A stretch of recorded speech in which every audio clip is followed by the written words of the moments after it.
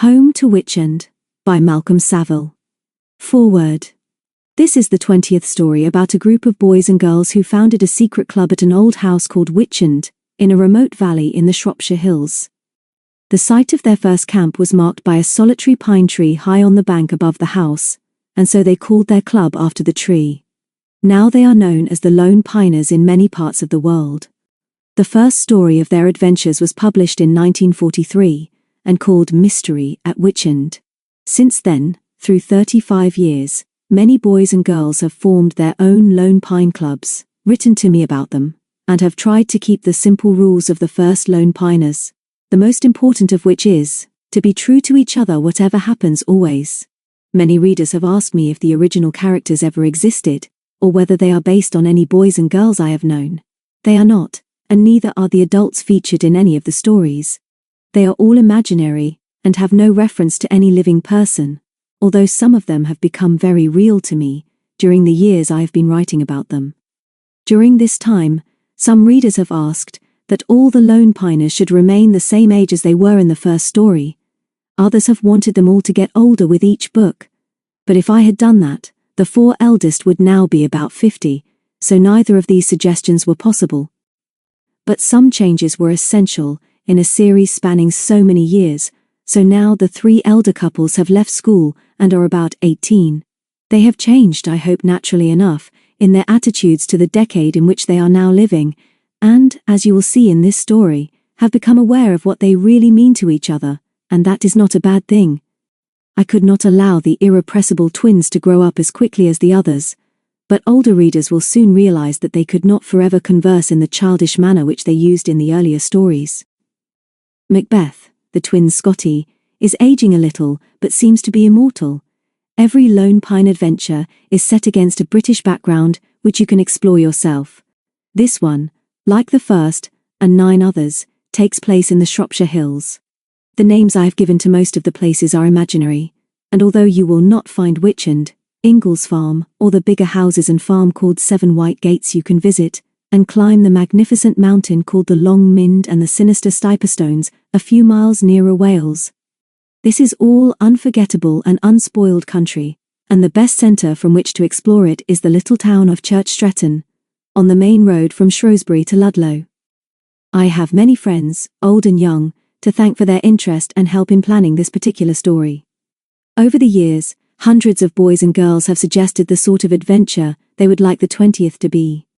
A few early readers who have seen the series through have become my friends and have contributed to the planning of this story, and of these I am happy to acknowledge the help given to me by Vivian Turner, one of my earliest and most loyal of fans, who now has a small Lone Piner of her own. The details of the fictional characters and their relations, friends and enemies, at the end of the book have been compiled by her, and I am grateful. You many also like to know that the dramatic natural calamity described in Chapter 6 actually occurred in 1970, and if you can discover the valley, you will see the scars of the explosion on the hillside. MS. Chapter 1. Easy Money. The elderly woman, once known to her colleagues, and indeed to the police, as Miss Ballinger, had found it essential to change her names many times. On the April evening when this story opens, she was Mrs. Pamela Browning, an eccentric artist who had been recently widowed. A few months ago she had bought a small house in Stella Avenue in a suburb of Birmingham. It was soon realized that she was the sort of woman who kept herself to herself. Her neighbors were naturally curious when she arrived, but their offers of help were gruffly declined. Later, she let it be known that she was an artist who designed greetings cards and was too busy to make new friends. She lived alone, was never seen to have any visitors and did not use local shops. It was not surprising that she was soon written off as an eccentric and rude old woman. But on this particular evening, just as dusk was falling, a taxi brought Mrs. Browning an attractive young visitor. Inquisitive neighbors would certainly have been surprised and intrigued if they could have heard the conversation between the 2 women after the curtains were drawn across the windows of the front room.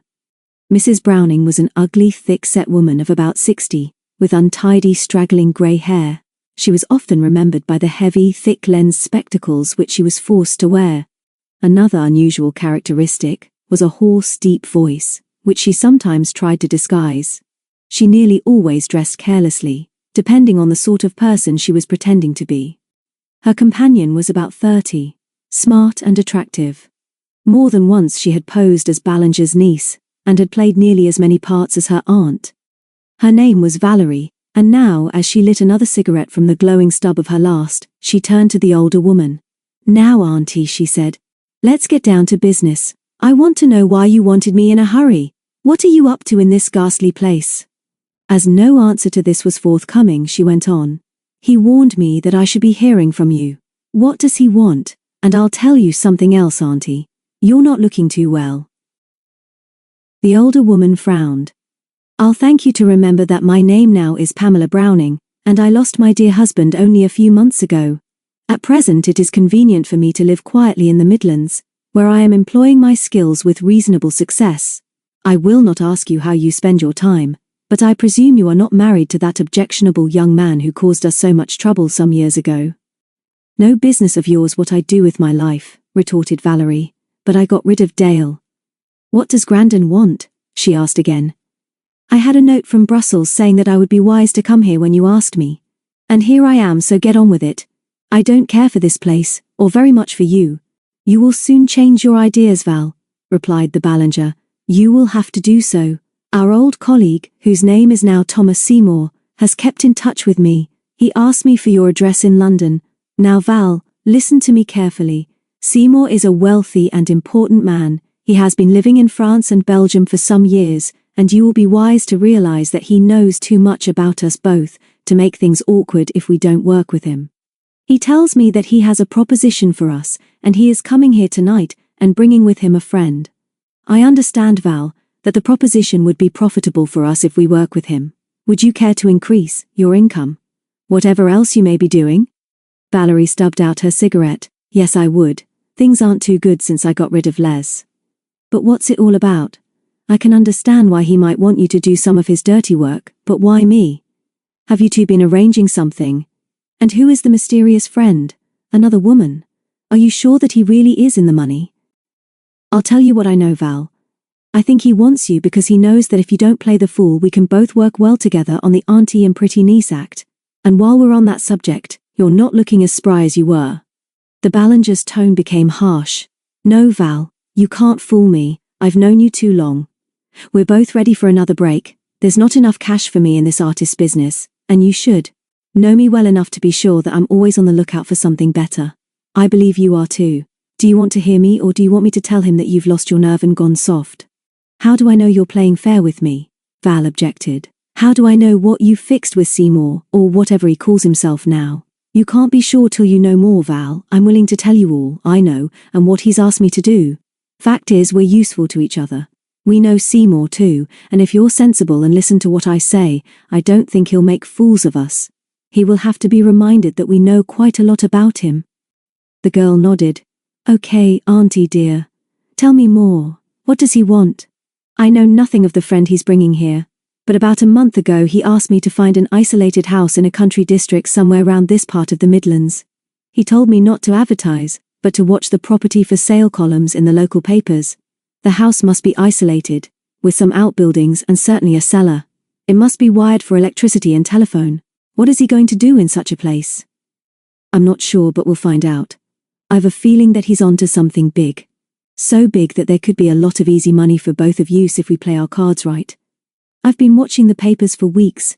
This house is full of old papers. I'm sick of them, but I believe I've found exactly what he's looking for." The Ballinger paused for a moment. "I sent him the details a week ago, and that's why he's coming here in a hurry tonight.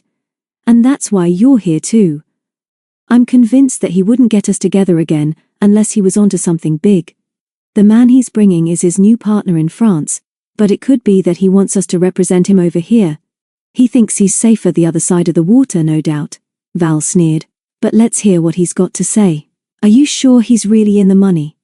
"We shall soon know." The Ballinger looked up quickly. "I think I heard a car. On the kitchen table is a tray of drinks. Just bring it in as soon as they have settled down." Valerie stood up and said unpleasantly, "No thanks, Auntie, I'll welcome them both with you. We must be sure we're not keeping anything from each other, mustn't we? No little secrets with our rich friends." Valerie pushed the elder woman aside none too gently, and it was as well that she did not see the fury in the Ballinger's face as she stumbled after her down the narrow hall. The doorbell rang. It was a long time since either of the women had seen the man who was once known as Grandon, and their first impression in the dusk was that he was now very much more confident of himself. And as the Ballinger had hinted, his clothes, and the large car now parked outside, suggested that he was certainly in the money. When they had first known him, he wore a little narrow black moustache. Now he was bearded, and very well groomed. He shook hands with them both, but it was not until the front door was closed that he introduced his companion. "This is my good friend and business partner Joseph," he said. "I have told him that you have both worked with me in the past, and that you are discreet and can be trusted." Joseph made no attempt to shake hands, but nodded to the two women and muttered, "Good evening." In the stronger light of the sitting room, they saw that in appearance, Joseph was a marked contrast to his smart companion. He was wearing tinted spectacles which hid his eyes so it was difficult to guess his age. He was short, stoutish and rather untidy and grubby, and they noticed that the fingers of both hands were stained as if with acid. "We are ready to talk," the Ballinger said, "but you should understand that both of us must be given full details of your plans and of what our cooperation is worth to you. The past must be forgotten. You know that I am a working artist known as Pam, and my full name is Pamela Browning. Valerie is still known as Val, but if your terms to us are agreeable, no doubt she can be persuaded to act again as my niece. We must know first what you have to offer. We should also like to know more about your colleague. Val, my dear, would you kindly bring in the drinks?" It was evident that Val was rather obviously interested in the dandified Thomas Seymour. He got up to open the door for her, followed her into the kitchen and returned carrying the tray. Being extremely short-sighted, the Ballinger did not see the warm, friendly smile Val gave him, but she did sense that the girl had soon made up her mind about the chances of easy money. Then, for the next half hour, the four ill-assorted people discussed and planned a plot that was daring in its comparative simplicity. Seymour did the talking because the idea was his, and the two women were soon aware that they would have to accept his leadership. First he explained that Joseph was already working with him in Belgium and France, but that he wanted a bigger workshop and more scope in England. "Joseph is a highly skilled engraver and printer," said Seymour. "He was trained in Germany, and we first met 5 years ago. I want you both to join us in my plan to actually make money. You see, my old friends, we are already printing money in Belgium and France, and I intend, with your help and Joseph's skill, to print banknotes in England." He paused for a moment, then went on. "I believe that you, Pam, have found a house where Joseph can do his printing in secrecy. We will consider the details in a moment, but the property you have found will be bought in your name if we decide, after a visit tomorrow, that it is suitable for our purpose. You are an artist in your own right. You have told me that you are designing and selling greetings cards, and selling them in country markets, and so, I suggest, it is natural for you to buy a remote house, where you can work in peace and quiet, and which is not too far from the busy cities of the Midlands." "And what about me?" Val demanded. "Where do I come in?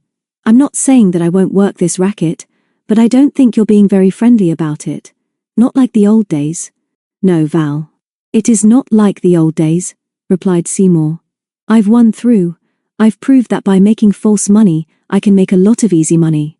So can you and your old auntie here, and I reckon in 6 months I will have made enough for us all to live wherever we like in another country. In the sunshine, we can all forget the past and our struggles. Forget that I was once Grandon and Pam here was Ballinger. Joseph is with us and together nothing can stop us. Already some of the money he makes is circulating down south in places like Dover, and Folkestone and Canterbury. It is there that visitors from France and Holland and Belgium come over every day on the car ferries to do their shopping in England because it's cheaper." Seymour sipped his drink. "Well," he continued, "are you two ready to come in with us while the going is good? What about the artistic Miss Ballinger? But I must get used to calling you Pam. Val, of course, has always been Val and must stay that way. Joseph is just Joseph and you must call me Thomas. Are you coming in with us?" "But what am I supposed to be doing?" Val insisted. The older woman sensed, however, that by the excitement in her voice she was determined to make sure of a share of the promised easy money. She was aware also of the tremendous change in Grandon and knew that she would never again be able to dominate him, as she had once done. And she too was tempted by the prospect of living in the sunshine, and never having to work again. It would be agreeable to forget this dreary suburb, and to be rid of the inquisitive, talkative neighbors who even now would be wondering about her visitors and their expensive car. "Very well, Thomas," she said. "I know what you want. Val will come with her old auntie to help her scratch a living with her greetings cards and sketches made in the markets. She will be auntie's chauffeur, and our country neighbors will say what a nice, kind girl she is. And how about our new friend Joseph? Is he to be invisible? Is he a relation living a comfortable country life in retirement?" For the first time Joseph spoke. "I do not say the English very well, and I do not understand when you try to be funny," he said in a guttural voice. "When we see this house tomorrow, I say, yes, I stay and work there, or, no, I do not like, and we go away. We do not want other people to come and see us at this house, so maybe I am the relation by the marriage of this old woman here. I am not well, and so you look after me now that my wife is dead." Valerie suppressed a giggle, while Auntie, not surprisingly, looked annoyed. "We'll fix everything like that tomorrow," Thomas said quickly. "All depends on whether the house is suitable. I've already explained to Joseph that you, Madame Pam, design your own greetings cards, and he is prepared to print these for you on a small machine which we will buy for him. Should you ever have any unwelcome or inquisitive visitors, they will be interested to see your work, and even watch Joseph printing it. Now that I have met Valerie again, I am convinced that she will be an irresistible sales representative for you. She will use the car we shall provide, not only for taking you to the various marketplaces, but selling direct to shops in the district." Seymour's friendly tone changed. "But let there be no mistake. Remember that Pam Browning, with Val's help, is a cover for Joseph. Without him we cannot succeed. I am the salesman of what he makes, and we shall not often meet. I am responsible for getting our sort of money out of the country if necessary. You two will be able to use some as pocket money by occasionally passing Joseph's for the purchase of something cheap, and getting as much genuine change as you can. We are specializing in £10 notes. That is the plan. And when Joseph's work is finished and I have the easy money stowed away overseas, we can remove Joseph's machinery, sell the house if we can find a buyer, or burn it down. Then Auntie can retire to the sunshine, and if the charming Valerie wishes, no doubt I can find her other pleasant ways of enjoying life free of financial anxiety." He smiled meaningly at her. "Now, here are the details of the property Pam has found. As it is not far from here, I suggest you contact the agent tomorrow, and that the four of us go and inspect your new home." He handed Pam a sheet of paper. "Tell the others what you have found." "No need to read it all," said Pam. "It is an old rambling farmhouse and apparently completely isolated. There are 5 bedrooms, a big kitchen, more or less modernized. Electricity is connected, and so is the telephone. There are outhouses and a barn, a paved yard, and most important, what they call extensive cellars." "Where is it?" Val said. "And what do you mean by isolated? I have never been to the district, but the particulars say, in a unique position in the incomparable Shropshire hill country on the slopes of the Long Minde, within motoring distance of Ludlow, Bishop's Castle, and Church Stretton. Nearest big town is Shrewsbury, ideal for walkers, riders, naturalists and archaeologists. Within easy reach of Wales and a romantic countryside rich in folklore and legend. That's what it says, but it sounds as if it was made for us. Especially Joseph." "Thank you, Pam," Seymour said. "What's it called?" "Peculiar name. Appledore. There's a little town in Devon called that, and another down in Kent near Rye, which you may remember, Tom. I try to forget those episodes down there. I wonder why Appledore. Maybe we shall know tomorrow." Chapter 2, Peter's Dream. Early one summer morning, about 3 months after the events described in the last chapter, Petronella Sterling woke suddenly after a particularly vivid dream.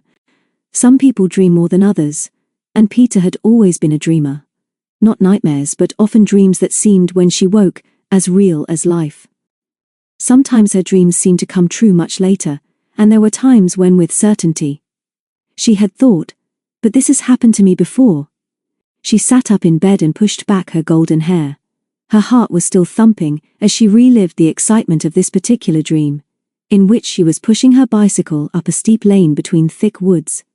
The sun was hot and a haversack was heavy on her back. Suddenly, from ahead, where the road turned sharply, there came the clatter of hooves and what sounded like the cry of a child.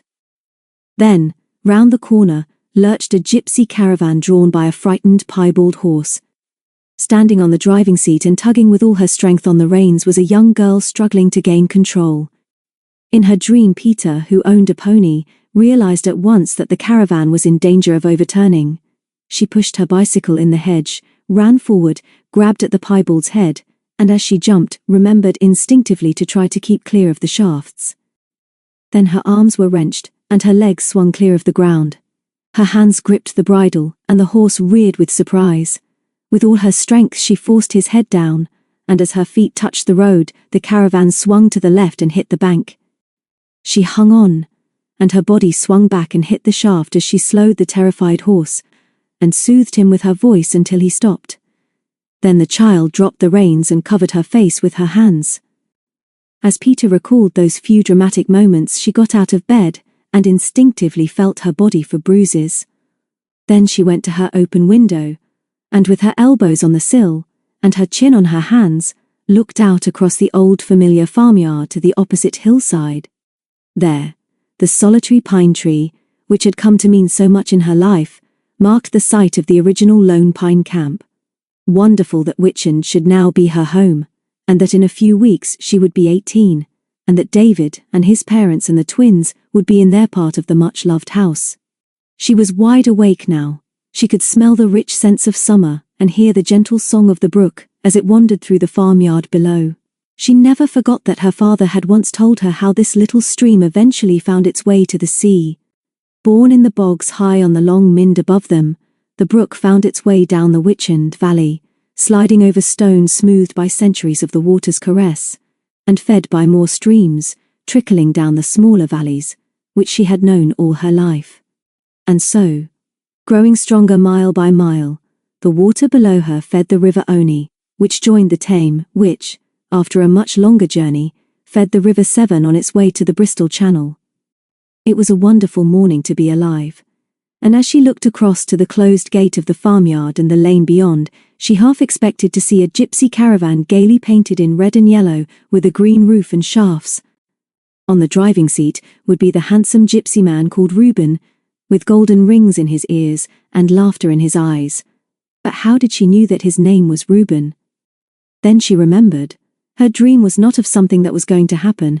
It was true. It had happened some years ago.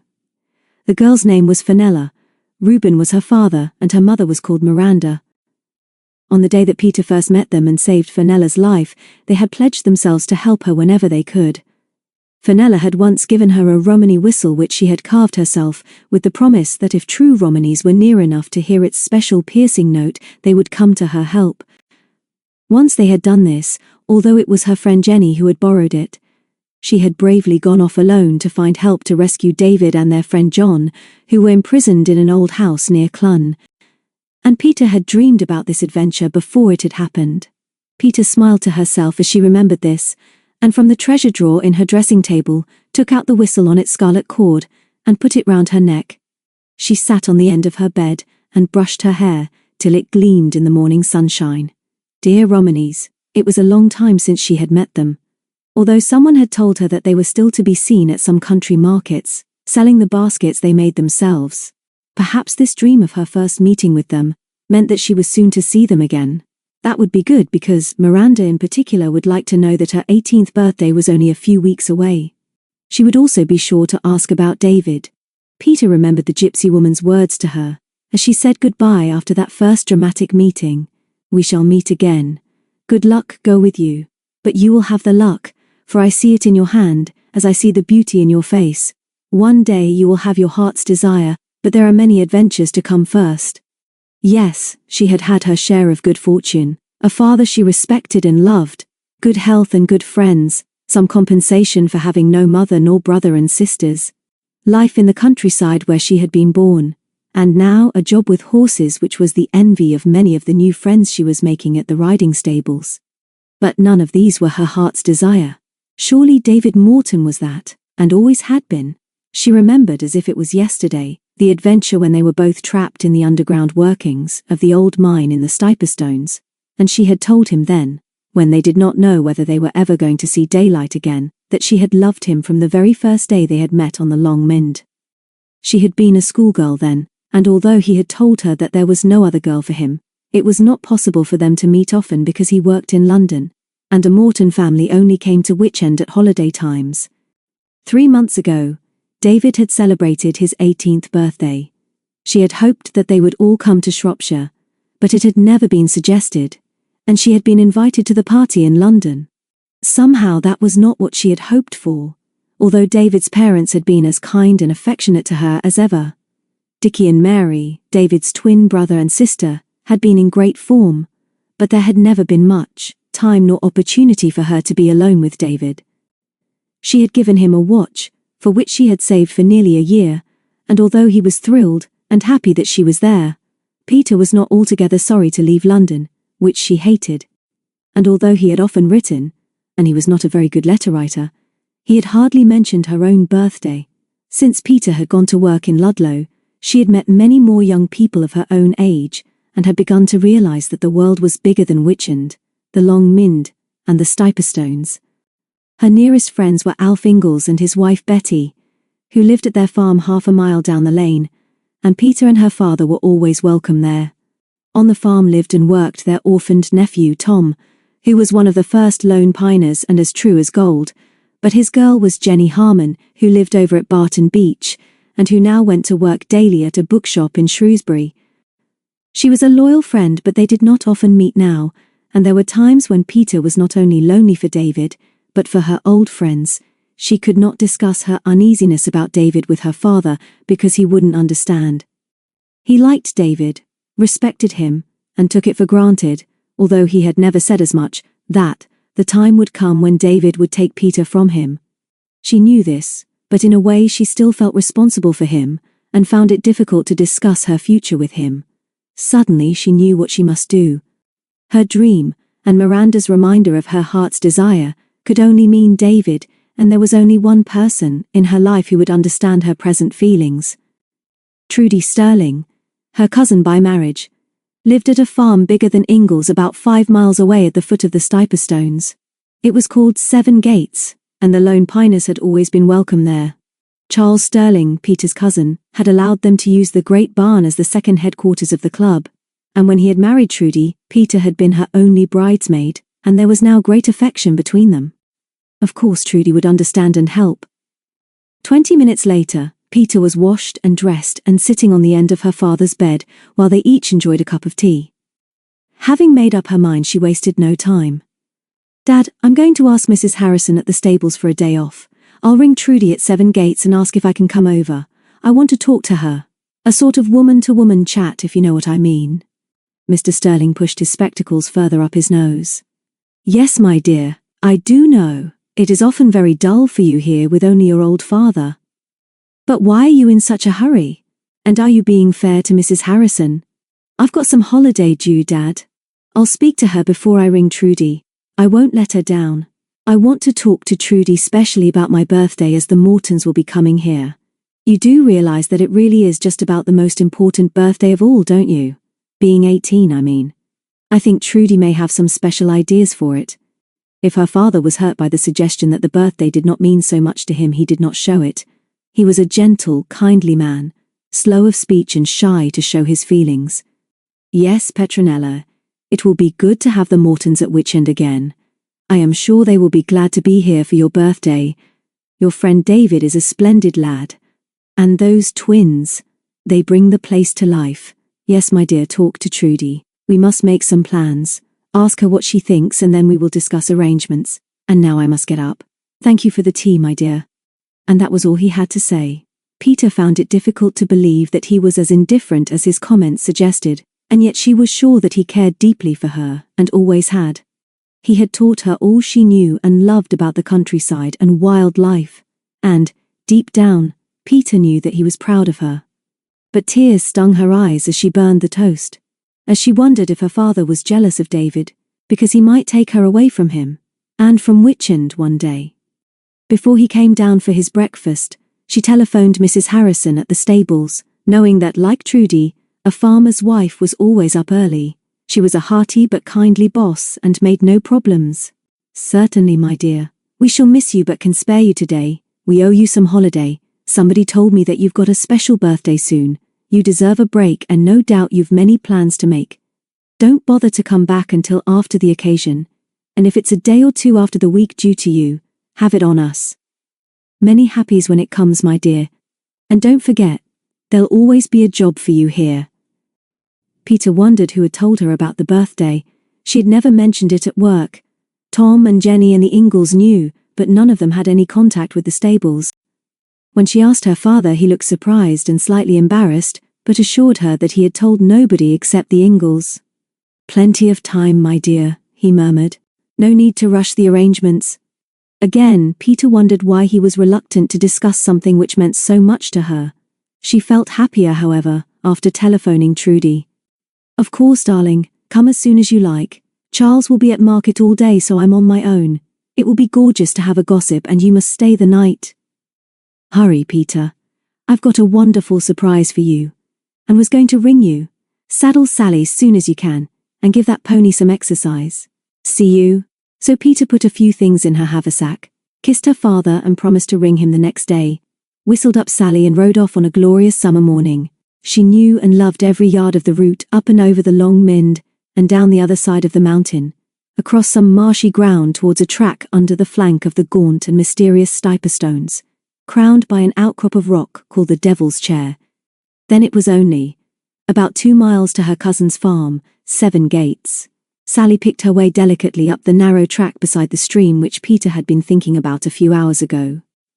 The heather was in bloom, the bracken still green, and when the pony reached the top of the valley where the bilberries were ripening, Peter recognized the hundreds of little meadow pipits, the commonest birds of these high moorlands, flitting in the sunshine. Ahead of her, stretching like a grey silk ribbon to right and left, was the Portway, which her father had told her was one of the oldest and loneliest roads in Britain. It was still lonely because it was too early in the day for summer tourists, but as she crossed it she wondered, as she always did, what sort of travellers had first used it. Sally knew the way along a narrow stony track between the bilberries which led to the summit of the Long Mynd, marked by a trig point.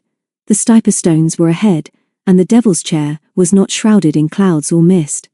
Peter knew that many who lived round the Stiper stones still believed that when it was impossible to see the chair, then the devil himself was sitting on his throne, and trouble was on the way.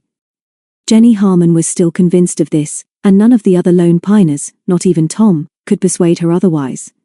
But Sally was not worried by devils on their thrones, and started along the stony track down the western slopes of the Long Mynd. They passed the ruined cottage just off the road, which reminded Peter of the adventure in which David and she were imprisoned, in the old mine, with a young German, whom they eventually rescued. Peter had been riding this same way, and had been forced to shelter from a sudden storm in the cottage, and it was here that she had first met the young man, who said his name was John Smith, and who made himself particularly attractive to a schoolgirl. She smiled to herself, as she remembered that when, after the adventure, they were saying goodbye to John, he had said, "I thank you two again, and wish you luck together." She saw Trudy sooner than she expected. She was sitting on the top bar of the first of the 7 white gates, after which the old farm was named. There were times when she did not look much older than Peter, and this morning was one of those occasions. She was short and slim with merry brown eyes, and a delightful tip-tilted nose. She was wearing jeans and a cheerful checked shirt. "I've only just got here, Peter. Don't think I've been waiting for you all morning," she greeted her. She took Sally's bridle as Peter dismounted and gave her a hug. "Super, Trudy. I've been pining for a woman to talk to. What's your surprise for me?"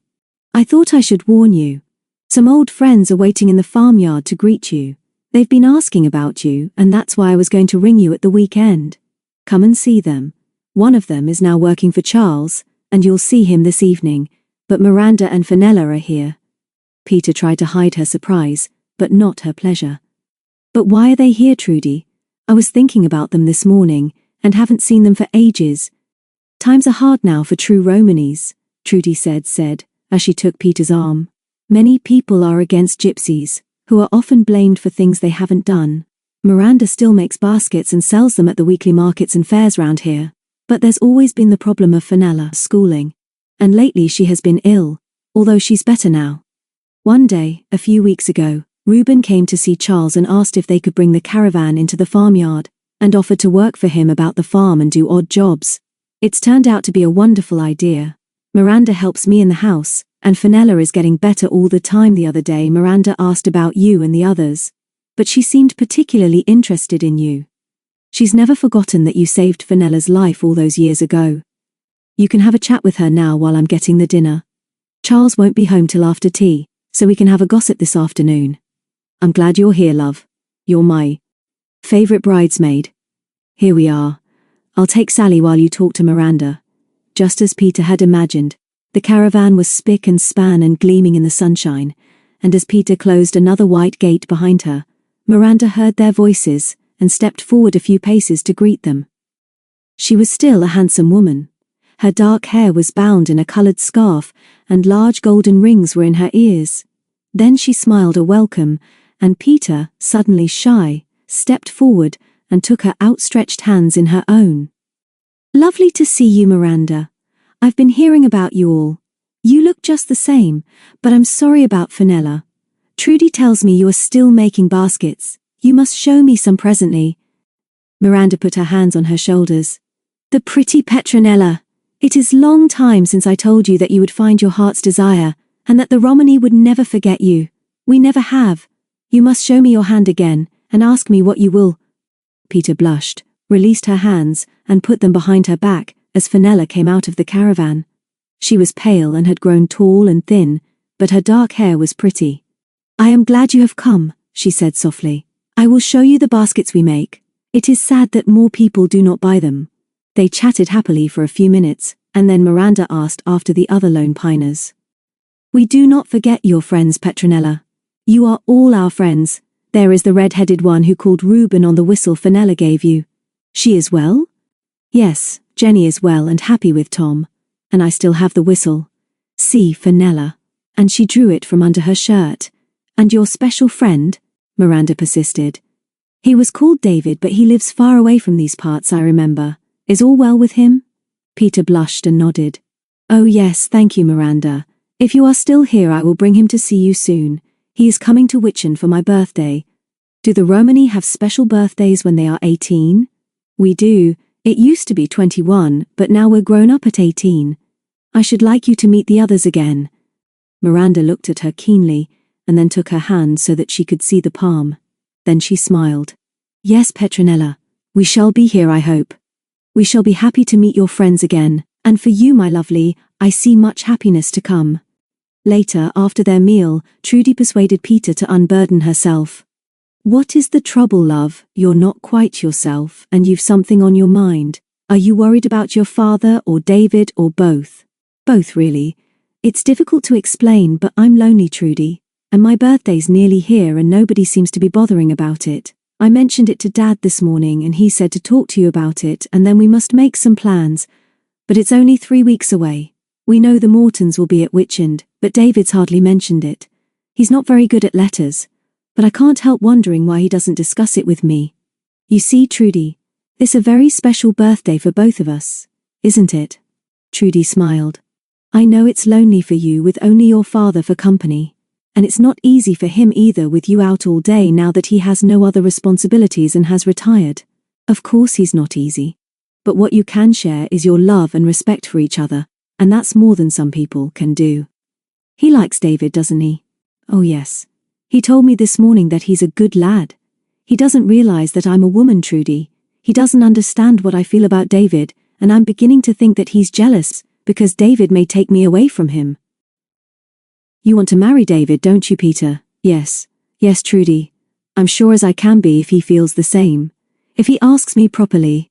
I realize that you don't see enough of each other, but has it occurred to you that you are not trusting him as much as you should? It may be that he is planning all sorts of surprises for your birthday. Secret surprises, I mean. It's not so easy for him working in London all day. My own belief is that David has never let you down and never will. Trust him now and you're. Dear Father, I told you this morning that I had a surprise for you, and I have an idea that you'll have another before you go home to Witchend tomorrow, and I'm sure it will be a happy one for you. She would say no more, although Peter pressed her, and they spent a happy gossipy day together. Charles came home from market in the late afternoon and gave her a boisterous welcome. He wanted news of the other lone piners. teased her about all the attractive young men she met at the stables, asked about his uncle at Witchend, and then said, "Hope you're going to ask us to your special birthday party, Peter. Are you going to ask that London chap David Morton?" Before Peter could answer, the telephone in the hall rang, and Trudy, as she went to answer it, glanced at her husband. She was back in a few moments. "Hurry, Peter. Call for you from London." It was 10 minutes before Peter returned with flaming cheeks and eyes bright with happy tears. "That was David. Dad must have told him I was here. He's bringing the twins, who have just broken up, to Witchend tomorrow, and they are all going to stay until after my birthday. David too. He says that you know all about the plans he's been making, and Dad knows too, but you both promised not to tell me, 'cause he wanted it all to be his surprise, and you darlings are going to let us have the big barn for our celebration, and I can't thank you both enough for such a marvelous treat." She kissed them both, but it was Trudy who whispered, "Did he say anything else important, Peter?" "Yes. Oh yes, he did. He says he's got another surprise for me. I believe you are in a plot with him. Did you speak to him in London this morning after I rang you?" But Trudy just smiled at her husband. Chapter 3. The Gay Dolphin. The two lone piners who lived nearly 300 miles from Shropshire, and rarely saw the others, were the cousins Penelope and Jonathan Warrender. They lived in the romantic ancient town of Rye in Sussex on the edge of the Romney Marsh, and had first met the Mortons when that family had been on holiday at the Gay Dolphin Hotel. At this time the hotel was run by John's widowed mother, and Penny's parents were abroad. Both cousins went to separate schools, but met at the Dolphin during the holidays. Later, when they both left school, Penny's parents came home to England and bought a house in Traders Street, not far from the hotel, and took a share in the running of it. John went to Sussex University, and Penny, after a year at a domestic science college, was now gaining experience of hotel management at the Dolphin, a happy arrangement for both families. Penny, when we first meet her on a sunny summer morning, is nearly 18, 6 months younger than her cousin. She is an attractive girl, gay, affectionate and loyal, but with a quick temper to match her red hair. Her personality is a complete contrast to that of the rather sober and slow-speaking Jonathan, who so often infuriates her, but who at times she believes she would follow to the end of the world. Traders Street is one of Rye's many glories. Some people call it the loveliest street in the most perfect small town in England. Over these cobbles, smugglers once hurried in the dark, hunted perhaps by the king's redcoats. In some of the houses can still be found secret hiding places for kegs of French brandy. The first adventures shared by the Warrenders and Mortons concerned a secret room and passage found in the Dolphin. Every yard of this perfect street was precious to Penny and part of her life. Her home, with her parents, was now Bell Cottage, and her work was at the Dolphin at the end of the street. Here there was a low wall, always warm in the sunshine, on which she had often sat and looked towards the sea, just a mile away beyond Rye Harbour. She stopped there now. The blue sky was already patterned with fleecy clouds. A gentle breeze from the south brought with it a faint savour of the sea, the saltings and of sheep and the muddy banks of the river Rother as the tide slipped out. This was home to Penny, and meant as much to her as the Shropshire hills did to her friend Peter. The black cat from the Dolphin pushed its head against her ankles, and Penny stooped to acknowledge the welcome before entering the hotel. Her aunt, Mrs. Warrender, was going through the post in the reception office. "Nice morning, Penny, and should be good for business. There are some bookings in this morning which I've already entered, but please confirm while I'm in the kitchen. And I've a message for you. John has just telephoned from Brighton. He's coming this evening for the weekend, and says he'll be arriving at the station at 19:20, which I still call 20 minutes past 7. He seems to think that you might like to meet him. Maybe your mum and dad wouldn't mind if you came up and had dinner with us here? Up in my room as we used to do, just the three of us. That would be nice." "Thank you for thinking of it," said Penny.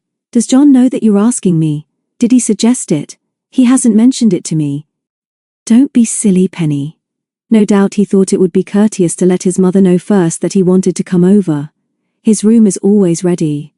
I believe this is a sudden decision, and we shall both have to wait until he comes to find out why. And you will have first chance if you meet him at the station, won't you?" Penny had the grace to look slightly ashamed. "So I will, Auntie. It was just that I've been wondering why he hasn't phoned me at home lately. Of course I'll go to the station and thank you for asking me to dinner. Now make room and I'll get down to work. Who have we got coming today? Any more splendid Americans or rich Arabs?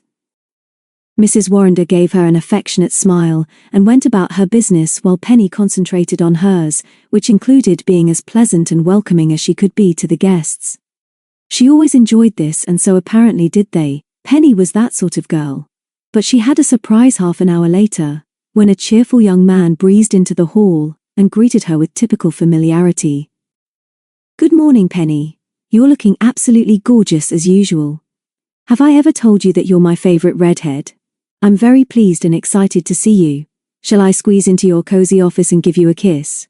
"No, James, you will not. There isn't room. Please stay where you are and tell me why you're here. Business, no doubt. Have you brought your Super Judith with you, and would you like to book a double room?" James Wilson was a journalist working for a London paper. He was an old friend of the Lone Piners, and Penny had been the first of them to meet him when he had once stayed in the hotel. He grinned engagingly. "No, Penny. Judith is not with me this trip. I am on business as you suggest, and although I hoped I would see you, it is really your aunt I would like to talk to, and it is rather urgent. Forgive me asking, but if Mrs. Warrender is available, would you mind asking if I might have a word with her? Privately?" "I will certainly see if she is available," Penny said coldly. "I am in charge here, so please, if anyone else comes in, strike this bell on the counter. But, Mr. Wilson, if your business is up to your usual standard, I must remind you that I don't intend to be left out of anything. Jonathan will be here this evening, and I know he would wish me to be present when you talk to his mother. Kindly wait here," and she swept past him with her tip-tilted, delicately freckled nose slightly elevated. James sighed and wandered over to the door and looked down on the black wooden warehouses on the Strand. Penny was right, of course. He should have been more tactful. The pretty, impulsive schoolgirl he had first met here was now an attractive young woman, but she had always had a mind of her own and a temper to match. When she returned, she was at her most charming. "Of course my aunt will be pleased to see you, James. She remembers you well and is always happy to welcome old guests of the Dolphin. I reminded her about your business, and she agreed that unless you want to talk to her about something which would offend my maidenly modesty, she would like me to be present. I do hope you don't really mind. We're sending one of our nice girls down to the desk. Please follow me, sir. Penelope dear.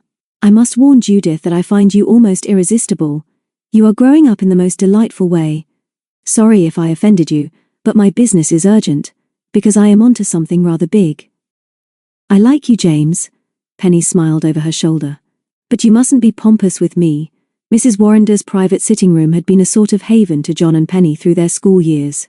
In those days, the Dolphin was home to them both, and although they and the other Lone Piners had their own secret room, which once had been a smuggler's hideout, at the top of the house, this pretty room, always glowing with flowers in the summer, and cheered with a wood fire in the winter, had seemed the very heart of the Dolphin. Mrs. Warrender greeted James courteously. "Of course I remember you, Mr. Wilson. What can we do to help you? Penny tells me that what you have to say is urgent, but then of course everything to do with a newspaper is hectic, is it not?" "You are both very kind," James said, with a sidelong glance at Penny. "I'll try not to waste your time. It would help me if you would tell me whether you have had a visit from the police during the last few days." "No, I have not, and if I had I might wonder what business it was of yours, Mr. Wilson.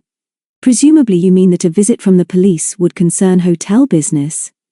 He nodded and then told them why he wanted their help. "I believe that very soon all hotels, stores and some shops such as jewelers will be officially warned to be on their guard against the passing of forged Bank of England notes, and probably French, Belgian and Dutch currency. As you know, Mrs. Warrender, Folkestone, Dover and Canterbury are packed daily during the summer months with day tourists who come over here on the Channel ferries to spend money in these towns. I know that you have some in Rye. No doubt the more discerning sometimes find their way to the Dolphin. Anyway, the police will tell you that the immediate danger is the British tenner and £20 note. It is along the south coast, in pubs, shops and hotels, that the forgers seem to be making progress. If they are successful down here, they will almost certainly work in London and the big cities of the Midlands. This is a real menace, and my paper has told me to cover the story. I was in Folkestone and Canterbury yesterday, and obviously thought of Rye and the Dolphin, and was sure that because you know me and my work, you would help me with my investigations if you can. Have you had any other inquiries about forged banknotes, Mrs. Warrender? No, Mr. Wilson. We certainly do have plenty of foreign guests and Americans who are always welcome. Presumably we shall have an official warning from the police, and I suppose, from the banks. We must be told what to look for. Are the police aware of your investigations? Penny and I couldn't tell you anything without their knowledge. James laughed. Very right and proper, Mrs. Warrender. I'm sure you will have a visit at any moment from a Detective Inspector Rawlings. Penny will remember him when we had that encounter with smugglers at Dungeness. He is still on the job in this area. I met him yesterday and assured him of my help. I also told him that I would come to see you today, and he doesn't mind. We shall all be in touch with each other, and we must do what we can to help him. This is a serious business. Then the telephone rang and Penny answered it. Ask him to wait a moment. Auntie, here's Mr. Rawlings to see you. And he says, Mr. I believe he's in a plot with James. Shall I bring him up? Mrs. Warrender sighed and nodded, and when Penny had gone she said to James, Please understand, Mr. Wilson, that too much publicity with regard to this unsavory business is bad for the hotel, and I do not want my niece to become too involved or to give you special interviews of anything of that sort. No fear of that, Mrs. Warrender. Please trust me. I have a great admiration for your son and niece, and their young friends. So has Rawlings, who told me so yesterday. He's not forgotten how sensible and courageous they were over that other affair. And here he is. The Lone Piners had always agreed that no man could ever look less like a policeman. Nobody seemed to know Inspector Rawlings' first name. He was middle-aged, balding and slightly built. His voice was slow and quiet, and his most noticeable feature was a large flowing moustache which he sometimes caressed with his fingers when he was listening to a conversation. This morning he was dressed casually, like a tourist, with a camera slung from his shoulder. Good of you to see me, Mrs. Warrender, he said, offering his hand. Mr. Wilson reminded me yesterday that your young people helped us on another occasion, and you can help us now. Particularly Miss Penny here, who has just told me that she often acts as your receptionist. We are warning all the banks, the big stores and hotels in this area about these forgeries. But how can I, or anyone else here, know when a £10 note is forged? They all look alike, and if a customer pays in notes, I can't ask him to wait until I send for you, or one of your experts, Penny asked, reasonably enough. Rawlings explained that the people most likely to have counterfeit notes were buying them from the forgers at a discount, and that it probably paid them to buy cheap articles and get as much real change as possible. We will show you some forged notes, said Rawlings, but, in fact, I do not think these crooks would be likely to stay for long in this hotel. They prefer bigger places, but they might try to pass some in your restaurant, and it's just possible that you might be suspicious of anyone with a foreign passport who stays here for a day or two while working, say, in Folkestone. If you are suspicious at the time of payment, try not to show it, but take a note of the number of the customer's car and telephone us at once. Our experts are quick to spot forgeries. I can tell you that Scotland Yard is worried, because although a lot of bad notes exchanged here may be made in France or Belgium, the same gang of experts may establish secret workshops in Britain too. He turned to go. Someone will call tomorrow, Mrs. Warrender, with forged samples, and show you what to look for, and here is a telephone number for you to call if you have the slightest suspicion. I shall soon know about it. Thank you for any help you can give us. Please don't hesitate to telephone if you, or your staff have any doubts. The police do not mind being worried. He shook hands with Mrs. Warrender, and went downstairs with Penny. James followed in a few minutes, took her arm and walked with her out to his red Triumph. I'm sorry about all this, Penny. Don't worry too much because I don't think you'll be involved at the Dolphin. I'm going on to Hastings now to see if I can pick up anything there, but when Rawlings told me yesterday that he would be calling here, I thought I'd like to come and see you both first, just to warn you. If anything suspicious comes your way, you'll let me know, won't you? After you've told the police, of course. Penny wasn't feeling cheerful, but she was glad that John was coming this evening. Oh yes, James, we'll do that, but my first job is to help my aunt manage this place, and I don't really want to be a woman detective. It's not my thing, James, although I don't forget that with my friends we've had some exciting moments. Anyway, how will I know where you are if anything does happen? For the next few days I'll telephone you every day. I'm grateful, Penny, but you do know what a story means to me. Give my love to the others, and Judith would send hers if she knew I was seeing you. What's happened to that nice Jonathan of yours, by the way? Penny blushed and turned away. Nice of you to ask, James. He's not mine, and nothing has happened to him as far as I know, but I'm seeing him later. He'll be interested to know you inquired. After him, goodbye. Jonathan was interested to hear what had happened, but neither his mother nor Penny mentioned Rawlings until the three of them were at dinner in Mrs. Warrender's room that evening.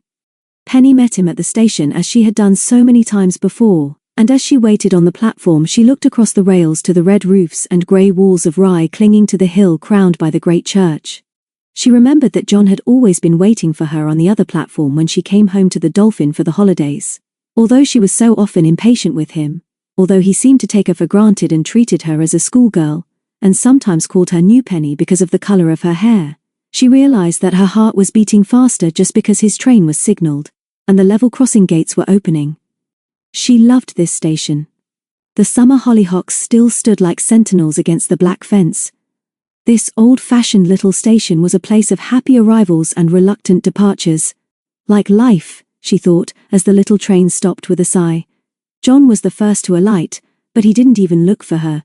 He dumped a haversack on the platform, and then turned to lift out a pushchair, and then took in his arms a toddler passed to him by a pretty young mother. Just like John, Penny thought. But she stayed where she was and waited for him. He was as untidy as usual, with his fair hair all over the place. She watched him push his spectacles higher up his nose. He was short-sighted, pick up the haversack, and then look round vaguely, rather than expectantly. Then he saw her, and raised a hand in greeting. The train seemed to leave Rye reluctantly on its way to Ashford, but she stayed where she was. As he approached she realised how tall he was. The woman with the little girl passed her with a hesitant but understanding smile. Then he was beside her. "Hello," he said quietly. "Hello, Penny. Nice of you to come." Feeling ridiculously shy, she held out her hand. He dropped the haversack and suddenly his arms were round her, and she was being kissed as never before. Typically, all that he said as he let her go was, "Good to be home again," and all she could say as he took her hand, and they crossed the rails as the level crossing gates closed was, in a small husky voice, "Yes, John. It's nice for me too." They hardly spoke as they walked up the hill to Trader Street. Eventually Penny said, "We've got news for you. Your mother wants us to have dinner with her in about an hour. I hope you've got some decent clothes at the Dolphin. I'm going home to put on a long dress. I'll tell my parents that you will come and see them later tonight or tomorrow." John nodded and released her hand. "I've got news for you too. I'll save it for later. Don't be too long." Penny was very thoughtful while she dressed, and wasn't much concerned about James Wilson and Detective Inspector Rawlings. Her parents were, as usual, understanding when she told them that John was home, and would come and see them tomorrow, and they told her that John's mother had already told them on the telephone about Rawlings' warning. It was dark, but the moon was coming up when John and Penny went out together after the meal. He led her up Trader Street, round by the church to the gun garden on the edge of the cliff, by the famous Ypres Tower, which had been built as a defence against the French in the 13th century. They often came here. The view of the marsh and of Rye Harbour was wider than from the end of Trader Street by the Dolphin. The moonlight gleamed on the river Rother, as the ebbing tide drew its muddy waters out to the sea a mile or more away. On the horizon beyond the sands of Camber, the lighthouse at Dungeness winked its warning to shipping in the channel. All was quiet as John led her to a seat, and held her close with an arm round her shoulders. "Now tell me," she whispered. "Is it awful news? Why are you so solemn? Not really solemn, just thinking, and the news isn't awful but exciting." "I didn't want to tell you until we were alone because it concerns this funny old club of ours. Are you listening?" She was, but her head was comfortably against his shoulder. She whispered, "Of course I am. Go on. David came from London to see me this afternoon. Yes, David Morton. No, nothing's wrong. It's exciting, but he wanted to tell us, that's you and me, about his plans for Peter's birthday. Did you know that she's 18 in 3 weeks?" "I should know, but I'd forgotten." "How awful. I've got the date in my birthday book. What's so secret about it all, John?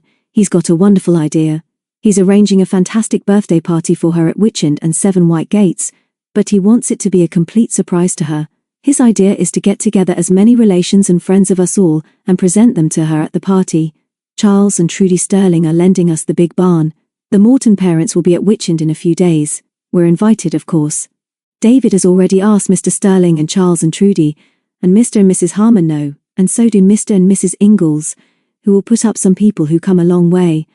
All of them have been sworn to secrecy. We shall have a banquet in the big barn, and then David is arranging a sort of This Is Your Life, like the TV program, and he wants us to help. People like James Wilson and Judith, my mother and your parents, and that sheep farmer chap who we met when we went to Clun for the first time. Do you remember? David has already got a lot of promises, but he wants us to think of some too, and it's vital that it must be a complete surprise for Peter. We shall give her presents and drink her health at what young Dickie will call the fabulous feast. And then, after that, David will bring on all these other types, one by one, to wish her well. Wonderful idea, isn't it? Yes, she said doubtfully. Yes, I think it is, but I wonder if Peter will like it. She doesn't like fuss, does she? And it could all be rather overwhelming. Did David tell you anything else about Peter? Not specially, except that he hasn't seen her since his birthday in London that we went to. What do you mean, Penny? I meant, are they going to be engaged? It is her 18th birthday, and I would guess that would be the present she would like most. I see, John said after a long pause. David didn't actually say so, but I think he's going to ask her. Chapter 4. Enter the twins. Peter's sleep at Seven Gates was dreamless, and she woke happy because she would see David today, and with luck, have him much to herself for nearly a fortnight. The twins would be sure to go about their own affairs, and so for a few minutes she lay blissfully on her back with her hands behind her head, and realized how lonely she had been without him. Trudy, as usual, had been right yesterday. Perhaps David had not forgotten her. Through her open window came the sound of a man's tenor voice singing something with an unfamiliar lilt. Then a cock crowed, and she remembered that she hadn't told Reuben and Miranda that the Mortons were coming today. I'll go now, she thought. The gypsies must be up and they won't mind an early visit.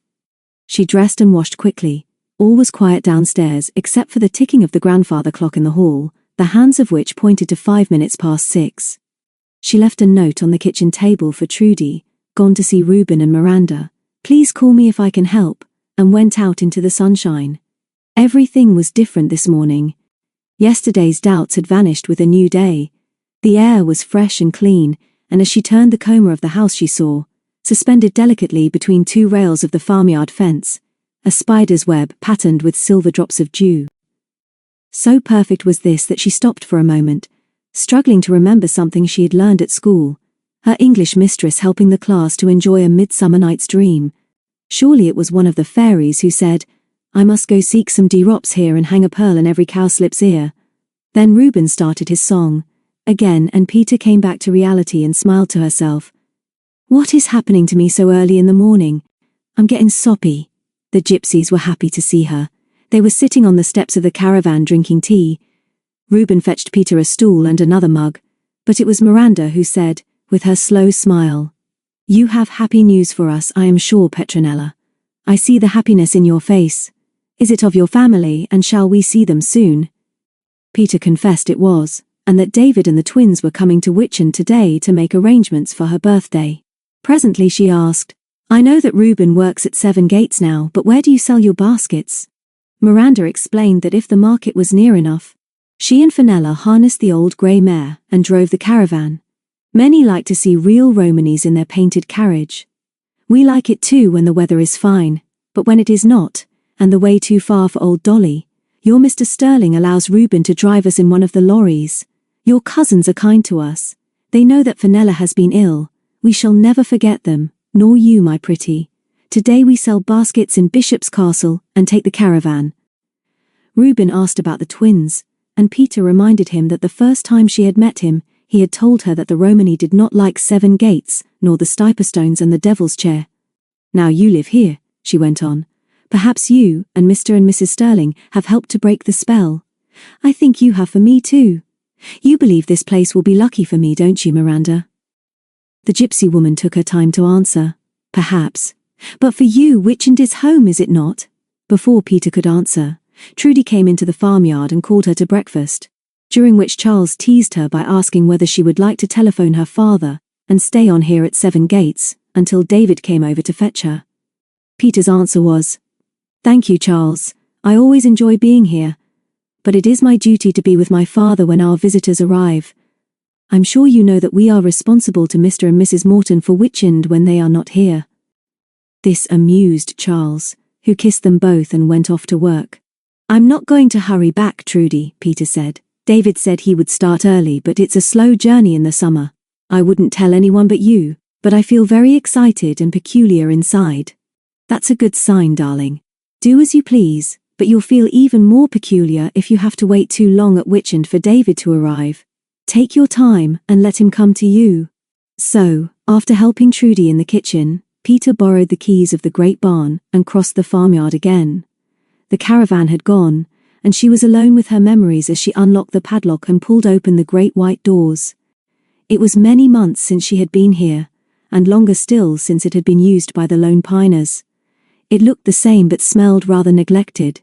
She remembered, as if it was yesterday, her first impressions of this marvelous building and how it had become the second headquarters of the Lone Pine Club. It was vaulted and pillared like a church. The floor was of uneven bricks, and on the wooden walls still hung some rusty relics of strange farming implements, which Charles had asked them to keep. On each side were 3 big partitions, once used as stores for the harvested grain. Against the left wall was the ladder, which led up to the vast granary above the barn.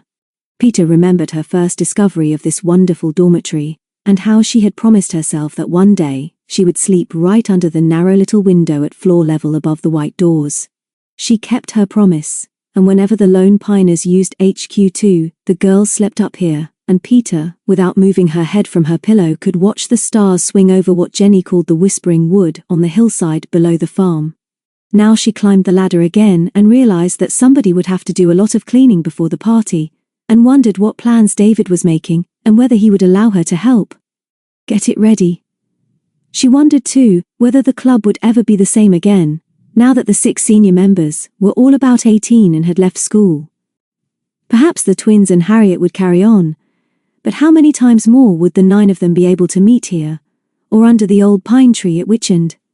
Rather sadly she went down, locked the white doors behind her, and went to find and saddle Sally. "I promise I'm not going to hurry, Trudy. Thank you for being so sweet to me. I suppose I've been silly, and I don't know what I'd do without you.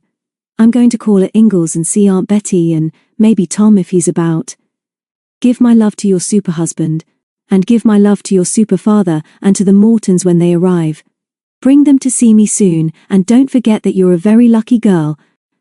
Sally didn't like hot weather, and Peter allowed her to go at her own pace to Ingalls before she went on to Witchend.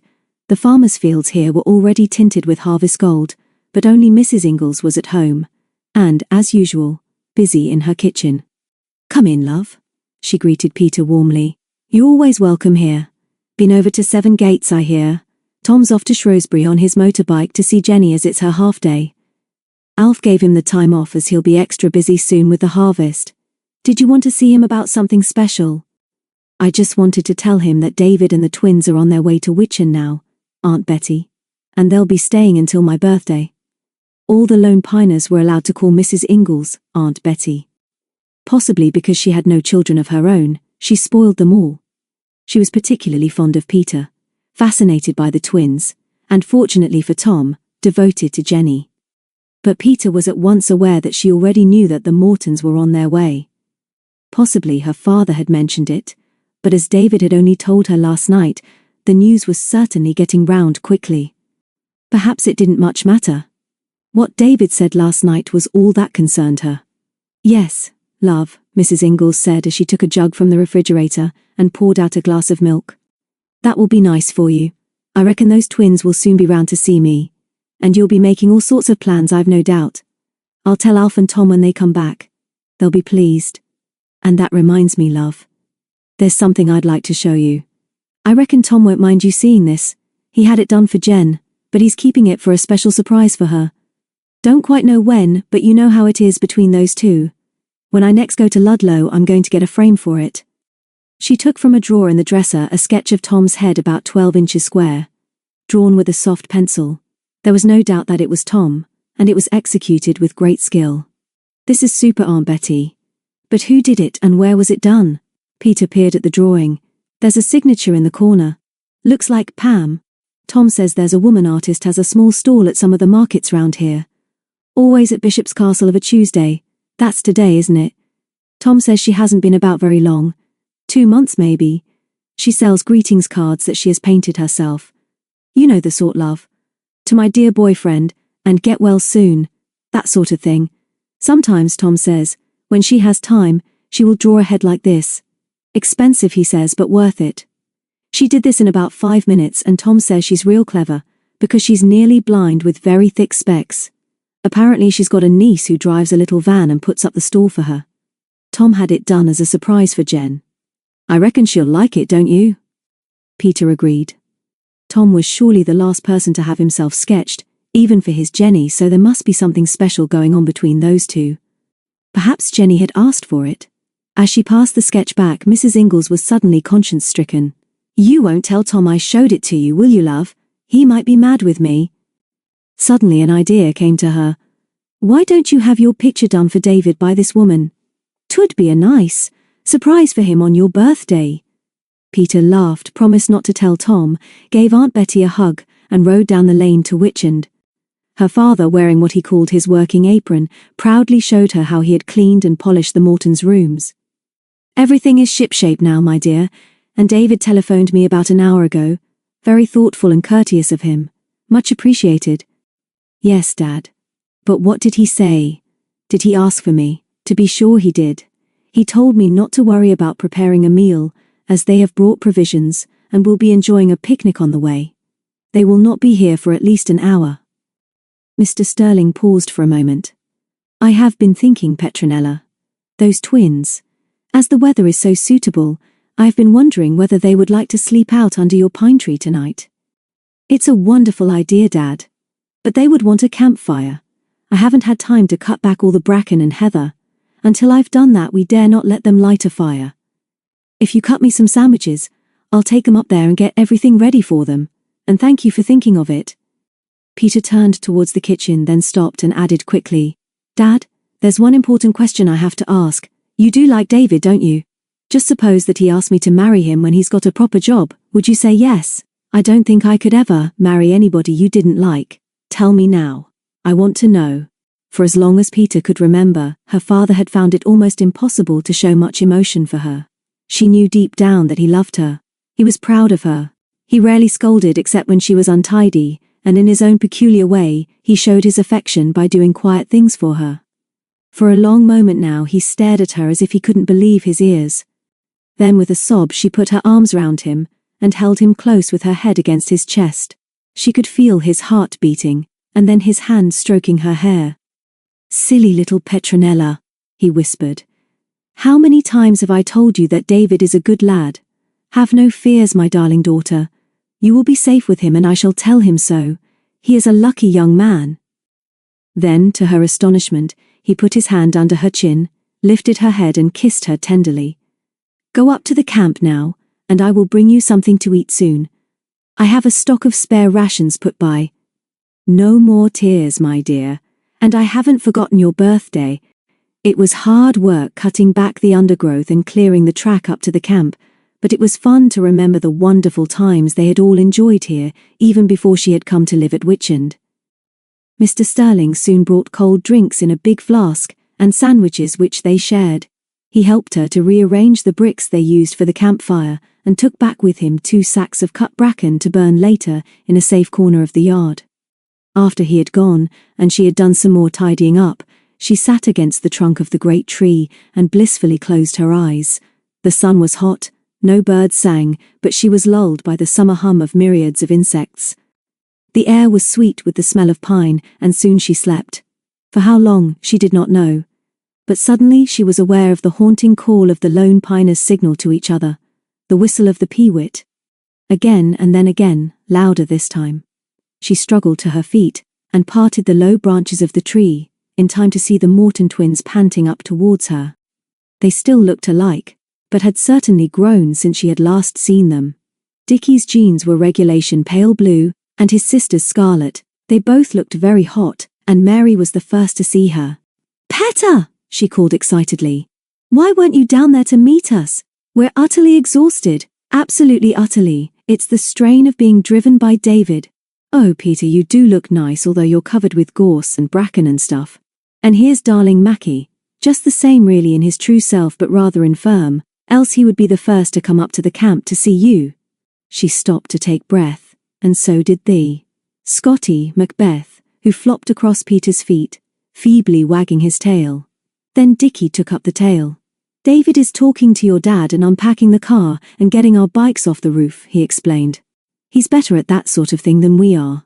We'll carry on here if you want to go and see him. Funnily enough, he's excited about seeing you, Peter. Can't think why. You look just the same to us, but he told us he was. Honestly, he did. He drove very fast. Our dad would have been angry with him. He gave her a wicked grin. Peter remembered that Trudy had told her to wait for David to come to her. But he was here now, and had driven hundreds of miles. She turned to smile at the twins, and then started down the narrow track. He was helping her father lift the bikes off the roof rack, and laughing with him. He was not looking in her direction. She knew that because her father was making a fuss of helping him, he was courteous enough to show his appreciation. After what he had said to her on the telephone last night, she knew that this was the most important of all their meetings. She stopped, put her fingers between her lips and whistled loud and clear the peewit's call. He looked up, said something to her father, dropped a suitcase and ran towards her. She stayed still, and then held out her hands to him. Suddenly they were both so shy that no words came until his arms went round her, and he whispered her name against her cheek. From the lone pine camp above them, there came a shrill cheer from the twins, and a bark from Macbeth. Those two may be troublesome. David laughed as he took her hand and led her back to the car. I've so much to tell you that I want them out of the way for a while. I was wondering whether we could have a reunion camp up there tonight. Can we get Tom and Jenny? Peter explained that they were in Shrewsbury and nobody knew when they would be back. And don't fuss about the twins, David. If they don't go off on their own this afternoon, we will after you've unpacked. It's too dry to light a fire up there, and I know that Dad is preparing what Dickie will call a sumptuous banquet for us tonight. You're here, and that's all that really matters to me, but we mustn't disappoint Dad. They needn't have worried about the twins. Soon after they had unpacked, they announced that they were so exhausted and nervous after being driven by David that they were going out on their bikes.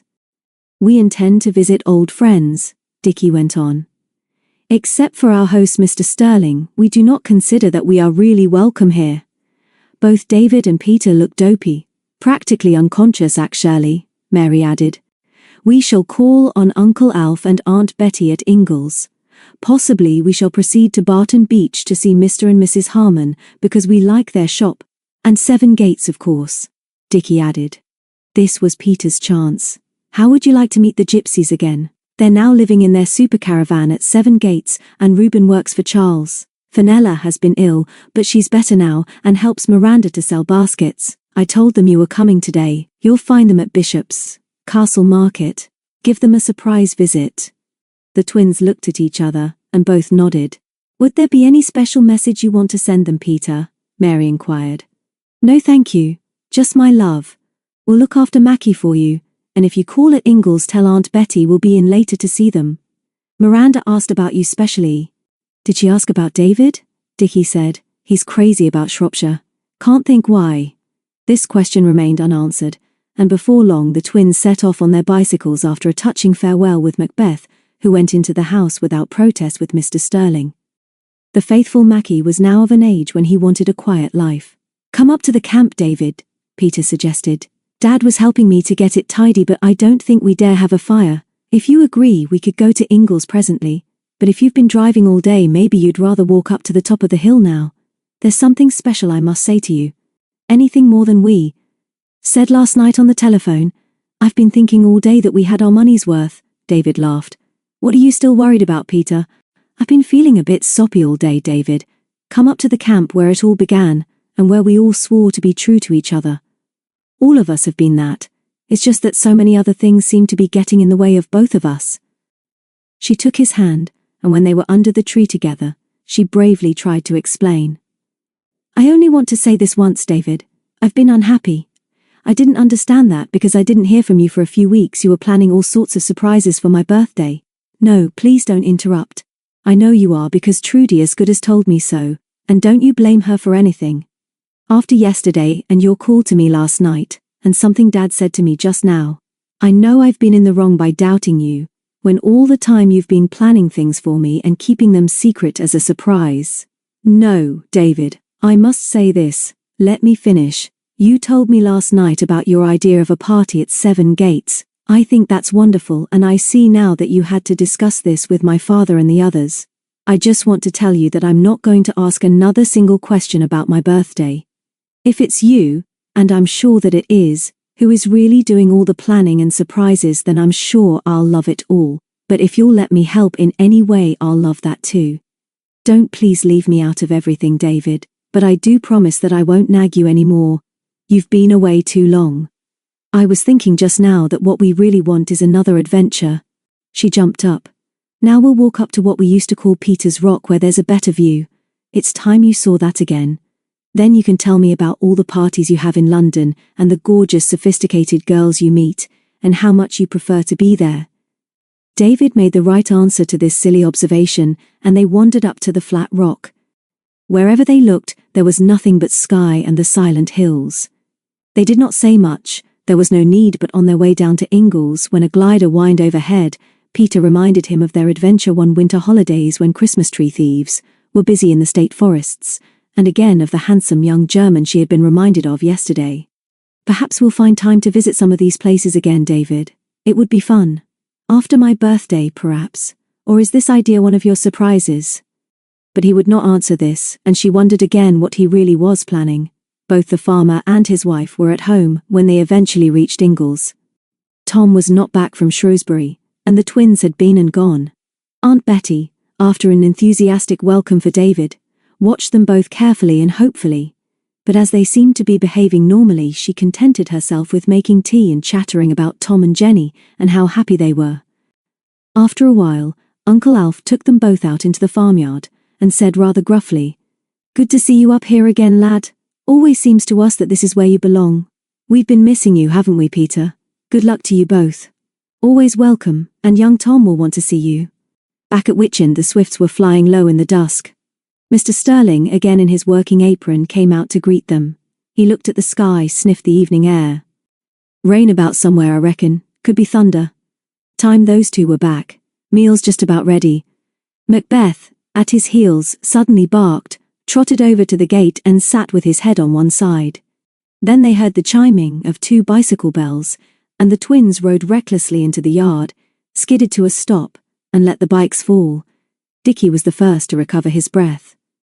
"Listen, David. This is vital," he panted urgently. "Trust Mary and me to discover something. This thing is fantastic. We couldn't believe it at first, but we know it is. If Mackie had been with us, he would have known too." "Course he would," Mary interrupted. "He always hated her, and she hated him. At first she wasn't sure about us, but we think she guessed. It's the most utterly extraordinary thing that's ever happened to us. Listen, David and Peter. Grandpa Sterling won't understand, but you will." She paused for breath and her twin took over. "She's the most wicked woman we've ever known. There we were, minding our own business like we always do, in Bishop's Castle Market. We'd been to see Miranda and Fenella, and there we were, wandering round seeing if we could spend our pocket money wisely, and there she was, sitting like an ugly lump at a little stall surrounded with 'Get well soon' cards which she draws while you watch, and we know it was her because of those great thick specs. And when we saw a notice which said, 'Sketches from the life while you wait,' Dickie was very brave as usual, and said, 'Please will you do us? We can pay if you'll do us together for the price of one.' And then," Dickie broke in, "and then she got up and looked at us very close, and said in a deep sort of rough croak, 'Where do you come from, dears?' And before we could say, 'That's no business of yours, you old witch,' she suddenly said, 'I'm not doing any more sketches this afternoon. It's too late, and if you don't want to buy a card, please go away.' So what do you think? Here we are, just come home to Witchend and going off quietly alone so that David and Peter can be on their own, and we shan't be a bother to Grandpa Sterling, and this happens to us. I tell you, it's practically magic. We wish one of you two would say something." David took his opportunity. "Who are you talking about, twins? You're not trying to be funny, are you?" "Funny?" Mary squealed. "You think it's funny? We've just seen the Ballinger. We know she's had other names, but she's still the wicked Ballinger, and she's got up here. Chapter 5. Appledore.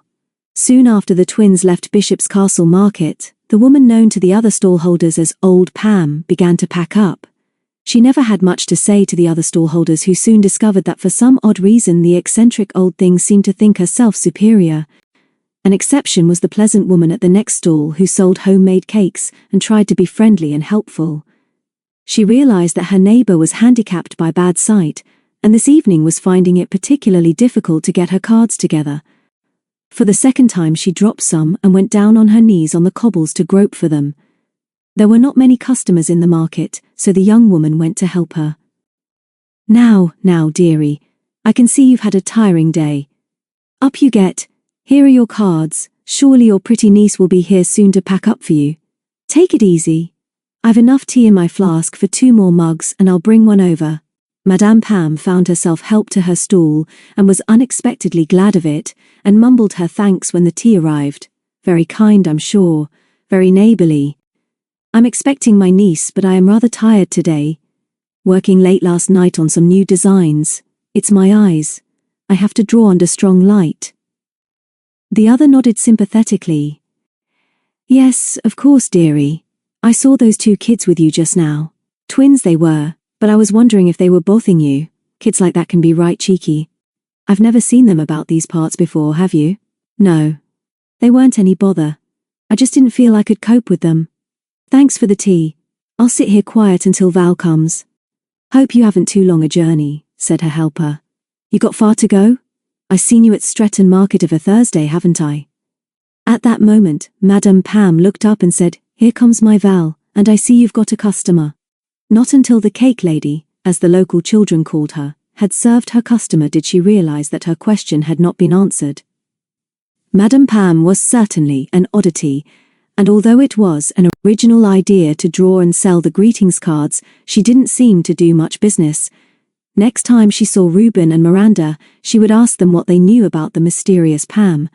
Meanwhile, the niece had finished packing the boxes of unsold cards in the small van and was taking down the stall. Madame was already sitting in the front seat of the old estate car and made no response when her neighbor waved. Cheerio, Madame. See you next week. Now what's the matter with you, Auntie? Val said as soon as they were clear of the town. Not getting tired of this game already, are you? How was business today? Never mind about my business. I've had a shock and you may as well know about it as you're concerned. Don't go back to that hellhole yet. Pull up somewhere quiet. Valerie nodded. Okay, I want to talk to you too. She drove down a lane in the shadow of the long Mindee, backed into the gateway of a field and opened the driver's door. The weather had changed. Although it was not yet 6 o'clock, the sky was overcast and the temperature had suddenly risen. No birds sang, no breeze stirred the treetops, and the only sound was the distant mutter of thunder over the Welsh hills to the west. Now what's fussing you? Val said as she lit a cigarette. I suppose you remember that gang of kids we got up against when we were working down in Rye.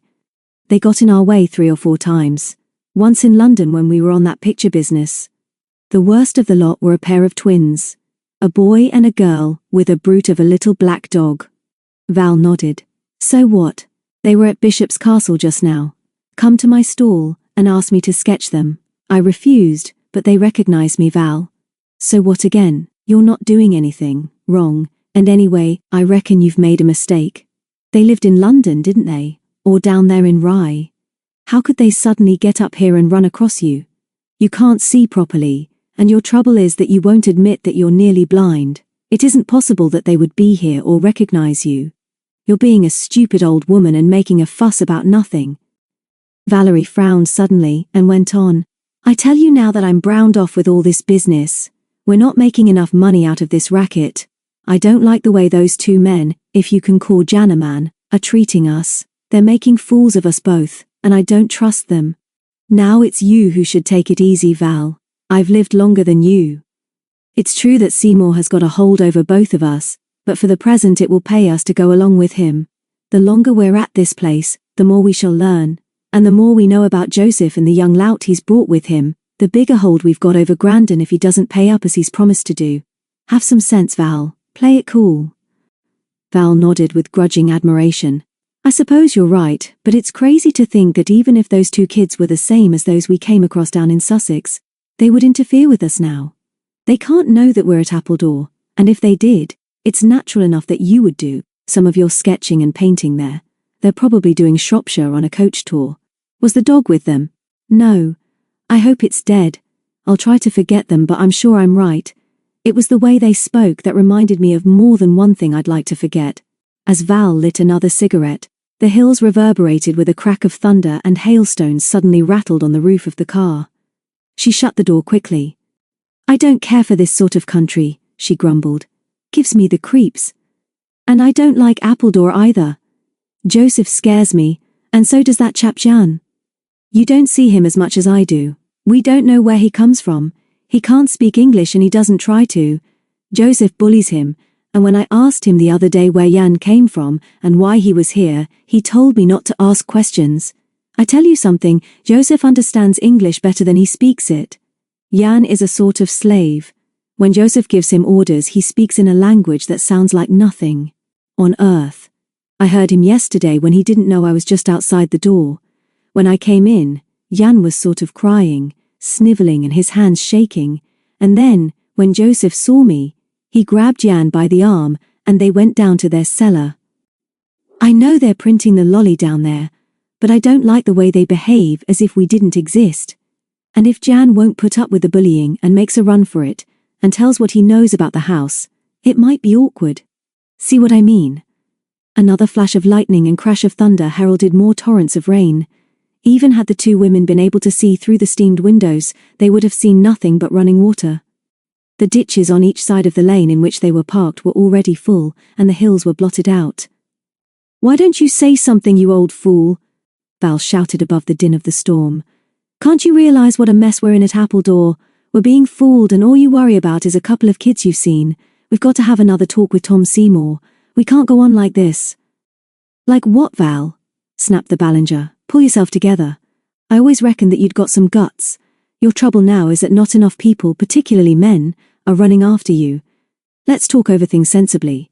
I'm not too keen on playing shops with these cards, but I still believe that it's going to be worth our while.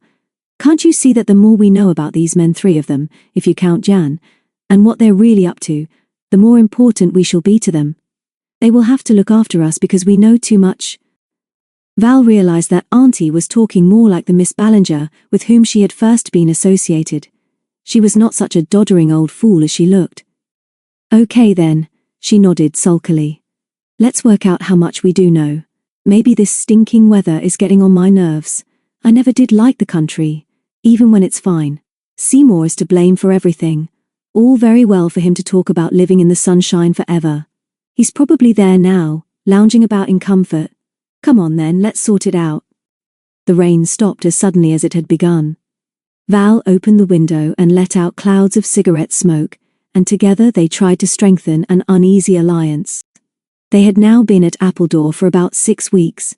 It had been agreed that Joseph was Pam's brother-in-law on a visit to England, who, as a skilled printer and engraver, had come to help her print her own cards. The 4th member of the team, Jan, was a political refugee whom he had befriended and was training to be a printer. Pam suggested to Val that he was probably wanted by the police of a Central European country and consequently in Joseph's power. Both women knew that before they arrived, machinery had been installed in the further of the 2 cellars under the house. Only Joseph had a key to this, and neither of the women had ever seen inside this secret workshop. Only Jan was allowed in there, and Pam was certain that he had special skills which were valuable to Joseph. In the outer cellar was a simple printing machine used for Pam's greetings cards. No tradesman ever called at Appledore, and Valerie acted as housekeeper, buying food and drink at the towns and markets she visited, when calling at stationers, and selling Pam's special greetings cards. We must be patient for a few weeks, Val, Pam insisted at the end of their discussion. We both need big money. If we made a run for it now, we should not only get nothing, but I am convinced that Seymour would hunt us down if it took him years. Neither of us want inquiries from the police, and I would not risk trying to expose them. It's possible that Joseph and Jan are successful and making a lot of money now. It might be that Seymour will soon have enough to close Appledore and move on. He is no fool, Val. If he is doing well, we shall get our share. It will pay him better to keep us quiet. Take my advice and don't worry about Joseph and Jan. Let them continue making money for us. I know how to treat Seymour. He trusts me. We've worked together before. Okay, maybe you're right. We must give our Mr. Thomas Seymour a chance to prove what he can do. As you said, he's obviously the boss. And clever too. She glanced outside. It stopped raining, so let's get back while we can. Val started the car and whispered, almost to herself, "It all depends on our old friend Seymour, doesn't it?" As they drove back to Appledore, Pam was reminded of her reaction to Seymour when he came to the house in Stella Avenue. He had also seemed interested in her. The evening sky was still heavily overcast, and the little streams, which were a feature of so many of the Shropshire lanes and roads, were now spilling over their banks, and in many places the roadways were under water. The farmhouse in which the forgers were now established was set back from the lane up a rough drive with a neglected garden on one side. At the side of the house was a paved yard in which a big red car was standing. Valerie pulled up beside it. "So the boss has arrived," she said. "We mustn't miss this chance, Auntie dear. But I do wonder what he's been up to with Joseph." Pam would also have liked an answer to that question, but as they opened the front door there was another shattering crash of thunder. They stood for a moment on the threshold, and as Pam stepped into the hall another door leading down to the workshops was thrown back, and Jan stumbled towards them. He was a pitiful sight. Blood dripped from his face and he seemed to be sobbing with fear. When he saw the women he held out his hands and shouted something unintelligible in his own language. Joseph, obviously very angry, followed and tried unsuccessfully to quieten him. Again the thunder crashed, and Jan, with a pitiful cry, dashed past the two women and rushed up the stairs. Seymour, immaculate as usual, followed Joseph into the hall. "Good evening, ladies. I am sorry I was unable to let you know I was on my way. Take no notice of that unfortunate lad. Joseph tells me that he is an hysterical type, and very unhappy in thunderstorms." He turned calmly to Joseph. "Let him be for a while. If he has gone to his room it might be as well to see he doesn't leave it. Will you investigate? Lock him in and keep the key." He smiled unpleasantly at Pam and Val. Poor lad, so skillful and gifted in so many respects but so highly strung. We shall have to watch him carefully because Joseph needs him. You look very well, Pamela. And Val as charming and pretty as usual. I have come to hear your reports and to give you the latest news of my activities. Perhaps we might enjoy some refreshment in the salon? Pam shrugged her massive shoulders. "Come and help me, Val," she said. "And to Seymour, glad you've arrived. It's time we heard from you." When the two women were in the kitchen, Val shut the door and said, "Did you see that lout's face? Joseph has been bullying him. He's a fool. If he has any sense he'll make sure Jan doesn't get out of the house before we all clear out for good. I'm going to tell Tom Seymour what I think about this." Pam said nothing. She had not forgotten the twins. By the time they had taken refreshments into the sitting room, Joseph was back and talking earnestly in German to Seymour, who made no attempt to translate for the benefit of the other two. "Perhaps you haven't noticed that we're with you again," Val said as she passed him a glass.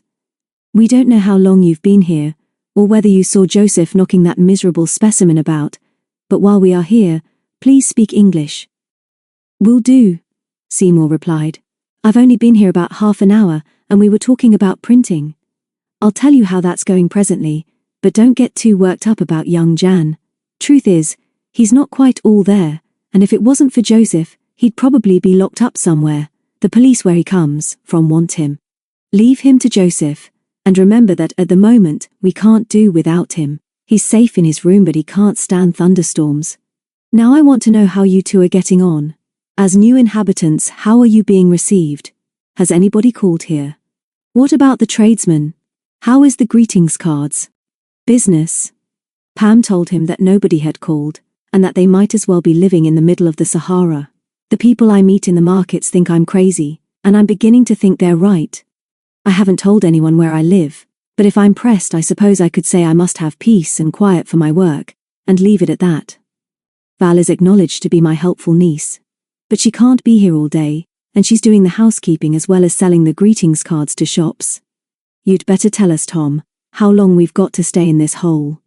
We think the sooner we get out the better. I was recognized by two kids today. Val interrupted her and maintained that Pam couldn't see properly and was imagining she had seen the children before, but Seymour, who also remembered the twins, pressed for more information, and it was not long before they were all quarreling. Joseph, who obviously understood more English than he sometimes pretended, was particularly angry with Pam and suggested that she had better stay at Appledore and keep the house clean and tidy. Eventually, Seymour calmed them down. He told the women that the work was going well, and that already Joseph, with Jan acting under his instruction, had made a great deal of money which he had come to collect. "Some of our British notes have already been tested," he said. "You can try a few for your housekeeping, but in the South the police are suspicious. We may have to concentrate on American dollars, but I want you to understand that we are not interested in small money like that. We are manufacturers rather than wholesalers. I have customers who will pay us half the face value. They make a large profit on every note they pass, and it is my job to find such customers. Joseph, with Jan, make the goods, and the responsibility of Pam and Val is this house and its contents, and making everything as easy as they can for Joseph to work quickly so that we can clear out as soon as possible." "What about Jan?" Val demanded. "Is he as stupid as he looks? We'll be in trouble if he gets out of here. Leave Jan to Joseph and don't interfere," was all Seymour would say. "That's all very well," Pam grumbled. "Suppose there is trouble here. How do we find you? Before I go I will give you a London telephone number, but you must only ring that from a call box. Never from here. Use this phone only for housekeeping and your business with the cards." Val walked over to the window. Before she could draw the curtains, the darkening sky was split with a fantastic flash of lightning. For a second, the desolate, neglected garden was lit up, and she could even see the treetops swaying in the wind. Then a clap of thunder overhead shook the house, and sheets of rain lashed the glass. As she turned to the others, she was aware of tension in the room that had nothing to do with the storm. Pam was peering short-sightedly at Seymour, but Joseph, with his glass in his hand, did not even look up. Suddenly Val realized that although Seymour had plenty of money and power, the really strong man in the house was Joseph. If his workmanship was faulty, not even Seymour's skill as a salesman would bring them the easy money quickly. For the first time Val wondered whether Joseph was really the boss and Seymour in his power. And what was the truth about the tortured Jan? If it was true that his particular skills were important to Joseph, why was the wretched young man being bullied and persecuted? Would it not be wiser to make a friend of him rather than an enemy? Val was no fool. She was tough and prepared to go to almost any lengths to win a place in the sun as Seymour had promised, but suddenly, she was sure that the treatment of Jan by the two older men was a mistake. She turned to the others. If Jan is important to Joseph, what is the sense of torturing him by locking him up in a thunderstorm like this and bullying him? Surely, Tom, as there are only 5 of us supposed to be working together, it would be better to convince Jan that we are all on his side. He's not an enemy, is he? He must be going through hell up there in a locked room in a storm like this. Pam nodded and looked at Seymour, who spoke in another language to Joseph. After a short argument, he shrugged his shoulders and passed Val a door key. "You could be right, Val," Seymour conceded. "Joseph is not keen, and of course you have no idea how much Jan owes to him. I don't understand all this fuss about thunderstorms, but we'll give the young fool a chance. Go and fetch him and show him some womanly sympathy. He knows more English than you think, but can only speak a word or two." Val nodded, took the key and left the room. As soon as she had gone, Seymour turned to Pam. "It's true that we dare not lose that boy. My own feeling is that he could never make himself understood to the police if he tried to run off. But he does know the name of this place. And I'll persuade Joseph that it would be safer for us if we increase his income and offer him a very junior partnership if he really will do as he's told. What do you think?" "You won't take much notice of me whatever I say, Tom," complained the Ballinger, "but I think Val is showing more sense than most of us, and that Joseph has no idea how to get the best out of that half-wit. If Jan has really got something that will get our job over quicker, let us at least pretend that we're grateful to him for what he is doing." At that moment there was another clap of thunder. The door was thrown back and a white-faced Valerie stumbled into the room. "You fools!" she shouted. "What did I tell you? He smashed his window with a chair and must have dropped down to the roof of that outhouse below. It's too dark for me to see what's happened. Come out and search for him. We dare not lose him." Chapter 6, Disaster. It rained all night. Thunder rolled over the Shropshire hills and lightning flickered across the mountains of Wales. The moon was hidden by sullen clouds, and as the hours passed, the streams which had helped to fashion the valleys of the Long Mind changed their tune. Instead of tinkling happily over their stony beds, they became rushing torrents that often burst the banks that could no longer hold them captive. At last, as a red sun welcomed a new day, the sky cleared, and on the top of the Mind where the streams began, bogs that fed them were under water. And as the sun gained strength, a faint mist rose above them. At Witchend, David and his brother shared a room, and Dickie woke first. He was puzzled by a muffled roar coming from outside, and then remembered the astonishing events of yesterday and their meeting with the wicked old woman, known to them as the Ballinger. He realized that David, snoring gently a few feet away, was at present more interested in Peter than the adventures that had come their way in the past. He was sure that he wouldn't be thanked if he woke him now to discuss the coincidence of this strange meeting. But Mary would understand why he couldn't forget the incident. Before he could go to her, however, the door opened and she came into the room, carrying Macbeth under one arm. "I was sure you'd be awake, Dickie," she whispered as she put her dog on the end of David's bed. "It's after 7 o'clock, and I bet you've been thinking about the foul Ballinger." "I have too." David pretends she didn't happen yesterday, but we know she did. She remembered us too, and somebody ought to be told about her. "Did you know that the farmyard is flooded? Maybe everything is flooded, and we shan't be able to escape from Witchend. Somebody will have to build a boat, but I don't think that is a thing we're good at. We ought to tell David about it and he could start building something before breakfast. Trouble is, though, he's selfish. He'd only build a boat big enough for him and Peter, and leave us all here to drown." "Will you two brats shut up and go away?" David shouted. "You must be mad. Go away and stay away." "Please don't make such a row," Mary continued. "It's rude to shout, and anyway you might wake Peter in her part of the house. And don't be so brutal to Mackie. When he licks your face like that, it's to show he loves you." "And we can't think why," Dickie interrupted. "Sometimes Mary and me think the only people in the family who really care about the club, which is, Disinty something or other, breaking up," Mary concluded triumphantly. "Please listen to us, David, and be serious about the Ballinger. We're certain that it was her. She recognized us, and she didn't want us to know her. She's a wicked woman, and probably the police want her again." David was patient with them, and did his best to explain that what Ballinger was doing now was no business of theirs. There could be nothing wrong, and perhaps much the opposite, in making a living designing and selling greetings cards and sketching people in markets. Even if she did recognize you, it should be obvious even to you two, that if she's going straight she doesn't want to be reminded of the past. And now that you've disturbed me, I may as well tell you that I want your help over Peter's party. I couldn't tell you before." "Why not?" Dickie demanded. "You're our brother. Although sometimes nobody would think so, when you don't believe in our club anymore. You're something or other, rude about it and don't care." Mary helped. "We know all about you and Peter, and we suppose you want everything to be a fantastic surprise on the party day. But we'll help you, David. Even if you can't tell us the most private and marvelous surprises of all now, tell us what else you've been planning. But don't think we're going to forget old Ballinger. That's what we mean about the club. Once you would have agreed that we've got to find out why she's messing about doing that drawing when she's nearly blind. And," Dickie reminded his brother, "one of the rules of this club is that we have to trail strangers if they're sinister, and you're trying to tell us that Ballinger is not really a stranger to us now, but you've only got to look at her again to see that she's sinister. So what, brother?" "I'll tell you what, twins. Go down to the kitchen and make some tea. Mary can take Peter a cup and then we'll have some together, and I'll tell you what I want Peter's biggest surprise to be. She doesn't know, neither do Mum and Dad. The only other people in the secret are Trudy and Charles at Seven Gates, and the Ingalls down the lane, but not Tom and Jenny yet. Peter's father, of course. You know that I went down to Brighton the other day to see John? He and Penny can help as much as you can, so I've told them about the surprise. Now buck up and make the tea, and I'll be with you in about 10 minutes. The twins exchanged meaning glances, and then nodded. "Okay," Mary said. "I'll tell Peter not to hurry down even to see you, but I'll give her your love. Be quick as you can, Dickie. Come and help me and bring Mackie. It's time he had a little something for his breakfast."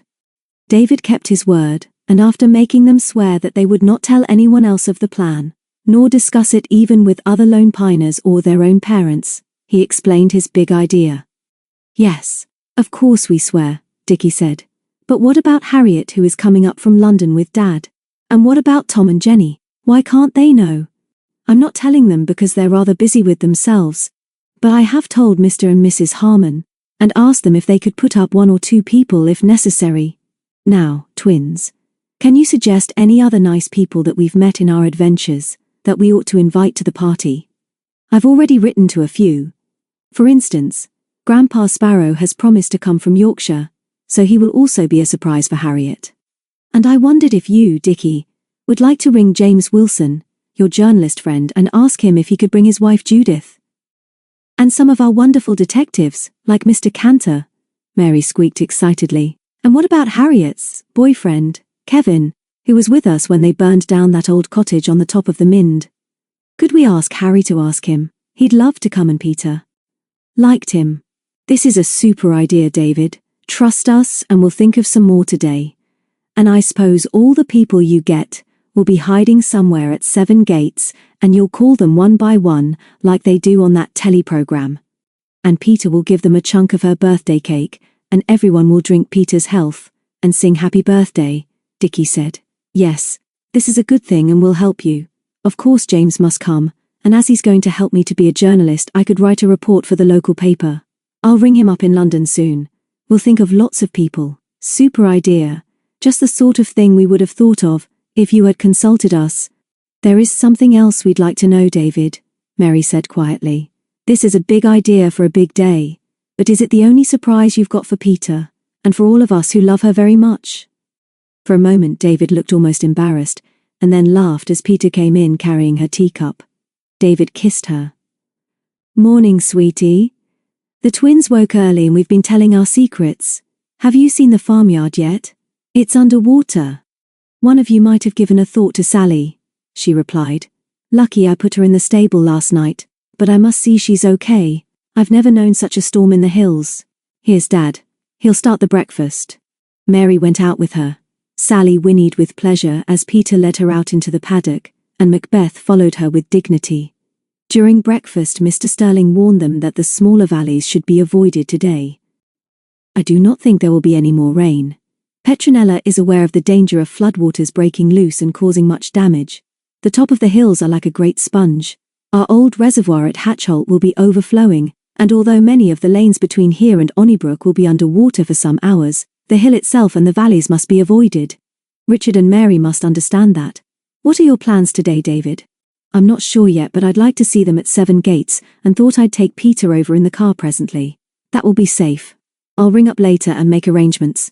What about you twins? You heard what Mr. Sterling said, didn't you? Don't go fooling about in any of the valleys. We do not care for you this morning, Dickie remarked. This is the first day of our holidays.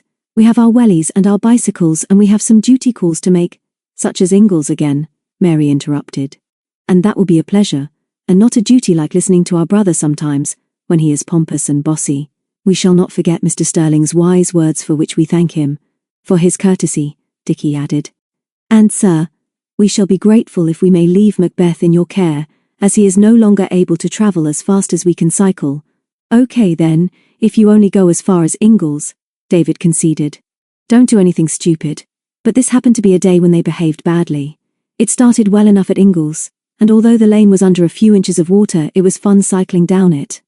The sun was hot, and not even a refreshing breeze stirred the sodden leaves of the trees in the hedgerows, and the only sound was that of water running down the ditches on each side of the lane. The farm was in sight when Dickie said, Stop at the next gate, Mary. We needn't be long with Aunt Betty, but we might see Tom and Uncle Alf. Even if David and Peter do go to 7 Gates, I don't see why we shouldn't go too. I like sloshing through water like this, and I don't believe the whole of Shropshire is flooded.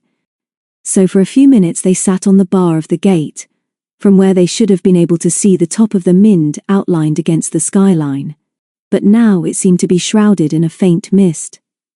It's almost like steam, Mary whispered. I don't think I'm very keen on this morning.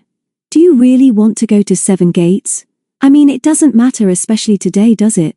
I'm just wondering whether, after seeing Aunt Betty, it might be a good idea to cycle down the hill to Onnybrook and get a bus and go to Shrewsbury or Ludlow. I've got some money, and if it's not enough, Aunt Betty will lend us some. I don't think I like this old mountain much today. We could go and see Jenny in her bookshop in Shrewsbury. Yes, we might. But I'll tell you why I want to go to Seven Gates.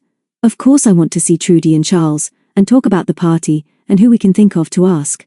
But I can't forget the Ballinger, Mary. I know that what David says might be true. But I want to see Miranda again, and ask her if she knows where the wicked old woman lives. When we find that out, we should go and spy on her like we used to do. I want to keep this club alive, Mary. The way it's going now, it's only the two of us, and Harriet, who will be able to carry on. Maybe I'm silly, but I just want to show these others that we're not soppy and we're not helpless kids, but that maybe we were the only two, and Harry, who will keep the rules to be true to each other whatever happens. See what I mean, Mary? Yes, I do, but I'm not so sure that the other 6 are breaking that important rule. I like David's idea for Peter's party, but of course he's only thinking of her and, as usual, I suppose Tom is only thinking of Jenny. Yes. It is about time we showed them all that we're the ones who really believe in the club. Dickie brightened suddenly. When I telephone James to ask him to the party, I'm going to tell him about the Ballinger. I believe it might be a story. So they went on to Ingles, and had the sense to go to the kitchen door. Aunt Betty was cooking as usual, and gave them a rapturous welcome. Now, just you sit down at the table, my dears, and taste my scones just coming out of the oven. Just like old times to see you two again. But what a storm! Alf was saying that he can't remember a worse one. He and Tom have been up half the night with the cattle. You've just missed Tom. He's off to Shrewsbury on his motorbike to do a job for Alf. I wouldn't be surprised if he were to see Jen again. Says they've got some more important shopping to do but won't tell me what. How's your David? Glad to see Peter again, I'll be bound. We've been wondering whether they've got any special shopping to do. Then Dickie, who in an unthinking moment had crammed a whole scone between his lips, caused a diversion by opening his mouth wide and blowing out a cloud of steam, before ejecting the remnants into his hands. You're disgusting, Richard, Mary remarked sternly. Please excuse him, Aunt Betty. Nobody would think that he had a big breakfast about an hour ago. She delicately broke her scone in half but then spoiled the polite gesture by blowing on it. Dickie was about to protest at her disloyalty when she frowned at him, and he realized that they were not supposed to discuss David and Peter's affairs. Ah, well, Aunt Betty went on. We're all looking forward to the big party, and we're going to do all we can to help. We wish we'd got as much room as the Sterlings up at Seven Gates, but David says that lots who are coming won't be staying the night, and others will be at Stretton. And Ludlow. Thank you very much for our 11s, Mary said politely, as they got up to leave.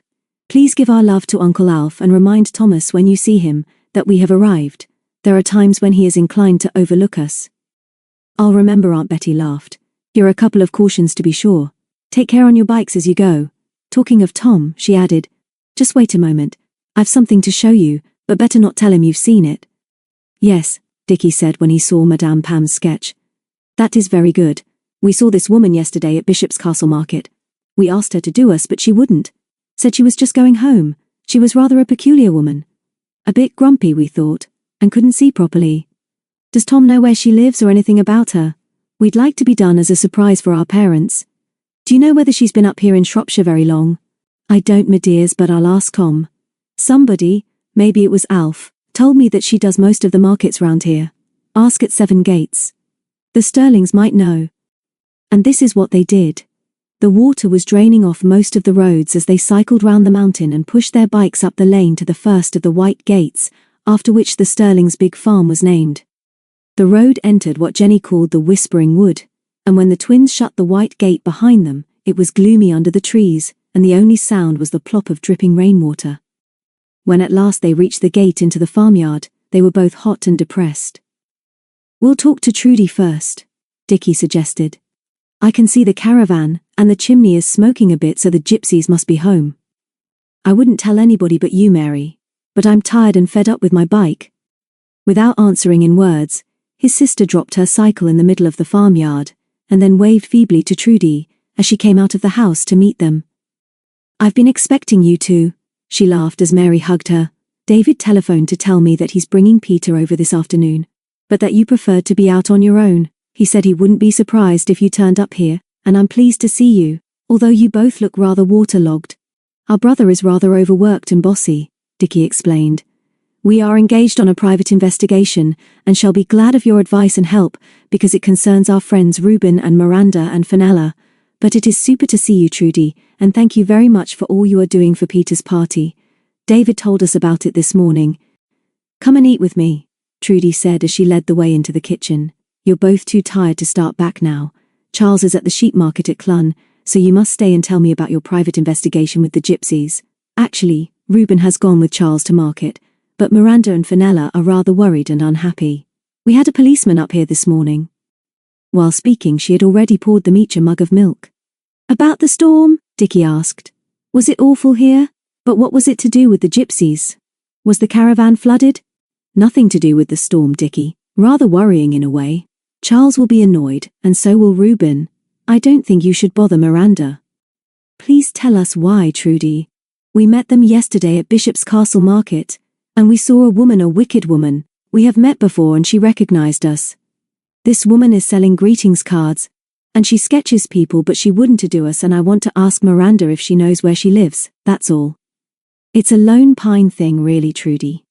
I don't want Miranda bothered until she's told Ruben about what's worrying the police, replied Trudy. And anyway, I don't think you can possibly understand what is going on. Let's enjoy some cold mutton. Mary glared her twin into silence, and he had the sense to realize that she was on his side, but this was not the moment to discover why the police had come to Seven Gates that morning. But they got their own way eventually, as they so often did, and it was Mary who, after the meal, thanked Trudy, and added, I think we ought to say hello to Miranda. I expect she has seen us arrive. We won't mention the policeman if you'd rather we didn't, but we'd hate her to think that we were rude. When we've had another talk with David, we'll come again and help get the barn ready for the party. We're sure you don't really believe it would be wrong for us to ask Miranda about the old woman who wouldn't draw us. She's already drawn Tom Ingalls. Aunt Betty showed us the picture. It's a present for Jenny. And another thing, David didn't tell us whether the gypsies are coming to the party. Trudy laughed. Yes, of course they are. David asked me to ask them ages ago. They're excited and thrilled about it all, and I'm sure are planning some special sort of surprise. She hesitated and then said, Well, maybe it would be easier if I told you what happened this morning. The police are worried because false money, that's forged banknotes, are being circulated in this part of the country, and they are warning shopkeepers and stallholders at markets to look carefully at £10 and £20 notes for which change has to be given. Some people are often unfair to gypsies, but Miranda goes to so many markets selling her baskets that she has been asked to be on her guard and try to remember anybody who offers so much money for a basket. Of course, I was able to tell the policeman that we have known our gypsies for years and that they are absolutely honest and trustworthy. But I don't think you should let Miranda know that I have told you. Just forget it. But that was something Dickie could not do. He was better at remembering. Neither he nor Mary was ever likely to forget their first encounter with the Ballinger. This was when she and a man accomplice, and a girl called Valerie, locked them in a bungalow on Winchelsea Beach in a frightful storm as the tide was rising round them. Miranda and Fenella were sitting on the steps of their caravan weaving baskets, and smiled a welcome. We didn't really expect to see you so soon after yesterday, Mary explained, but we guessed that you wouldn't be at another market after the storm. We just wanted to say hello and how glad we are that you can come to Peter's party. David is being very fussy and bossy about it all, but we've promised to help. Miranda put down her basket. That will be good. Your pretty Petronella is very dear to us. She saved Fenella's life and the Romanies do not forget. You are our friends too, and this birthday will be very special and important to her, and to you and your friends, and to us. We shall do what we can to please, and we must all keep our plans secret from her. Will you stay and take some Romany tea with us? Not really, thank you, Dickie said. We must get back on our bikes because the others fuss, but there is something we wanted to ask you.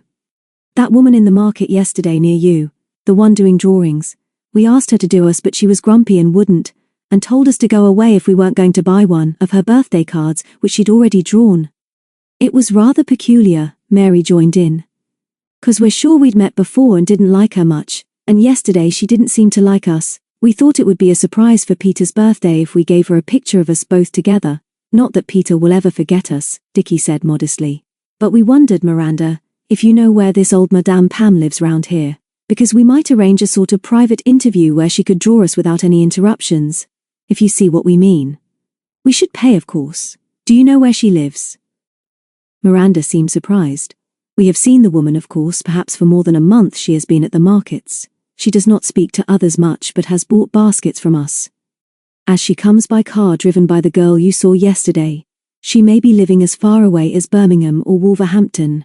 We have thought that she lives somewhere in this hill country, but if you wish we will ask some of our friends if they know. Though perhaps it is better that you do not worry about her. People in the markets do not ask about each other. Dickie was clever enough not to show his disappointment, but it was Mary who said, "Thank you very much, Miranda. We thought you could help us with this surprise, but please don't say anything to Peter and David about it. They may come to see you this afternoon. But if you could ask some of your friends to help us to find out where Madame Pam lives, it will save us going to all the markets. We're going back to Witchend now. Goodbye." They went back to tell Trudy that nothing had been said about the visit of the police, thanked her, and told her that Miranda seemed to know nothing about the artist woman who had refused to sketch them. "I'll ask Charles if he's heard any rumors about such a woman who has come to live round here," Trudy promised. "But my advice to you is to forget about her. All your friends will be up here soon, and then the birthday will be over, and you'll all have something else to think about. Get back to Witchend as soon as you can. I don't believe we've finished with the storm, and there may be more thunder to come. My love to Pop Sterling. God bless." The twins wheeled their bikes across the farmyard, and when they had closed the white gate at the entrance to the Whispering Wood, Fenella stepped out of the shadows. "My mother tells me to wait for you. She says that you should go back to Witchend as soon as you can, and I wanted to tell you that I do not like that old woman who draws pictures in the markets. But if you want to know where she lives, I will help you. I know people in the markets. Perhaps I find out. I am happy that you are here, and that I see you again." Fenella had always been the shyest girl the twins had ever known. They had never met her without one or both of her parents, and often felt guilty because they did not make friends more easily with her. Now Dickie was quick to take the opportunity. "That's fine, Fenella. Please help us. We haven't got time to tell you everything we know about that woman, but we believe she's very bad. We'll come back to Seven Gates soon, but don't tell anybody else what you know. It's to be our secret." Fenella nodded. "Why does your mother want us to go back quickly?" asked Dickie. "Is she really worried about the weather?" "I am not sure. Sometimes she knows about things before they happen. Sometimes I know what she means. Today I know that there is mist over the mountain, and we cannot see the devil's chair. My mother has always told me that this means something very bad is going to happen. Please go quickly and take care and come back soon." And she turned and ran back through the gloomy wood. "That," said Dickie, "is most peculiar. We like Reuben and Miranda very much, but Fenella isn't like us and never has been. She hasn't any brothers or sisters," Mary remarked wisely. "She's lonely, but I think she will remember about the Ballinger and tell us." Mary looked up at the sky. "The weather is rather misty and peculiar," she said, "but I don't think it's going to rain anymore. And do you realize this is the second day we've been here, and we haven't yet visited our private verses? Let's do that on our way home. There's plenty of time and we needn't go far up it, only to our sentinel tree, but the stream will be MT by now." Dickie knew at once that the last initial stood for Mighty Torrent, but in his concern about the Ballinger, he had forgotten that in their secret language, she referred to a steep, lonely valley, which they called their Valley Sinister. This was not very far from Ingalls, and they had first discovered it by chance some years ago, and sworn that they would never mention it to anyone else, not even to the other lone piners. Peter, who knew the Mind better than any of them, had never mentioned it. Curiously enough, they had never met anybody when exploring it, and had never approached it from the top of the Mindy, but always through a dense, overgrown wood, the gate of which was marked strictly private, dogs will be shot. It was Macbeth who, disobeying orders once when chasing a rabbit, had led them through the wood to the entrance of the valley and its turbulent stream. "That's a good scheme, twin," Dickie agreed. "We won't try if the wood is flooded, but higher up there might be cataracts and waterfalls. It's good to do something on our own. Did you notice," he added, "that Fenella was scared of the old devil's chair business? Like Jenny, like Miranda. There is mist up there, but we don't care, do we?" Mary shook her head but was concentrating on cycling up a slight hill, and had no breath to spare. It was now very hot, and although there was not as much water on the roads as in the morning, the ditches were still full. When they reached the gate leading into the wood at the foot of Vices, Mary thankfully dismounted. although I hate the man who puts up notices like that about dogs," she remarked. "It does help explorers like us to pursue our investigations in private. I wouldn't tell anybody but you, Dickie. But my bottom is sore, and a walk will be a nice change and do me good. I don't care for my bike today." Dickie nodded, and as the coast was clear, they squeezed through a gap in the hedge and hid their cycles in some undergrowth. They squelched through the wood without speaking until the silence was broken by an unaccustomed roar of water. "That's the stream turned into a mighty torrent," Dickie suggested. "Lucky it goes the other way and not through this wood. I wonder whether we shall be able to cross it to get to our sentinel tree higher up. Let's try to get as far as that anyway." Valley Sinister was well named by the twins, for even in the long days of summer it was rather forbidding, although the steep sides were greener than the stony rock-strewn dingles of the Stiperstones a few miles away. It gave the same sort of impression of loneliness, and perhaps because the entrance was on private ground, and it was difficult to find the steep upper reaches from the top of the Mendee, it was virtually unknown to summer visitors.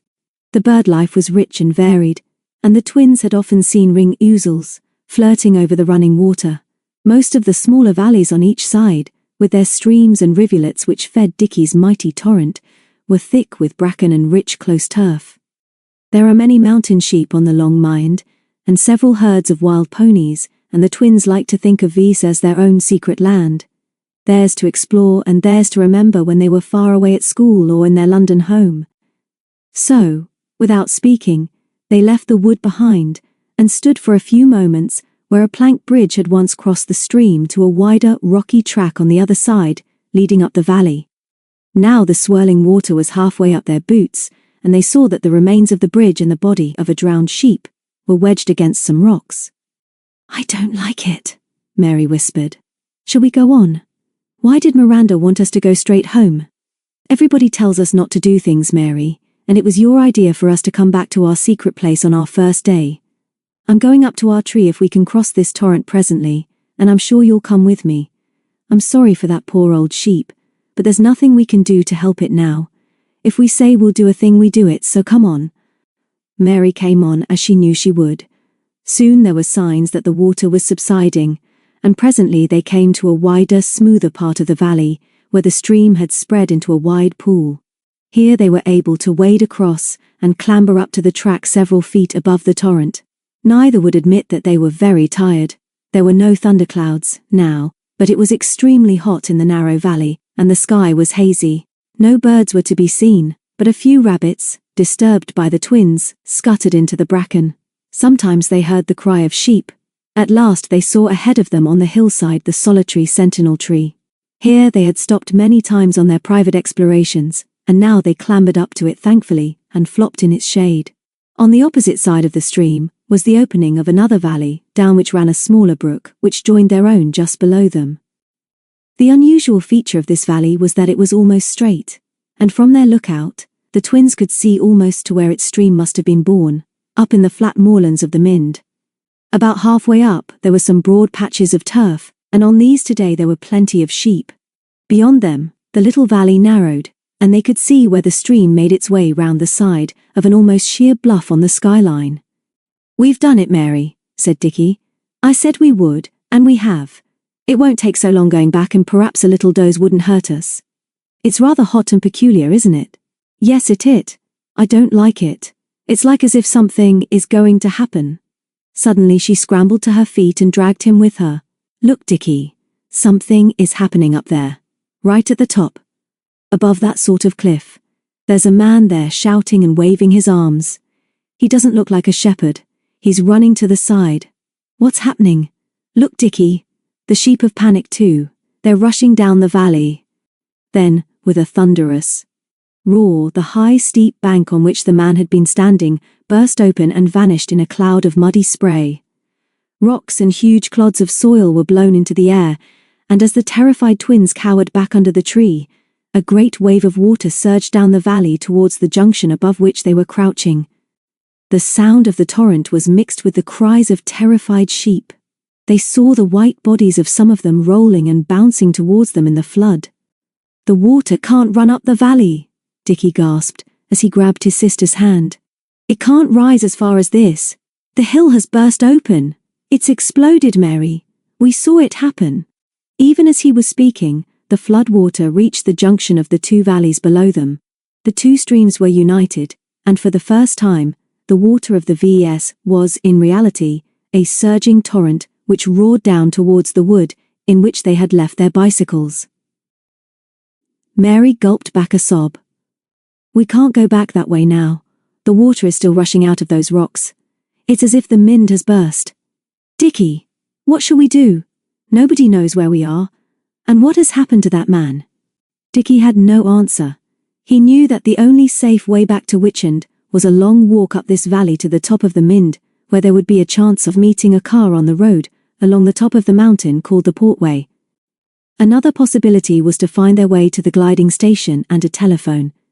He also wondered whether they should wait until the floodwater subsided and then go to look for a drowned man. And he tried not to remember the warnings and orders of Mr. Sterling, and the message sent to them by Miranda. Suddenly he was a very frightened little boy. Chapter 7. Call Me Tim. For 10 minutes the twins stumbled in single file without speaking, up the narrow track towards the top of their secret valley. Dickie was ahead, but when he turned he was surprised to see that Mary was not making much progress. She raised her hand, shouted something and sat down in the heather. When he reached her he saw to his dismay that not only were her jeans torn, and her knee bleeding, but that her face was wet with tears. Thank you very much, Richard, she gulped. I might be dead or sore wounded for all you care. I might be right down at the bottom there with those dead sheep. You should know that I am not the sort of woman to scream for help, but you didn't even look round when I called. Don't waste your time with me, Richard, just get on with your private exploring and escaping. He had the sense not to attempt a reply, but produced a grubby handkerchief, licked one corner and wiped away the blood from a not very serious graze. As he tied the improvised bandage he said, in what he imagined to be a professional voice, It is my opinion that we shall save your leg. Miss Morton, it is not likely to fall off. Then, as he felt her hand on his hair, he added, Sorry I hurried on. Truth is, I don't like what's happened to us and I'm sorry if I wasn't thinking. Let's stay here for a bit till we're ready. We shall find somebody to help when we're up on the top. He sat down beside her and they looked back the way they had come. Their hawthorn tree, well below them now, was still half hidden in a cloud of muddy spray, but what was left of the bluff blasted by the water explosion was hidden behind the opposite side of their own valley. They could still hear the roar of the tumbling waters, but the cries of the sheep were stilled. Mary edged a little closer to him and felt for his hand. Sorry too, Dickie. Sorry I fussed. I slipped on a wet rock and then I thought you'd forgotten me. It's all been rather horrid, hasn't it? Those poor sheep and that frightened man. You saw him, didn't you? He looked young, sort of wild and scary. I'm sure he was shouting, but I don't think he could see us, do you? The glimpse of that strange, wild figure was fading now, and Dickie was doubtful. He remembered the frightening, thudding noise, and how for a few seconds the sky was blotted out, and everything was brown at first, brown rushing water and mud and rocks high against the sky. But what could a young man be doing up there alone? Perhaps he was washed away and somebody would find him right down at the edge of the wood with that first dead sheep. He struggled to remember whether they had seen him just before the water burst out of the hillside, but he wasn't sure. Let's not remember him much now, Mary. I think he was higher than where the water burst out and we can't do anything about him now. When you keep talking about him, I can't be as sure as you are. We'll have to tell somebody when we get to the top. Then, above the noise of the rushing water, they were conscious of a thin, whining sound above them. Mary released her hold, struggled to her feet and pointed to the sky. Shout, Dickie, shout! It's a glider! He's seen us! Down across the hilltop a glider swooped towards them like a graceful scarlet bird. The children shouted and waved. From the cockpit the pilot signaled that he had seen them, and pointed up the valley. He can't come too low, Dickie said. He must have seen all the water. Perhaps he's seen your man, and now he's seen us he'll send a rescue party up to the top. You're not too wounded to walk, are you? We needn't really hurry much, but I'm not keen on what the others will say. I mean, we mustn't be too long. They'll bully us, of course, but I've got to telephone my friend James soon as I can. I mean, we're what they call eyewitnesses, Mary. Just the two of us as usual. The only real lone piners now. I don't think the glider man actually saw the hill burst out. Mary nodded and took a few tentative steps forward. Her leg did not fall off, and she turned to grin at her twin. Some days I like you very much, Richard Morton, she said. Today is one of them. There was no breeze even in the higher reaches of Vices, and they were very hot and tired when they reached the bog at the top. The track which they had followed since they had seen the first dead sheep was now under water which oozed over the tops of their Wellingtons. Every step forward was a squelching struggle. Horrid bubbles burst round their knees, and for the second time since he had felt the ground shake as the distant hillside exploded, Dickie was frightened. Mary suddenly put her arm round his shoulders and complained that she was sinking. Dickie felt that he was in the same plight, but they managed to squelch back a few feet to firmer ground. They were still assuring each other how brave they had been when they were disturbed by the blaring of a motor horn. And over a rise of the moor appeared a Land Rover. When the driver saw them he tooted again and jumped out. "Are you the kids Bill saw messing about in Harkaway?" he shouted. "I'm your rescue party, but I can't get the bus any closer in this muck. Can you hear me?" "Quite well, thank you," Dickie yelled. "We should be glad to be rescued. My sister is sore wounded and our boots are full of water and mud, and we have had a severe shock. Please come and pull us out." Their rescuer was young and cheerful with plenty of black hair on his head and face. He was wearing an open-necked yellow shirt and blue slacks, and did not seem to mind getting his feet wet as he lifted first Mary, and then her twin onto firmer ground, and then led them back to the Land Rover. "You're twins," he said obviously. "That must be amusing. How much did you see of what happened in Harkaway?" "We were minding our own business down there," Dickie said. "What do you mean when you say Harkaway? That's the name of the valley you've been climbing up. Bill says that just before he was over it that smaller gully blew up. He's down now and telephoning the police because he says it's full of water which will be flooding all Harkaway down to the road. He saw you coming up this way and asked me to rescue you. What did you actually see?" Mary was suspiciously near tears again, and even Dickie made no complaint when their rescuer lifted them in turn into the back of the Land Rover, pulled off their boots and poured away the mud and water. "What were you doing there anyway? Were you by yourselves? Where do you come from?" "Please just rescue us," Mary gulped. "Just take us to your place over there, and we will telephone our family 'cause they don't know actually where we are. We live at Witchend not very far away, and I think perhaps I ought to have something better than my twin's filthy handkerchief on my knee which might be poisoned by now. My name is Mary Morton, and this is my brother Richard. How do you do? What's your name?" During this one-sided conversation the young man gazed at them almost spellbound. They were used to this sort of reaction, so then he just grinned and said, "How do you do, Richard and Mary? You can just call me Tim. We'll soon get you cleaned up, so not to worry. I'll take you back home presently, after you've told us all what really happened." They received a warm welcome at the gliding station clubhouse. Mary was hurried away for repairs by two nice girls, and Dickie was also cleaned up and enjoying a hot chocolate drink when the pilot of the glider came over with another friendly man. "Where's the other one?" Bill said. "I swear there were two. I've told the police there were two." "There are two," Dickie said coldly. "My sister Mary is receiving medical attention. Tim here says your name is Bill. Good afternoon and thank you for seeing us. Did you see the water burst out of the hill?" "We did." "Where were you when it happened?" "Not right above it. You wouldn't have been able to see me because I was well behind the hill. I heard and felt the explosion. Then I saw the spray and all the muck in the air. When I was nearer I spotted you two. On your own were you? Hello. Here's your sister, all tidied up nicely by the girls. How are you now, Mary? I was asking whether you two were on your own in Harkaway. The police want to be sure and want to see you as soon as possible." "We were alone," Mary said quietly.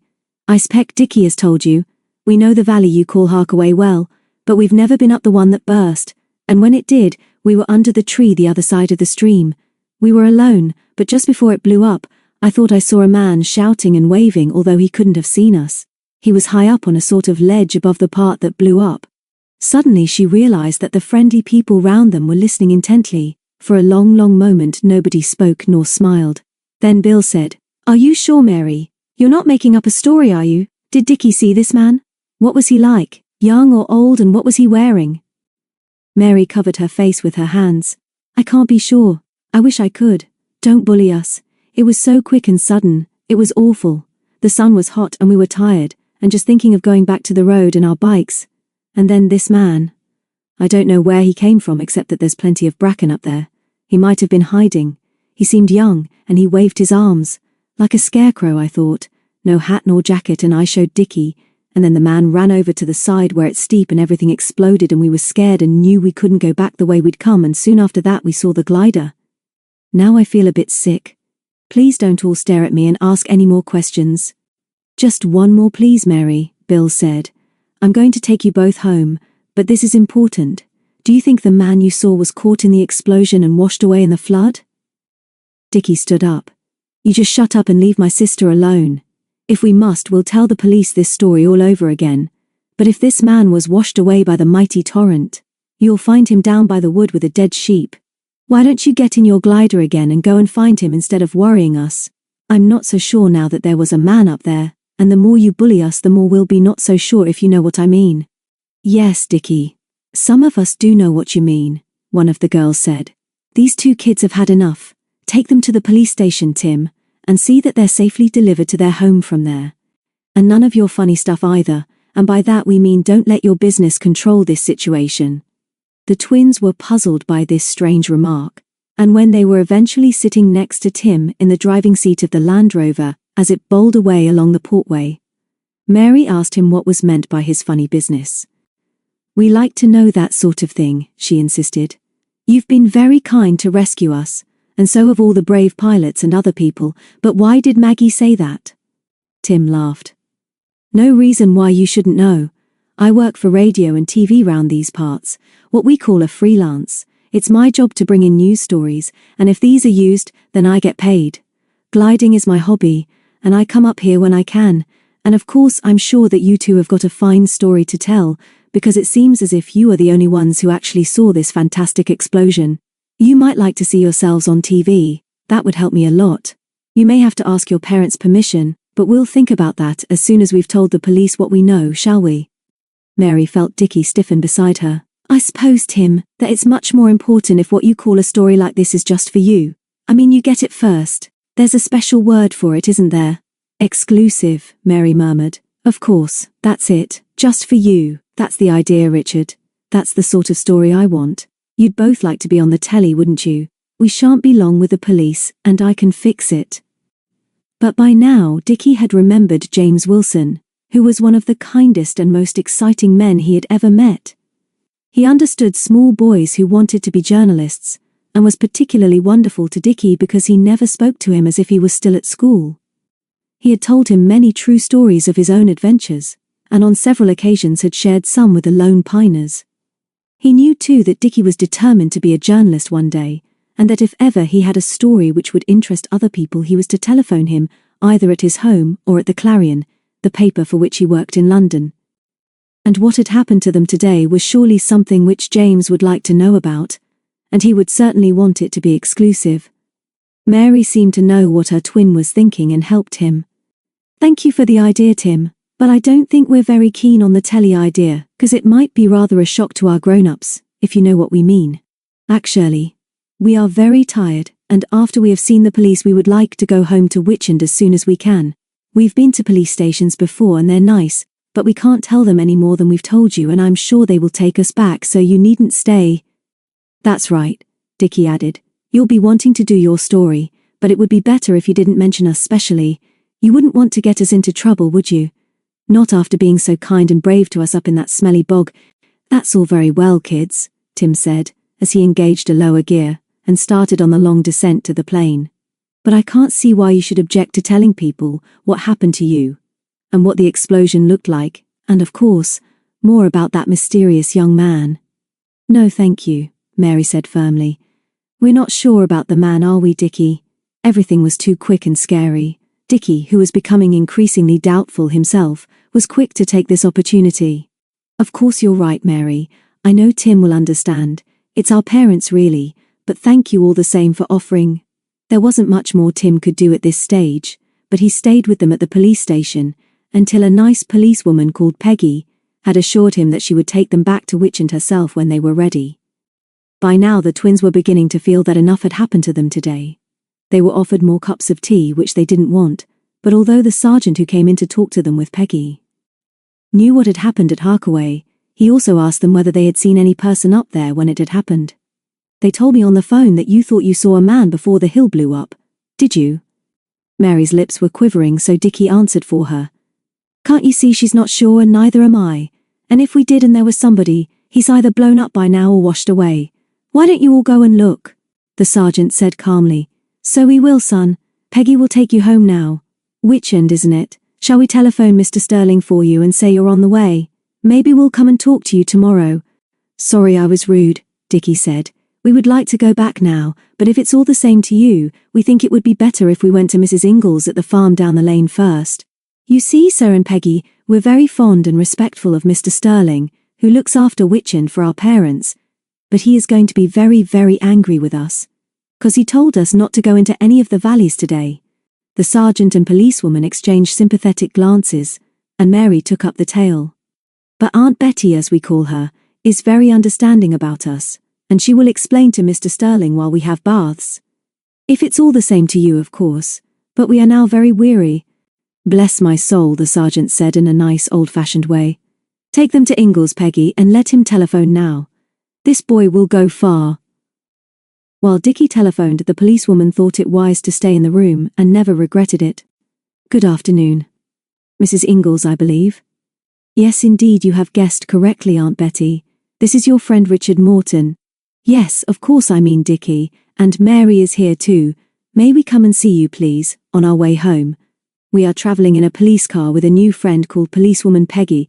Yes, thank you for asking.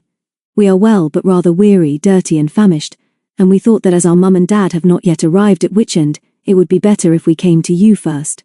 Yes, Aunt Betty, Mary is here too, and sends her love to our favourite auntie who isn't.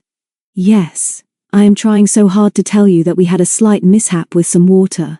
No, Aunt Betty. We have not been in IT, but very, very close to a mighty torrent that burst out. Yes, burst out but not over us. And you see, Auntie dear, that Pop Sterling may be very, very angry with us, and as we're not feeling strong we thought you would give us help and comfort. Here he paused and held the receiver away from his ear, as Mrs. Ingalls expressed sorrow, curiosity, welcome, and an abiding affection for her darlings at the top of her voice. When she stopped to take breath, Mary took the telephone. Lovely to hear your voice, dear Aunt Betty. We're on our way and there is just one little thing. We think it would be best if you keep all this a secret until we come, and then we can explain. It wouldn't be fair to worry Pop, would it? He gets anxious about us sometimes, and there's no need to tell David or Peter, 'cause we expect they're busy somewhere minding their own business. Yes, dear Auntie. We are rather muddy and tired, but people have been so kind to us. See you soon. I'm looking forward to meeting your Mrs. Ingalls, Peggy said briskly, as she replaced the telephone. Do you both often give that sort of performance? Not often, Dickie admitted. Sometimes, though, we want somebody to do something without having time to ask us too many questions. And Aunt Betty does talk a very, very long time on the telephone, and Uncle Alf, that's her husband, told her once when we were there, that her talks on the telephone would ruin him, and he'd have to sell the farm, and we wouldn't like that at all. But we should like you to meet her because she is very nice. 20 minutes later, Peggy stopped the car outside the farmyard gate of Ingalls. Just before you go in, she said, I want to ask you again whether anything you saw or heard today has not been told to the people at the gliding club or to me. We know you've done nothing wrong, although it seems to me that if you'd had more sense you wouldn't have gone up Harkaway by yourselves after you'd been told not to. I know you don't feel sure about seeing a man up there before the explosion, and I'm not surprised at that, so don't worry about it. If later on, perhaps tomorrow, you can remember better, just let us know. I think you both have been very brave and sensible, and I'm sure our sergeant does too, but please, twins, if you do remember more about that man, tell us at once. We know each other now, and I hope you'll feel I'm one of your friends. You see, it is just possible that the man was somebody the police want to help, or indeed somebody who can help them as much as you can by remembering more. See what I mean? Yes, we do, Dickie admitted, although he was still thinking that the man he wanted most to help was James Wilson, so that it was Mary who added, But, Peggy, we do like helping the police very much. We've often done it, and actually we're quite good at it. One of your super detectives up here in Shropshire is a friend of ours. We've helped him a lot, haven't we, Dickie? You mean Mr. Cantor? Everybody calls him Mr., don't they? Do you know him, Peggy? We thought you might. He knows all about us, doesn't he, Mary? Of course. Please give him our love and say he will be very welcome at Witchend at any time, and so will you. Now here's Aunt Betty at the gate. Come and meet her, and thank you for taking such care of us. It took 10 minutes to escape from Aunt Betty's welcome and to say goodbye to the twins, but before starting the car Peggy used her radio telephone and asked to speak to Detective Inspector Cantor. Chapter 8. David and Peter go shopping. Not long after the twins had set off on their expedition which so nearly ended in disaster, David drove Peter into Shrewsbury. They were alone with Mr. Sterling for 10 minutes before they left, and he walked with them over to the car, then unexpectedly kissed his daughter and solemnly shook hands with David. Peter turned to wave as David turned into the lane, and after a short silence while she dabbed her eyes he said, "Anyone would think that he won't see us for weeks. Actually, as Mary would say, I like and admire your dad very much, and not just because of you either. It's good to know that he approves of us. Cheer up, love, you're not going to a funeral. Did you telephone Jenny to say that we're going to take her out to lunch? Not a word to her about the object of our exercise. We've just been choosing your birthday present. Have you seen much of Jen lately?" he added. "Or Tom?" "Not much. Tom's busy all the time at Ingalls this time of year, and it's awful to think what's happening to the harvest after the storm, but on his days off, he goes over to Shrewsbury to see Jenny. She loves her job. I think she took it because when there aren't customers in the shop, she can read some sloppy novel. She's fun, David. But as my job at the stables is so different, we don't see much of each other now. That's why us all meeting together again is so important. I'm not sure what's going on between her and Tom. Maybe they've got a secret too." She glanced at him. "I'm glad you like my dad. He can't often say what he feels straight out, but he was so sweet just now that he made me cry. Thank you for being so nice to him." "Lucky old me," David said quietly, and for a moment clasped her hand on her lap. "Let's do our shopping first. You must help me to be masterful. You've made up your mind about what you want, haven't you?" The rest of the journey was uneventful, although there was plenty of water on the main road. David knew where he wanted to park in Shrewsbury, and what he called the birthday shop was not far from Dawkins' bookstore where Jenny worked. They were nearly half an hour in the first shop, and when they came out, hand in hand, Peter was flushed and looking very pretty. "Was I masterful but calm and cool, darling?" he said. "You really do like it? Pity it didn't quite fit, but we've got time." She nodded. "You were wonderful. Everything is so wonderful I can hardly believe it's true. If I didn't know you better, some people might think that you'd done it before. Let's go and see Jen, but not a word about my birthday present. I suppose we must collect her, but I wish now that we hadn't asked her today. Just the two of us would have been more seemly." "Sorry, Pete." "Nonsense. Of course we're going to take her out. I'm looking forward to Jen. I always do, but we shall look a bit silly if Tom has turned up." There were no customers in the shop when they went in, and Jenny was alone behind the counter. She was a few months older than Peter, but slighter and slimmer. A redhead with an eager, freckled face, impulsive and warm-hearted, but never vain. This morning, as she welcomed them, she was so excited that she looked exceptionally pretty. She leaned across the piles of papers on the counter, grabbed David and kissed him. "And you, Peter. It's wonderful to see you both. You look absolutely super, darling, and thank you for asking me out. I love being taken out. Tom does when he can, but I haven't seen David for years and years, and I don't often see Peter to ask her about you, and now I've got you both. And before I tell the most exciting and utterly fantastic news which has happened to us here this morning, just tell me about the others. The twins, I mean. Are they here yet? And Harriet? And Penny and John? I know they're all coming to the party. You must tell me more about that, David. I'm out of touch. Nobody tells me anything. Except Tom, of course, but he doesn't talk much really." Here she paused for breath, and David said hurriedly, "He doesn't have much chance when he's with you, does he, Jen? We'll give you our news presently. But what's happened to you this morning? What's the utterly fantastic news that's happened in this shop?" Jenny squeezed herself round the end of the counter, unexpectedly opened the shop door, looked each way into the street, came back and stood between her friends. "Listen," she whispered. "I don't suppose that what has happened is a real secret, but this morning, 'bout an hour ago, we had a visit from an absolutely smashing policeman. Yes, honestly, I don't think that what he told us was a secret, but it was very, very vital. There's a big crime going on round here, and the police want us to help, so I'm sure this Superman won't mind you knowing, because it will soon be in the news." "Oh, here's Mr. Dawkins. They're from Witchend, near where I live. I've known them for years.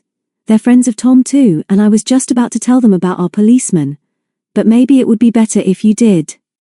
Mr. Dawkins was tall and thin with a bushy moustache and a bald head. He was a nice man but usually rather depressed. Although he obviously liked Jenny, and admired her enthusiasm for books and her pleasant ways with customers, there must have been times when he wondered whether he would ever be able to express his own opinions and wishes. Now he smiled at David and Peter, liked what he saw and said, "Good morning. I've always wanted to meet friends of Jenny. As she is apparently telling you of our visitor this morning, there seems no reason why you should not hear what has happened.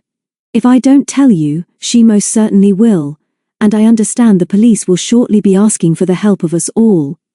Mr. Dawkins cleared his throat. Shopkeepers in the West Midlands are being warned that in this area in particular, there are a number of forged £10 and £5 notes in circulation. I have had no experience of this sort of trouble, but it seems that the forgers, or those who buy from them, choose shops where the goods on sale are comparatively cheap, offer a £10 note for something costing, say, 50 pence, like one of those paperbacks, and get £9.50 in change in real money. I was asked this morning to take particular notice of anyone offering a £10 note. I have told Jenny that sometimes we must ask for the actual price of the book and say we have not the change available, and if we can, to remember the number of the note offered. If the customer comes by car, we should try to take its number. Banks of course know what to look for, but as I told the copper this morning, I can't chat to every customer who offers a tenner or a fiver while Jenny runs to the bank with it. Anyway, I reckon there'll be such a rumpus about this racket that we shan't have much to worry about. You wouldn't think these crooks would have such a nerve, would you? Is there any way ordinary people can recognize a bad note? David asked. How would I know? The depressed Mr. Dawkins shrugged. I'm not sure. Business is difficult enough anyway. I don't know what this country's coming to. I suppose the banks will warn us what to look for. I bet they're busy looking through their stock right now. He stroked his moustache gloomily. If you three want to get off now, Jenny can go, he said. Back in an hour. Jenny filled 60 minutes with her chatter. Now don't you worry where to take me, David. I can tell you a super place. It's quite near and where Tom takes me when he can. Not too big. It's called the Magic Lantern, and it's cozy and rather romantic. Nearly all the people who come know each other, and I was saying to Tom only the other day that it's just the sort of place David ought to bring Peter, and that's why I want to show it to you. Maybe if you're going to stay long at Witchend you'll bring her sometimes. I want to talk to you about that. But here we are, and I hope you like it. And she took a deep breath as David opened the door of a small cafe and followed her in. She may have thought the atmosphere of the lantern was romantic, but he thought it gloomy and rather stuffy. As Jenny stepped forward to speak to a waitress in what was supposed to be a Japanese costume, Peter took his hand and whispered, "Don't spoil it for her, David. She's having a gorgeous time." Then Jenny introduced the waitress. "These are my special friends, Anne. Not as special as Tom, of course, but nearly. And please may we have the table in the corner." Anne, with a welcoming Shropshire smile, led them into the gloom, and then, as soon as they had finished their soup, Jenny was off again. "There's something very important and private I want to ask you, David. Tom and me were talking about it, and think you ought to know that you should come up here more often. To Witchend, I mean. I suppose you know that Peter pines for you. Of course I pine for Tom when I don't see him, but Peter's is a worse pine because she hardly ever does see you. You mustn't be angry with me, but we think you're deserting Peter. Not for long, Jenny. Not really and not always, but thank you and Tom for thinking of us. That's all right, David. It's just that next to Tom who is different. I love Peter, and you best in all the world." For a few moments there was silence. Peter felt for David's hand under the table, and when they looked at Jenny in astonishment they saw tears on her cheeks. "Thank you, Jen," Peter said quickly. "We love you too. I'll never forget the day we met on the way to Seven Gates, and the way you've helped to make the Lone Piners mean something to us all.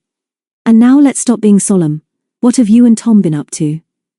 Jenny gave them her radiant smile. "I was going to ask you that. Have you been shopping this morning?" "You've guessed it," David agreed. "We've been choosing Peter's birthday present." "How wonderful," Jenny sighed. "I bet it's a ring. It ought to be a ring. All of us Lone Piners, especially Tom, think it ought to be a ring." "And what about Tom?" David asked. "I haven't seen him yet. What does he think about rings? He's a man with a responsible job and you're working now." When I see your dad at Peter's party next week, I shall ask him what he thinks about your prospects." "Okay," Jenny laughed. "You ask him. He likes you. I was going to ask about the party. What can we do to help?" "Lots, Jenny. Get Tom to bring you down to Ingalls soon, and I'll come round and talk it over with you. With your help, I've got a special surprise for Peter. She knows it's a secret. John and Penny are coming from Rye in a day or two. So, I may be able to bring them. Aunt Betty is helping and your mum and dad will if they can. But Peter doesn't know, and you're not to tell her when you know. We're going to be busy, Jen. That's okay, we'll help. And don't try to arrange too much without us." Jenny stood up. "Cheerio both. I must get back now. I'm a businesswoman. Thank you, David, for a lovely party." She blew kisses to them both, and the magic lantern was a little gloomier when she had gone. "I suppose Tom never tries to answer her back," David wondered. "He hasn't a chance, has he?" "I don't think he wants one, David. We'll be lucky in the future if we ever have a truer friend than Jenny. What shall we do now? Maybe we should go home and tell Dad what we've been up to, and see if the twins are back. I don't think it's rained again, but they've probably been messing about with water somewhere. Maybe we should do that, love, but I don't think we need worry. Before we go back, I'd like to look in at the market. Maybe I could find a little something I could buy you as a special souvenir of today. Or something we could buy for each other. That would be better still. But there's something else on your mind, isn't there? That woman the twins saw at the castle market. The woman who wouldn't draw them and that you've had trouble with down at Rye. The Ballinger? I've never seen her, but after their description of her I think I should recognize her." "Yes, Peter. That's the woman. You know that the twins aren't silly about this sort of thing, and it's true that she really was a very wicked woman. Pity John and Penny aren't here, because they were the first of us all to meet her. But even if this woman is the Ballinger, we needn't get involved. I admit I'm curious though, and she really was an artist when we first knew about her. If she's any good I'd like her to sketch you. She wouldn't recognize me. Do you mind? We can wander round the shops first." They spent a happy hour window shopping.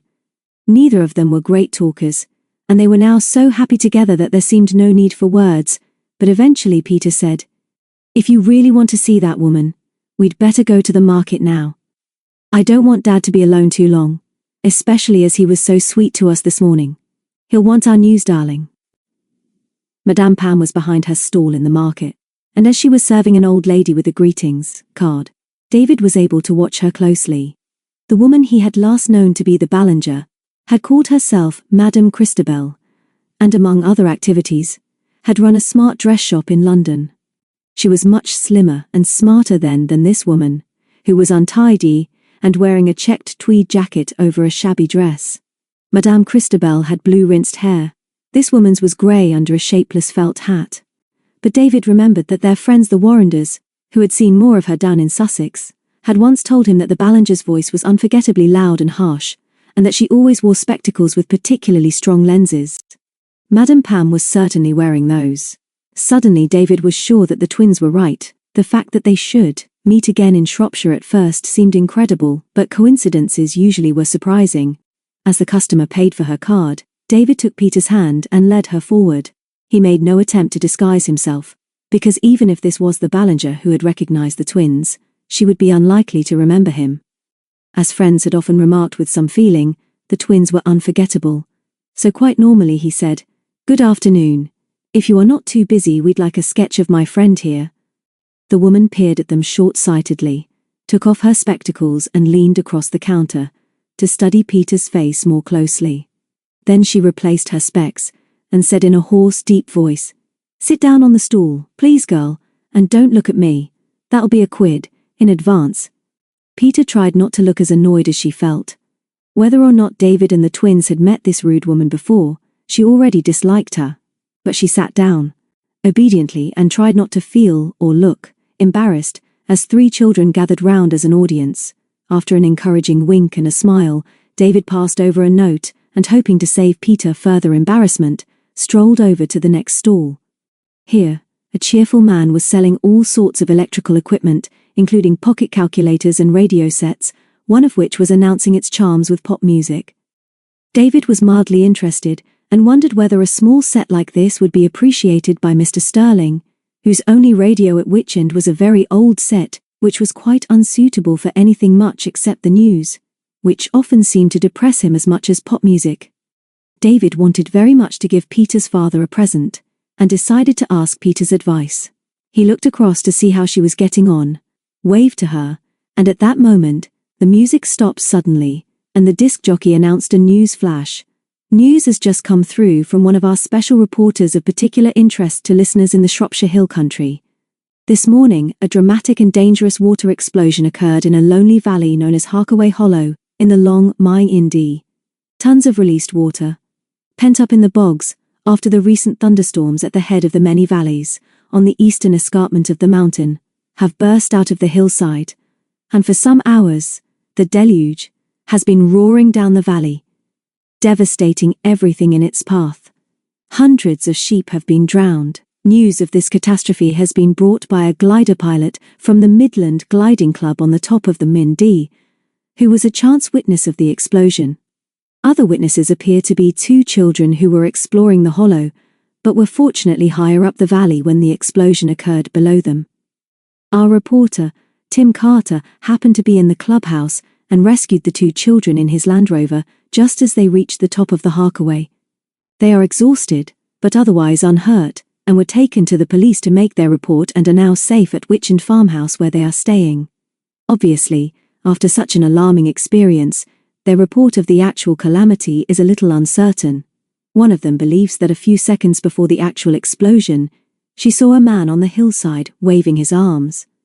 They cannot agree that they saw him engulfed or carried away by the floodwaters, but the police have been informed, and we hear that some local farmers are on their way now to search the mountain and Harkaway, where the flood is now subsiding. More news in the next bulletin. The proprietor switched off and turned to David. "Anything here you fancy, son?" "All bargains. Everything guaranteed. Lucky escape for those kids up the Mind, I reckon. There was a water burst like that some years ago." David, feeling slightly sick and very angry, shook his head and hurried back to Peter, who was standing up with her sketch in her hand. "It's not bad, David. I like it. What is the matter? What's happened?" He grabbed her arm, but before he could give her the news, a young woman pushed rudely past them, and they distinctly heard what she said to Madame Pam. "Pack up at once. We must get back. The two men are fussing. There's been a flood in one of the valleys and some kids say they saw a man washed away. Could be him. Hurry." Chapter 9. Enter Mr. Cantor. Peter had no chance to show the sketch to David, who quickly led her out of earshot. "Sorry, Pete. We're in a hurry. I've just heard a news flash on the radio. The twins are in trouble again, and I'm so angry you'll have to hold me back when we do see them. In spite of what we all told them, they've been in a valley I've never heard of, Harkaway or some such name, where there's been a water explosion, and the kids say they saw a man waving his arms and he disappeared. Apparently they got to the top of the main valley and were rescued by a chap from the gliding club, and are now with the police. They can't be trusted out of our sight, Pete, and I'm browned off with them. Can you imagine what my parents will say?" "Keep your cool, David," she said as he hustled her through the crowded market to the car. "The important thing is that they're safe, but I shudder to think what my dad will say. Luckily he doesn't listen to the radio at this time of day, and never to the news if he can avoid it, but surely he made the twins promise not to go into any of the valleys this morning." "Yes, he did. Why did they choose Harkaway, I wonder? Do you know it? Is it particularly dangerous? Shouldn't have thought so. I believe I've been up it once on Sally. Not many know about it, and it's certainly off the tourist routes. Come to think of it, David, I believe there was a water explosion there a few years ago. And you needn't grab my arm quite so hard, I'm coming as fast as I can." "Why the hurry?" "I'm not worried about the twins, love. I'm worried about your dad and what he will think when they're brought to Witchend in a police car. The announcer mentioned Witchend, and it's possible some listeners have already rung up. I don't want to spoil this super day, darling, but the twins are my responsibility, and I'm not going to have your father upset by any message that may have come through. I wanted this to be our day, especially yours, and now look what's happened." "Yes, I see what you mean about Dad. Maybe we could give him my sketch and calm him down? You give it to him as a souvenir of today, and I haven't even thanked you for it yet." David didn't say much at first as he drove back to Witchend. He did not want to spoil Peter's day by delving into the past, but the more he thought about it, the more certain he became that the twins were right. and that Madame Pam, the artist working the markets, was the Ballinger they first saw in Rye some years ago, at the same time as they met John and Penny Warrender. She looked older now, of course, and not much like the smart Madame Christabel in London. But the voice was the same, and so were the exceptionally thick specs. And then, with a sudden sense of shock, he remembered that in the London adventure she was involved in a racket of forging pictures, and that the expensive dress shop she ran was only a blind.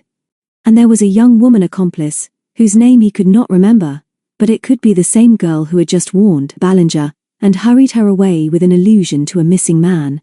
And now, in this unlikely country, there was new evidence of forgery, and it was more than likely that the half-blind old woman who, in a few minutes had caught in a rough sketch the beauty of Peter's face, was again involved in the same sort of crime.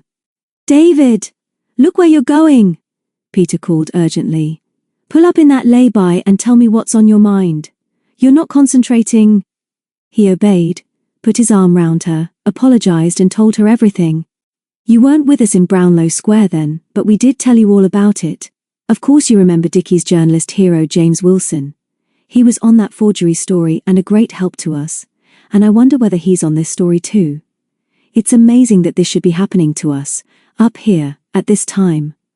I wanted it to be all yours, every minute of it from this morning until your day. Before we know where we are, we'll have Mr. Cantor calling at Witchend. Chap on the newsflash said that a few local farmers were searching for the man Mary thinks she saw, and probably Tom and Uncle Alf will be on that. How much of all this Ballinger business are we going to tell your father?" "Nothing yet, please. With the twins, we're the only 4 who know, but we must warn those 2. Drive straight to Witchend now and find out whether Dad has heard about the water explosion. And let's hope the twins haven't been brought home there by the police without warning him." David started the engine and smiled at her. "Thanks, Pete. Feel better for telling you. Let's deal with the twins first, but somehow I don't think they'll be keen on facing your dad without support. They might go to Ingalls first and get Aunt Betty to intercede for them." Mr. Sterling, looking very worried, came out with Macbeth to meet them as soon as David drove into the farmyard. Peter was first out of the car, ran over and hugged him, and eased the situation for David by saying, "We've heard about the twins, Dad. We know they're safe because there was news of the explosion in Harkaway on the radio. We came back the moment we heard because we were sure somebody would have told you. Do you know where they are now?"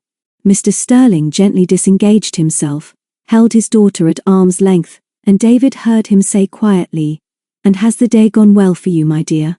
She nodded emphatically and took his hand as he advanced on David, who was not feeling as cool and collected as he would have liked. "I am glad to know that you are both aware that your brother and sister are safe and uninjured, David.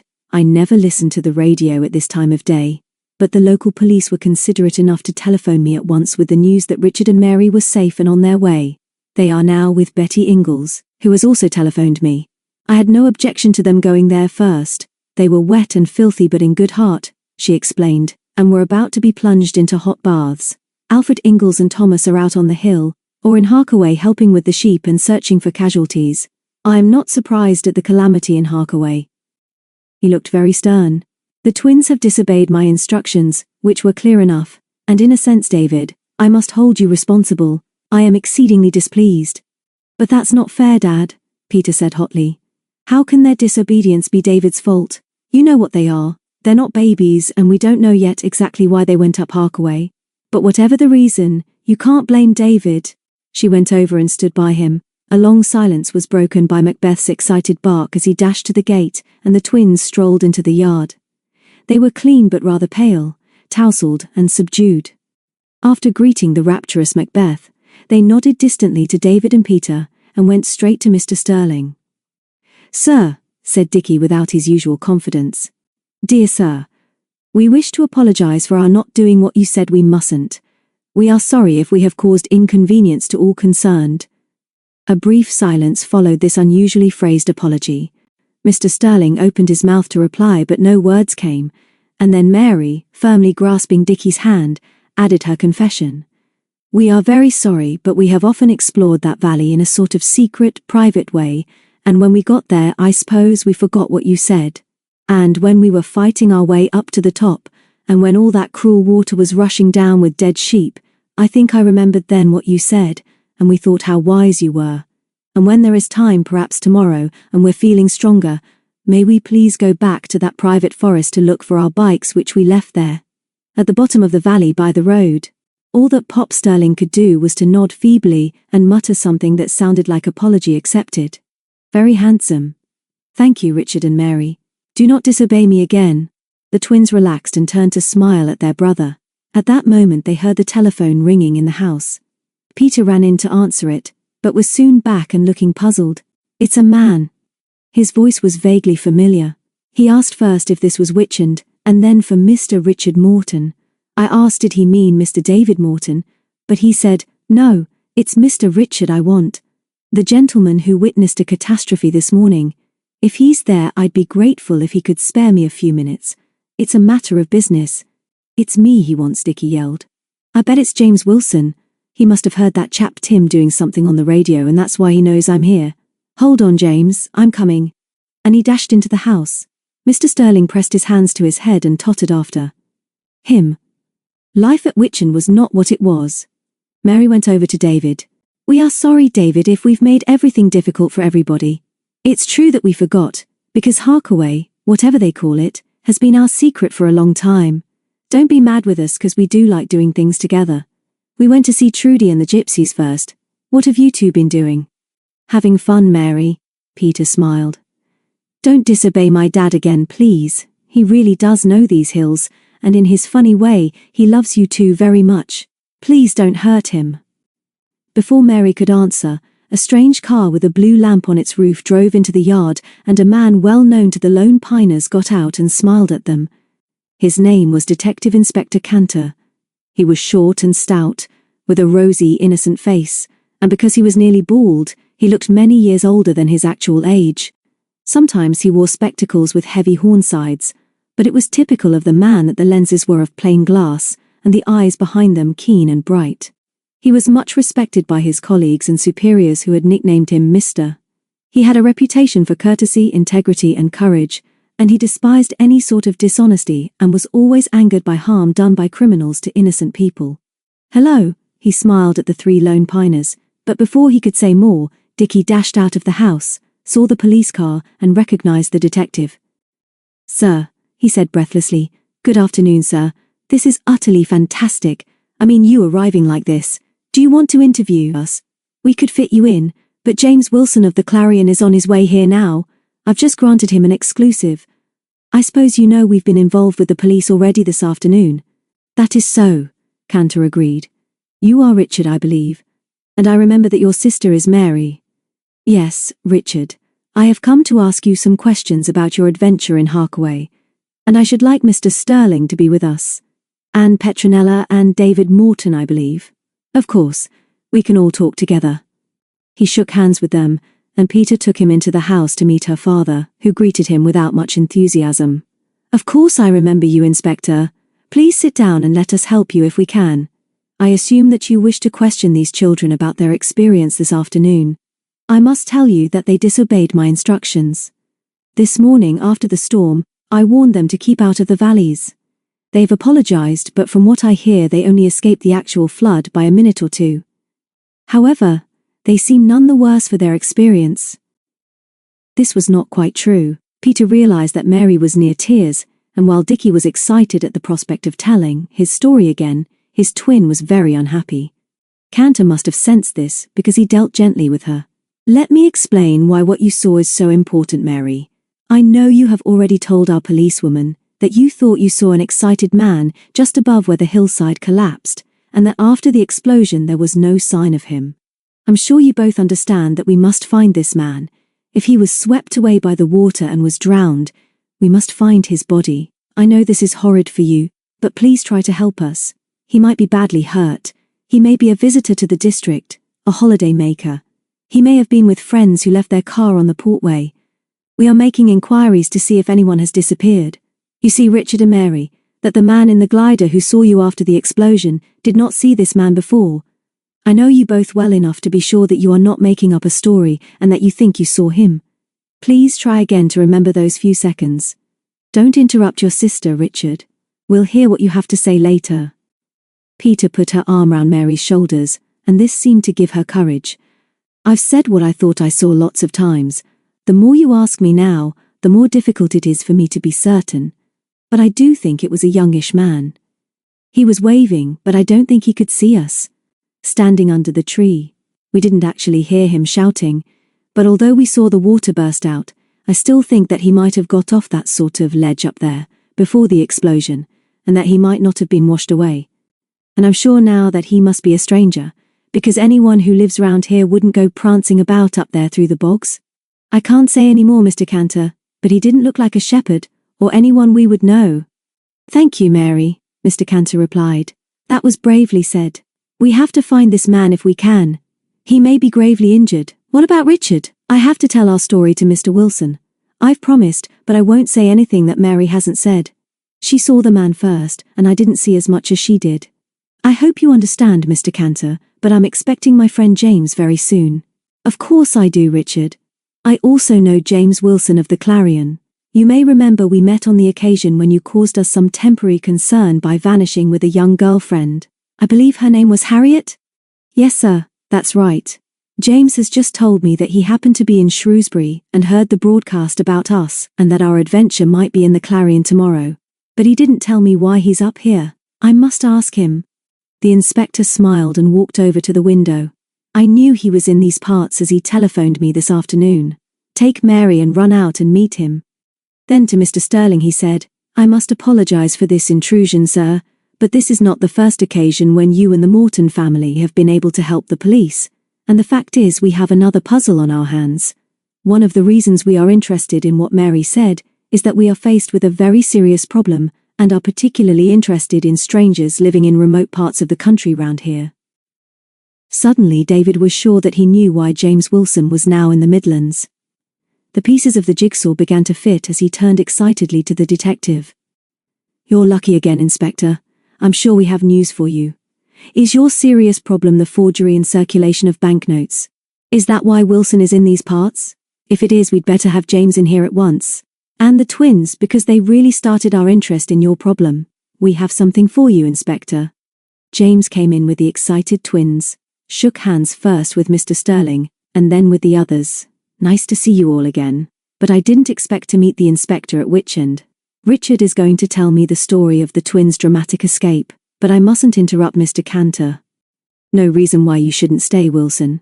David was just going to tell me what he knows about forged banknotes in this part of the country. I don't think he is going to waste our time. Mr. Sterling understands the situation. Mr. Sterling does not, the old man said angrily. He knows nothing about forged banknotes, and does not want this house turned into a police station or a newspaper office. Please be as brief as you can and leave us alone. Peter went over to her father, sat on the arm of his chair and tried to comfort him. We must help him if we can, Dad. Please let David tell what he knows, and then James can talk separately to the twins. Mr. Sterling nodded feebly. David glared at the twins and warned them not to interrupt, and told Mr. Cantor of their visit to Bishop's Castle Market and meeting with Madame Pam, and their belief that they had met this woman before in Rye, where she was known as Miss Ballinger, and was certainly an artist.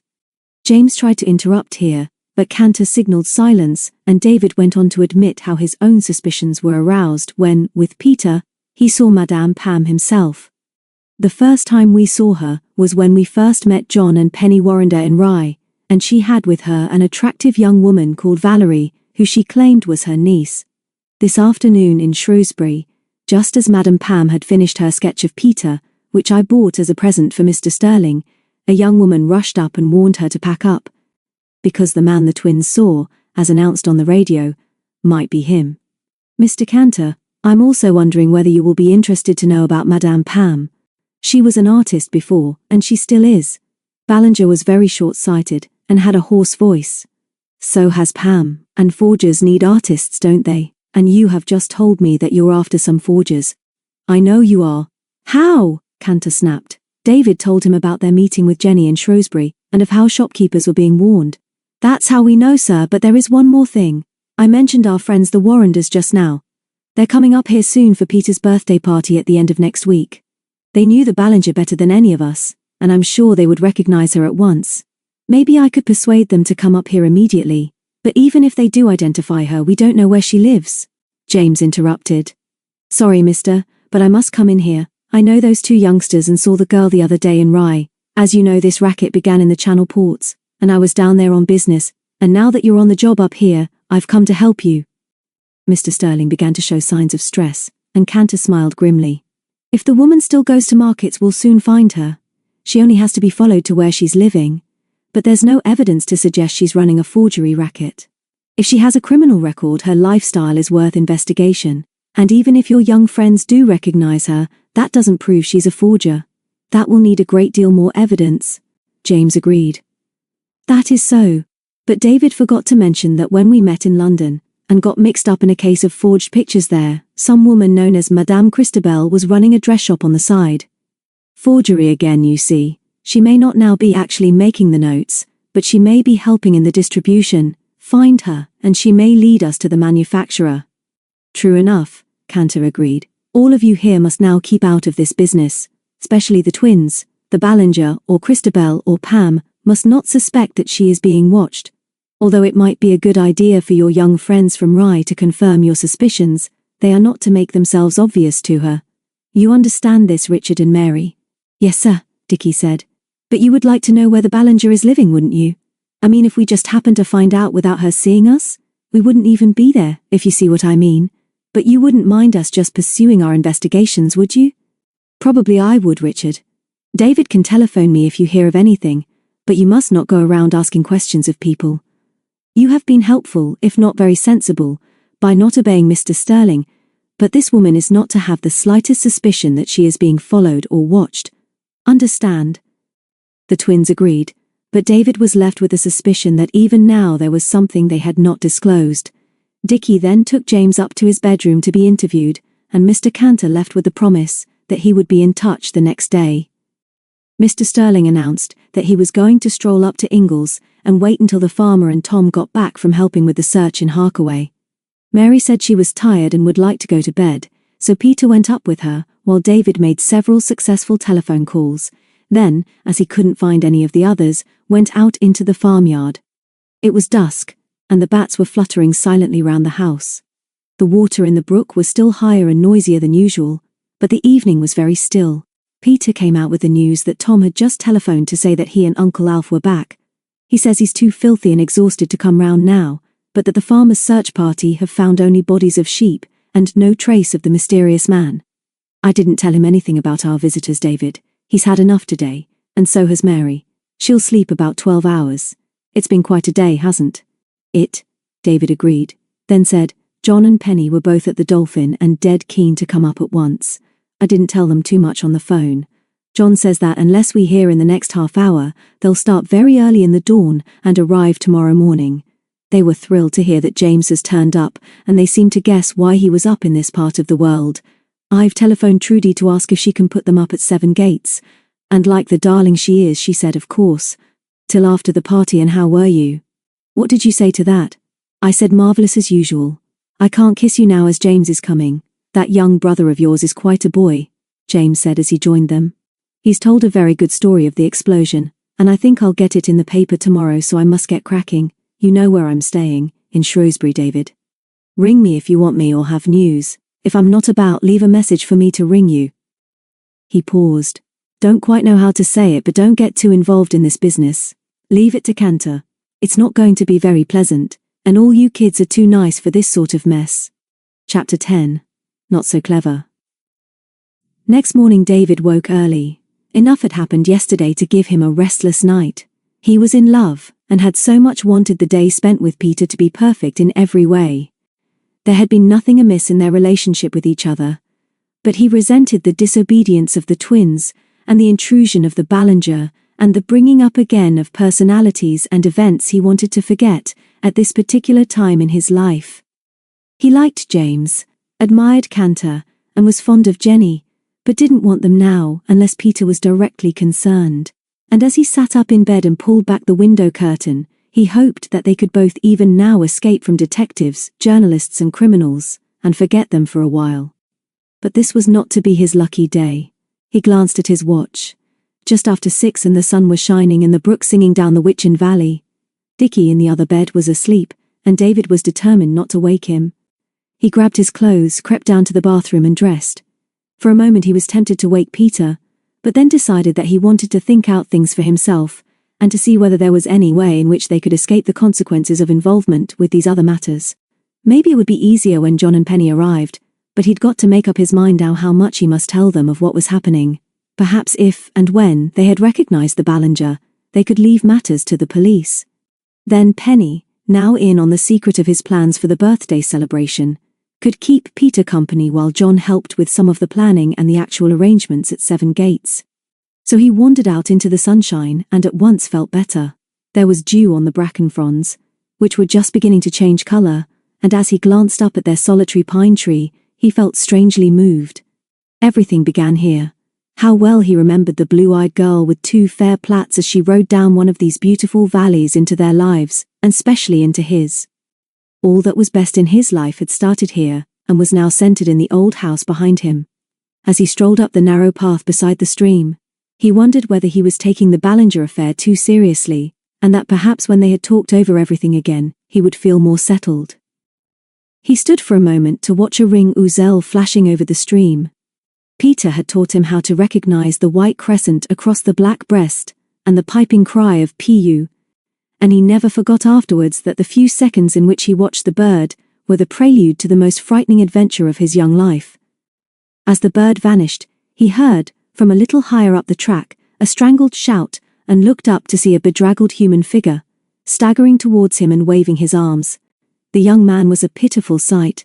Under his beard and moustache his face was deathly pale, and streaked with blood. His black jacket and the shirt under it were both in tatters, and one leg of his jeans had been torn off at the knee, and as David stepped forward to help, the stranger collapsed at his feet and grasped his ankles. David tried to raise him, but he seemed to be hysterical, and was babbling words in an unfamiliar language. At last David managed to get his hands under his arms, and with a great effort got him to his feet. The young man did not really understand what he was saying, but the sound of David's words seemed to bring some comfort, and at last, he made enough effort to keep upright. With one arm round his rescuer's shoulder, he stumbled, a few steps at a time, down the track. He stopped suddenly, as soon as he saw Witchend, then shook his head as he pointed to the house, and said something that sounded like, "Door, door." "Stick it," David gasped. "Nearly home now. You'll soon be okay, not to worry, we'll look after you." There was no coherent answer, but as soon as they were in the farmyard, the man stumbled and fell on his face. In panic, David struggled to turn him over. His face was deathly white, and although he was still breathing, he was unconscious. David tried to think calmly. Probably this stranger was the young man the twins saw in Harkaway. He was certainly in a dangerous state of exhaustion, and probably starving. Should he telephone now for police and ambulance, or was there anything they could do at once? Mr. Sterling must be told, but how would he take it? Better wake Peter first. She would never panic and would deal with her father, but not the twins. Let sleeping twins lie, he thought grimly as he ran into the house. Everything was quiet. He tapped on Peter's bedroom door, not too loudly for fear of waking her father across the landing. There was no reply, so he tried again and gently turned the handle. Her window was open and the curtains moving gently in the breeze. Her hair was spread across her pillow, and she was still sleeping peacefully. Gently he rested a hand on her shoulder. "Pete, dear, Pete, wake up, help me. Nobody else knows, but there's an unconscious man in the farmyard, and I think we should tell your father." Her blue eyes opened wide, and she pushed his hand away. "David, what has happened? Throw me my dressing gown on the door, and go downstairs, and wait for me." That was all. No hysterics, no silly questions, and she was down beside him, and had given him a quick kiss, almost before he had realized what had happened. He led her into the farmyard. The fugitive was where he had left him, still unconscious. David told her quickly what had happened. "We must get him to hospital and tell Cantor," he said. "Will you fetch your father at once so we can get this chap indoors?" "Peter, darling, he might die on us, but I thought I must tell you first." "You were right, I'll deal with Dad, but you must telephone now for the ambulance." "I don't really know, but my guess is that this chap is starving." "What did he say to you?" "I just told you, he can't understand English nor speak it. He muttered something which didn't even make sense. While you're upstairs, shall I try to bring him round?" "No, ambulance first, David. We might do the wrong thing. Dad will know." And it was extraordinary that Mr. Sterling did know, from the moment that Peter woke him with the news, that there was an unconscious young man in their farmyard, and that David was telephoning for an ambulance. He took control. First the three of them got him into the kitchen, and into Mr. Sterling's easy chair, and soon, after a little brandy had been forced down his throat, he recovered consciousness, looked vaguely round the strange room, and muttered something they could not understand. He seemed to be too exhausted to stand, but drank some hot milk hungrily. Mr. Sterling searched his few pockets, all of which were empty, and while Peter did her best to wash his blood-stained face and hands, David went up and explained the situation to the twins, who were furious because they had not been wakened earlier. He could be the man Mary saw, David told them. You can see him when the ambulance comes, but he's in such a state because he's probably been wandering about the Mind ever since Harkaway. I'm sure he's not English, and I must tell Cantor we've found him. Meanwhile, try not to fuss and please do as you're told and help Peter and Pop Sterling. I'm going to telephone now. Okay then, if you're not bossy, Dickie said. When you've finished, I wish to telephone James.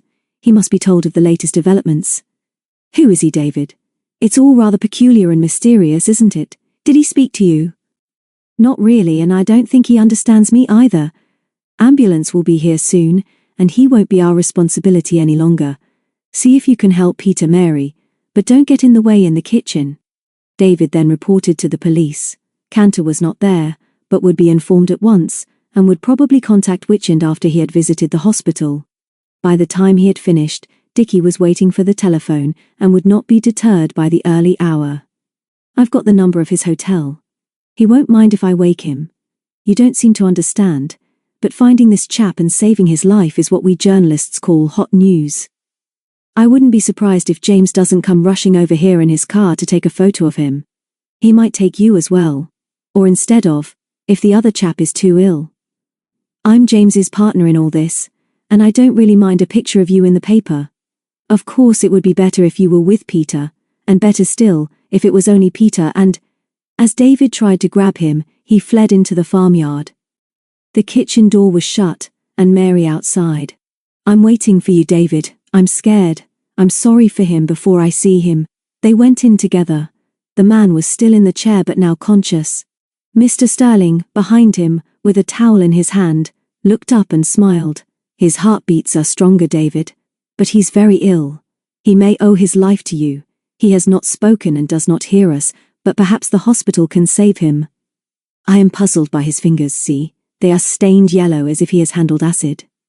This young man is surely no chance visitor to the Mind. Very strange. There is no more we can do for him now. And as we can hardly have breakfast here, perhaps Petronella and Mary would bring us some tea outside in the sunshine. But before David could get chairs out of the old barn, the ambulance arrived, and 5 minutes later was on its way to the hospital in Shrewsbury with the semi-conscious man, and Mr. Sterling's and David's explanations of what had happened. As the ambulance drove off, Dickie came back, and after a wary glance at his brother, asked Mr. Sterling if he might use the telephone to speak to James. David went into the house with him. I know you want to tell James the story, and so you shall, I promise, he said. We'll decide presently what we're going to do today, but remember that John and Penny are coming sometime this morning. I don't want Pop Sterling bothered any more by the police, nor James for that matter. Pop's done enough, and he gets worried and fussed. If James does come over, I don't want Peter bothered either. We're all here because of her birthday. And you? Dickie said quietly. What are you going to do today? You're worried about something else, aren't you? Is it the Ballinger? We've forgotten about her, haven't we? I wish we had. We don't want her to spoil the next few days. Let's all try and forget her. She's not our business, and I want you and Mary to concentrate on Peter and her party and work in with John and Penny when they come. See what I mean? By all means tell James about our visitor, but please go easy, Dickie. We don't all want to get involved. The boy nodded doubtfully as he lifted the telephone, and David went back to the others. But the truth was that he was unable to practice what he preached. He could not forget the Ballinger, nor the possibility that in some way she was connected with forgery, and he was also very curious about the young man with acid-stained fingers. They finished their picnic breakfast, and Dickie returned with the news that he had spoken to James, who was grateful for the news about the young foreigner, and might come over to Witchend later, but would telephone first. Peter then took David aside and asked him why he was behaving so strangely. I know that finding that poor chap up our valley was a shock for you, but you did what you could, and nobody could do more. What is worrying you? Even if he dies, it won't be the fault of any of us. I heard Dad say that you may have saved his life, but there isn't anything else that you or any of us can do. It's up to the doctors. What's wrong, David? You're not like the David I know and love. He did his best to explain that he wanted them all to get away from and forget the events which had crowded on them since they arrived at Witchend. Difficult to explain, Pete, but I've got some rather crazy ideas that I want to test out. I'd like to go off in the car for a while to think things out. I don't want your father worried anymore, and I'm determined that you shan't be either. Will you come with me now, darling, just for an hour or two? But why, David? Why? What is really on your mind? Anyway, I don't want to leave Dad, and don't think I should. And have you forgotten John and Penny? No, but I don't want them involved either. Truth is that I want to check up on these ideas, and I shan't be able to settle down to anything, especially to you, until I've done this. I know you won't say anything to the others, not even to the Warrenders if they arrive before I'm back. I understand about you staying here, and in a way I'm glad you are. I'm not sure exactly where I'll be going, but I shall call at 7 Gates. I want a word with Charles. You see, Pete, I'm not only worried about the foreign chap, but I am seriously wondering whether there can possibly be a link between the Ballinger and the forgery, and indeed this young man. We must have these doubts settled. We don't want Cantor here again. I've told Dickie that I'm not very keen on James coming and raking over all the things we want to forget. Can't you see, dearest Peter, that it is only you who are really important to me? If I can settle the doubts in my mind, I can report to Cantor and let the police get on with it. She stood away from him and put her hands on his shoulders. She was flushed and tears were in her eyes as she said, I'm a lucky girl, David. You'd better go at once. Will you promise to telephone me from 7 Gates? Yes, I promise to ring you by noon. There's just one other thing. Did you hear that chap say anything? Any word at all? She shook her head. No, I just had the idea that he couldn't speak English. You promise, David, to telephone me before noon? Yes, of course, I may be back by then. No need to tell the others why I've gone. She kissed him quickly and ran indoors. David had nothing to take with him, but as soon as he was up on the portway he stopped the car, found the 1-inch ordnance map which they bought years ago, and got out into the sunshine. The view from here was familiar and unforgettable. Away to the west, beyond the Stiperstones, were the blue Welsh hills, and on the other side of the Mynd, the long line of Wenlock Edge rose against the skyline. As usual, it was very quiet. Here, he was higher than the streams began, and unless one was familiar with the landscape, there was no way of knowing where the heads of the valleys merged into the bogs and the heather. David, remembering again the tragic, bemused young man he had rescued only a few hours ago, realized how easy it was for a stranger to get lost in country like this, particularly if he wanted to avoid the only road.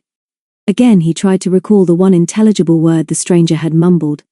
Something to do with a door? Was he trying to say his name or where he wanted to go? Inch by inch, David searched the map, looking for a clue. There was nothing on it beginning with door that could be the place he hoped to find. Then he spotted a word that gave him a sudden shock of recognition. The lettering was very small, but sure enough, at the end of a lane branching off the main road which circled the long Mynd along its western flank, there was a black dot signifying a house called Appledore. David remembered this house. It had played an important part in their first adventure together when he had first met Peter. It was certainly isolated, and he remembered that Cantor had said that the police were interested in such places. And another possibility was that Ballinger might be using it now. Did that mean that such a house was used by forgers, and that the young man with acid-stained fingers was one of the gang? Suddenly he was excited. Now was the time to find out for himself, and then let Cantor take control and get this whole horrible business out of the way. As promised, he could telephone both Peter and the police from 7 Gates. Even if he found nothing outwardly unusual about the place, he could tell the inspector about his suspicions, and then leave it all thankfully to them, and concentrate on Peter and her celebration. So he drove down the steep hill to the east of the gliding station, and turned north until he found a narrow lane, overshadowed by trees on the right. This was not signposted, and although he had never before approached Appledore by road from this direction, he turned into it. After about half a mile, It terminated in a rough and rocky clearing, on the side of which a muddy track, once evidently a drive, led up to the house, which was bigger and older than Witchend. David remembered it vaguely, although previously he had approached it by foot from the other side. He got out of the car and looked round. His first suspicion was that the house was empty. There was no sign of life from where he was standing, and a few decaying cabbages in a plot nearer the house suggested that it had not been tended for years. Then he noticed the marks of car tires on the track ahead and realized that they were recent. He was nervous but had his story ready and decided to take a chance. At least he would soon know whether his surmise about Appledore was correct. Then he made his first mistake. He forgot to remove his car's ignition key and left the door unlocked. He walked up to the house and into a yard at the side where an old estate car was parked. In the back of this he saw several cardboard boxes of greeting cards and realized that his reasoning was correct, and that he had found where the Ballinger was living. Then something crunched under his shoes, and he saw that the yard was littered with broken glass. He looked up and noticed that a window on the first floor, a few feet above the flat roof of an outhouse, was smashed. Not just smashed, but broken, probably from inside, because he could see splintered woodwork. Was it possible that somebody had escaped through that window? His heart thumped excitedly, and as he took a pace towards the shed he heard a girl's cool voice behind him. "Good morning, you seem to be lost. Have you not realized that this is private property? What do you want?" She was an attractive young woman, well-groomed and wearing nice country clothes. Suddenly he knew that he was right, and that he had found the Ballinger's house, and that this was the girl he had seen yesterday in the market, urging Madame Pam to come away at once. He made his apologies. "I'm sorry. I'm not meaning to trespass, but I couldn't see anybody about in the front of the house. I believe this is Appledore, and somebody told me that an artist called Madame Pam lives here. You see, I met her yesterday in Shrewsbury Market, and she did a super sketch of my girlfriend. It's her birthday tomorrow, and she wants a sketch of me, and I'm hoping to persuade Madame to give me a few minutes if she's not too busy. If she is here, I'd be most grateful if I could see her." Valerie looked at him appraisingly. "She does live here. She's my aunt and I help her with her business. You've got a peculiar idea of asking for her at the back of our house. Come round to the front and we'll see if she'll oblige you. It's her day for working at home, but I expect she will. What's your name? Do you live round here?" "David Morton. My people have a house the other side of the Mind. Thanks for your help anyway. I know Madame is very quick with her sketches, and I would be grateful if she could spare a few minutes." "What's your name?" "Most people call me Val." She smiled over her shoulder. "Come round to the front, David." He had not expected so friendly a welcome, but as he followed her he remembered that Cantor had reminded him that Madame Pam, even if she was the Ballinger, might be going straight, and in spite of her past record, might not necessarily be a forger. But there was something odd about that broken window. Val led him straight into a big room on the ground floor crowded with heavy furniture. The hunched figure of Madame Pam was sitting close to the window where the light fell on an easel, holding a white card on which she was working. "Auntie, I've brought you a customer. Name is David Morton, who is staying in these parts. You sketched his girlfriend yesterday in Shrewsbury, and he wants you to do him now. I'm not sure how he discovered where we're living, but he was wandering round the back. I can't see him from here," she said in her familiar hoarse deep voice. "Bring him over. I remember a pretty fair girl yesterday. Stand close to me, lad. How did you know that I lived here?" David tried to explain again as he weaved his way between a big table and some enormous chairs towards the grotesque woman by the window. He heard Valerie close the door behind him, and at that moment he began to feel uneasy. Had he really been too clever thinking that he could tackle this sort of situation on his own? True, there were only two women, but had Val tricked him? He looked behind him, but she was only a few steps away and seemed to give him a reassuring smile. He sat down in the chair indicated by the Ballinger, who took off her specs to peer at him, and then suddenly he realized what a fool he had been. The door was flung back, and a man shouted in broken English, "What you two women doing? What the hell goes on here? There is another car. A strange car outside. Fools. Some kids 'ave found Jan. He is in hospital."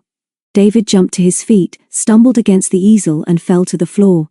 While he was struggling to get up, a second man walked into the room. "Be quiet, Joseph. Who is this young fool and how did he get in here?" Dazed and trembling, David got to his feet and was foolish enough to make a dash for the still open door. Seymour, for he was the second man, had little difficulty in tripping him up. He fell again heavily against the corner of the table and lay still on the floor as blood oozed from a cut across his forehead. Joseph swore a foreign oath. Val looked excitedly at Tom Seymour and Madame Pam remarked, "I cannot see clearly what has happened, but when he was close to me I believe that young lout is something to do with those two kids who recognized me the other day." Seymour nodded, went down on his knees to examine the unconscious David, and then turned to Joseph and said, "He's out for a bit, but he'll get over it. Carry him down and lock him in the inner machine room. And hurry, we may be leaving soon." Still muttering and swearing, Joseph dragged David out of the room, and before he returned, Val turned to Seymour. "Is that really true, Tom, that Jan has been found?" "Yes, heard it on the car radio." "When did that kid get here? Was there anybody with him?" Val told all she knew and added, "He was interested in that broken window. Why didn't one of you men clear up that mess? It's Joseph's job, and it's his fault Jan ran away. Best thing we can hope for is that Jan dies. As soon as he's conscious he'll split on us even if he can't speak English. Time we cleared out, isn't it, Tom?" Joseph came back. "I leave him some water. Soon somebody will find this house and so we go. I take what we have made and maybe I burn it someplace. We hurry now, Tom." Then the Ballinger recovered some of her old spirit. "Both you men are responsible for this disaster, for allowing that unfortunate young man Jan to join us. Val is right. If Jan lives, sooner or later this house with the machines will be found. I also consider you have made a mistake by locking up that boy down below." Neither man answered, so she turned again to Seymour. "No doubt you have made plans to return to one of your hidey holes in the sunshine. Before we part you will let me know which one, so that Val and I can join you when ready. You will find it difficult to hide from us, and if I have cause I shall betray you, and the police of the world will hunt you down. Now go and pack up. Valerie stays with me and we make our plans now. And do not underestimate me. Madame Pam has been carrying a gun in her handbag since our meeting in Birmingham." Seymour nodded to Joseph and both men went to the door. Then Seymour turned, but Ballinger was too short-sighted to see the meaning look which he gave to Valerie. Neither did she see the girl's answering nod and smile. Chapter 11. Peter to the rescue. It was difficult for Peter to explain to her father why David had gone off by himself. The morning was only a few hours old, but already enough had happened to upset his gentle and unselfish way of life. "He's very upset over this young chap he found this morning, Dad. Please don't be cross with him. He knows that everything will be all right here with you in charge. He wants to find out where that woman who sketched me in Shrewsbury Market yesterday is living. And, I may as well tell you now, that he wants you to have a sketch as a surprise. It was his idea. David would have liked me to go with him. But then he realized that you would be left alone with the twins, and then of course John and Penny may be here soon and I would like to be here when they arrive. David is also going to see Trudy and Charles at Seven Gates about birthday arrangements, I suppose. But he's promised to telephone me by noon. So stop worrying, Dad. It's wonderful of you to take all this trouble over my birthday. I'm getting a bit scared of it really, and I'm sorry all these other things keep happening."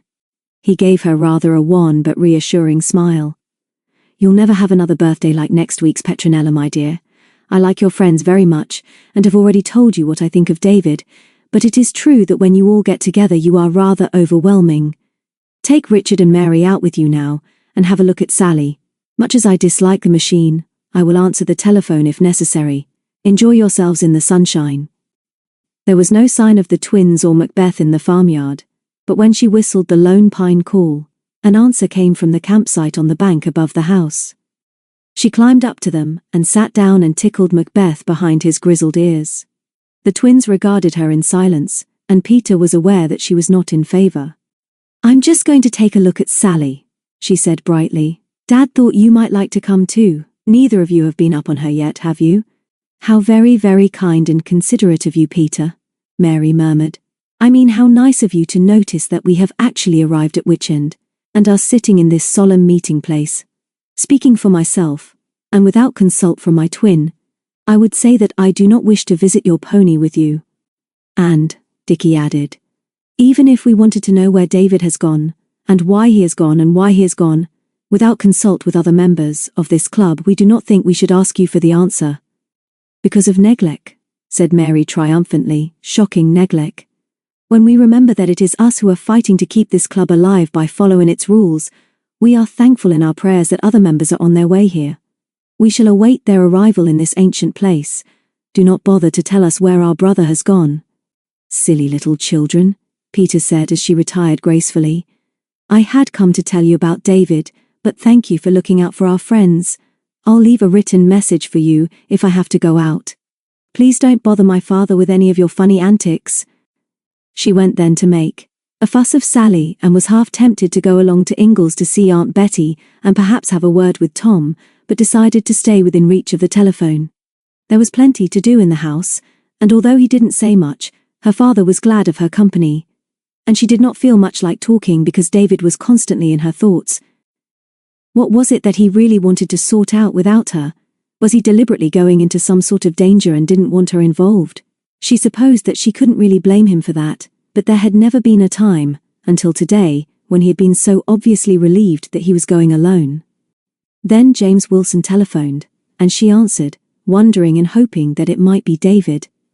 I'm in a hurry, Peter. I'm at the hospital, and thought you'd all like to know that although the chap David found this morning has recovered consciousness, he can't say anything anybody can understand.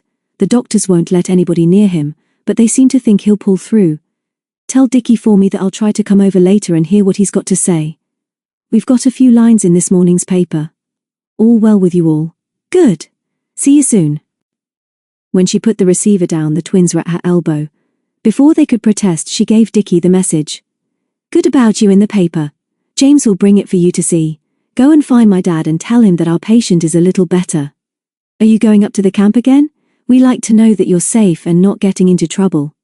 This time Mary gave her a wicked grin and said, It's just that we get a bit bored doing nothing. We were wondering whether we could wander down to the bottom of Harkaway and see if our bikes are safe. Without our bikes, everything takes so much longer, if you know what we mean. Where's David gone, Peter? We'll never forgive either of you if he's planning something big without us. Are you peening for him? She fled as Peter tried to grab her, and then the telephone rang again. Hello? Is that you, David darling? I've been longing for you to ring. Are you with Trudy? It is not David darling. It's John, Peter darling, and Penny is hopping about on my feet in this hot call box. Listen, gorgeous. We're about 2 hours away. Had a puncture and had to change a wheel. Where's David? Has he deserted you? Yes, but not for long, I hope. Sorry about the delay, but we're longing to see you both. Lots of news and some excitement. You'd better come here before you go to Seven Gates. The twins and Dad will be pleased to see you. Yes, of course I'll be here. Love to Penny. When she put the receiver down and turned round, she realized that the twins had heard enough of her conversation to know that the Warrenders were delayed. We shall be here, Peter, Dickie explained. I am waiting for James, and we shall be glad to welcome John and Penny and tell them about the Ballinger, and that David has gone off by himself. There are times, twins, when I long for you to say nothing until you are invited to speak. This is one of them. I know only too well that you are here. My father knows, and I'm sure he will be very angry if you go wandering off again and making trouble for us all. And when John and Penny arrive, please don't bother them with your story before we've had a chance to welcome them. James may be here before they arrive, and as he knows them well, I don't want you to interrupt. Dickie looked amazed at such remarks from Peter, but Mary as always was more astute. But you're angry with us, Peter. Please don't be. We didn't want to upset you and we're sorry. We know you're worried about David going off by himself. We can see that, and if you can't tell us why he's gone, we can't be worried either. Perhaps you don't know why, and of course that is horrid for you. We'll go back to the camp now and keep out of your way. And then of course Peter was ashamed of herself. She had always understood Mary better than the others, and she realized now that the little girl was hurt by her reproof. And the truth was she was still disturbed by David's unusual decision. Why could he not be his usual, straightforward self, and give her his confidence? The minutes dragged by slowly. It was now 20 minutes to 12, and he had not telephoned. He had promised, and never yet had he broken a promise. She went to find her father and told him about John and Penny. They want to see you, Dad, before they go on to Seven Gates. We could give them something to eat here, couldn't we? Yes, we could. I have been stocking up food for weeks. What about David? Will he be back? I don't know. He's going to telephone me about now. He's going to see Trudy as I told you. He'll ring soon. But he didn't. At 12:15 she rang 7 Gates. Hello, Trudy. It's Peter. May I speak to David, please? He's not here, love. Are we to expect him? I know John and Penny will be here later, but I guess they'd come to you first. They're on their way, Trudy, but David has gone off alone and he promised to ring me at 12. Yes, he did, Trudy. He never breaks his promise. Please ask him to ring as soon as he arrives. It's urgent. Of course I'll tell him. But what's wrong, Peter? Is your father all right? What are you fussing about? I can't explain over the telephone. There's nothing wrong here. David promised to ring me, and hasn't. Well, give him a chance, Peter. He hasn't telephoned here, but no doubt he'll turn up soon. Don't be a silly, nervous girl, Peter. Just trust him. You'll hear from him soon. But she didn't. Another half-hour passed slowly before the telephone rang again. Peter had lifted the receiver before Dickie arrived and stood at her elbow, hoping it was James. It was Trudy again. Listen calmly, Peter. David has not yet arrived and neither has he telephoned. Fenella is at my side. Yes, Fenella. She insists on speaking to Dickie. She is afraid of the telephone but is very excited and I'm trying to help her. Is Dickie there? If not, please fetch him.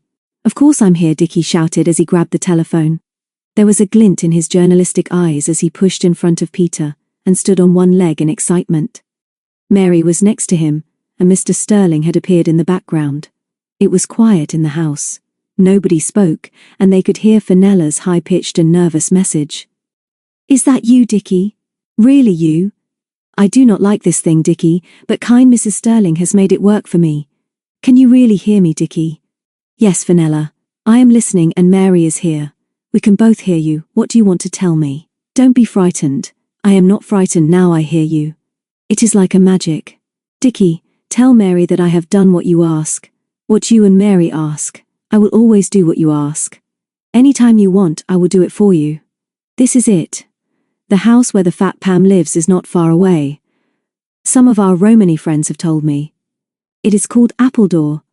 Now I must go, but I always do what you ask, and I do not know what else to say. And then surprisingly and not quite as loud, I love you both and Petronella very much. There was a brief dramatic silence, and then the click of the replaced receiver. Dickie looked round triumphantly, but Peter gave him no chance to speak. Suddenly, it was her day. Somehow David must have worked this out about Appledore, and because he did not want her involved he had gone off alone, just like him. But something must have upset his plans, because he had not got as far as 7 Gates. I'm going to Appledore now. On Sally. Dad, please ring the police. Make sure somebody tells Mr. Cantor where I've gone and how we found out. James will help when he arrives. Twins, go off to Ingles and try to find Tom and tell him what's happened, and that we're not sure where David is. And Dad, if David rings, tell him I'm going straight to Appledore, and when John and Penny come, one of you twins show John the road there. They know the old woman even better than you do. Please, Dad, don't worry, because Mr. Cantor will look after everything now. And if there's time, better explain to Trudy. None of them could do anything with Peter in this mood and nobody tried.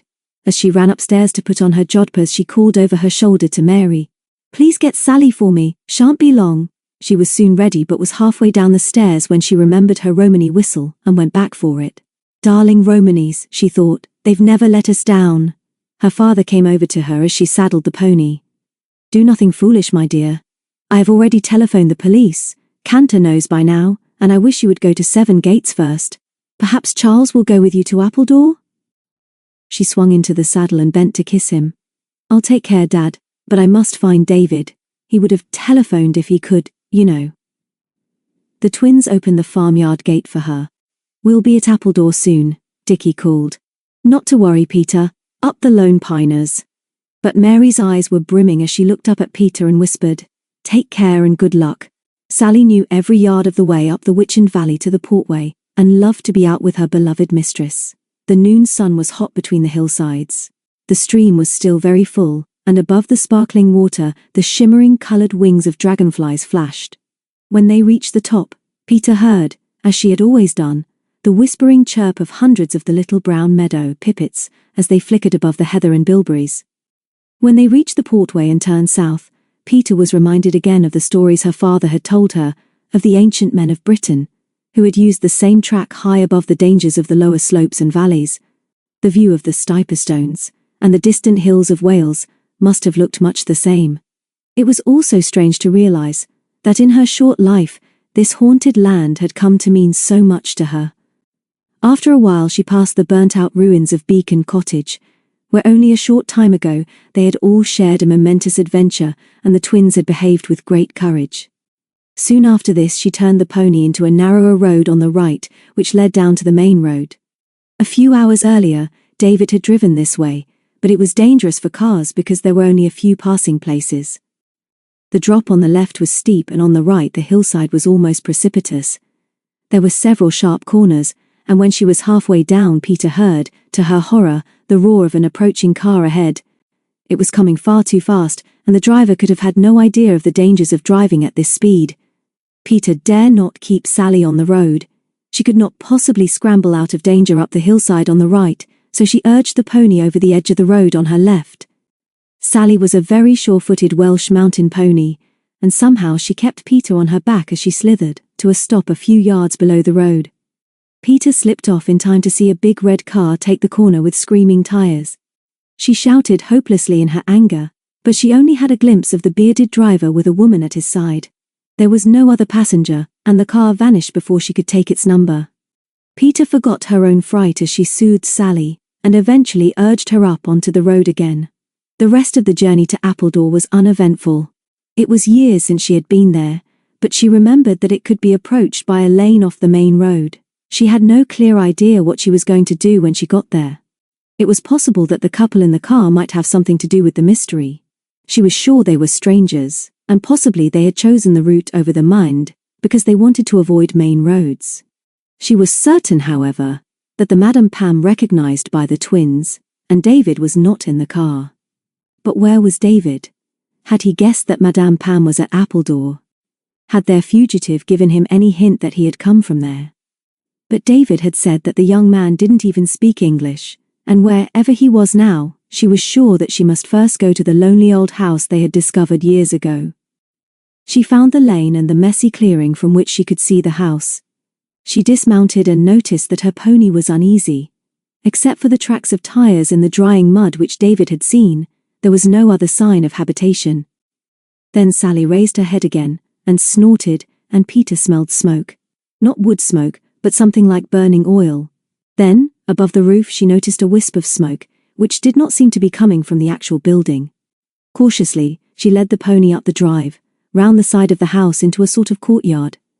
Here the wrecks of an old estate van and a car were smouldering, and with horror she realized that the burnt-out car was David's. Sally was snorting with fright, and for a few endless moments, Peter struggled against an overwhelming fear, such as she had never known before. "Not David," she whispered, and then, as if she was a little girl again, "Dear God, don't let it be David in there." Sally tugged at her bridle, and Peter knew what she must do. She led the pony away and tethered her to a gatepost, and went back as close as she could to the glowing wreckage. There was not a body in either of them. Then she saw the broken glass from the smashed window on the first floor. She also tested a back door, which was locked, and as her courage returned, she led Sally round to the front of the house, again, and noticed for the first time that the main door was open. She tethered Sally to a stunted apple tree, and again she felt desperately alone. She remembered the red car with only one passenger and a driver, and she knew that whatever had happened to David, he had certainly been here. An open door suggested that whoever was living here had left in a hurry, but where was David? She must go in through that door and search the house. Courage returned as she remembered that her father and the police knew where she was, and as she stepped forward she heard a muffled thumping noise from within the house. Not unlike the banging of her own heart, she thought, as she crossed the threshold into a stone-flagged hall, and with a flash of inspiration whistled loud and clear the call of the peewit, which had always been the lone piners' signal to each other. There was no answering call, but from somewhere below there came the mysterious thumping. Cellars, she thought. There must be cellars. She found the stone steps. The door at the bottom was closed but not locked. She opened it and saw the printing machine. Then from behind the far wall she heard the thumping again, much louder now. "David," she shouted, but could not recognize her own voice. "Are you there?"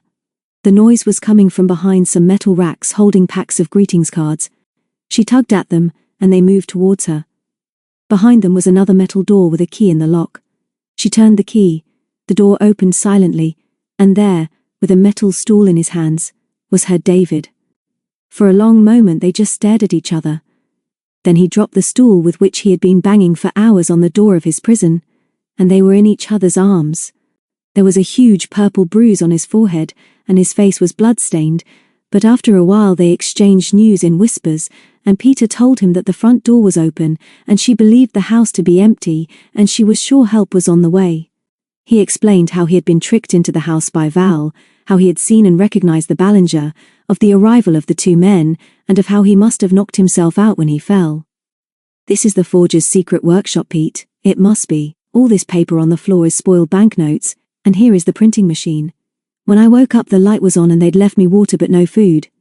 Then she told him about his car, but not of her terror that he might have been in it when it was burned. "I may have left the key in the car. I didn't drive up to the house. I feel better now, though my head feels as big as 6 footballs. If the others are on their way, let's get out of this dungeon. We must make sure the house is empty." But it wasn't.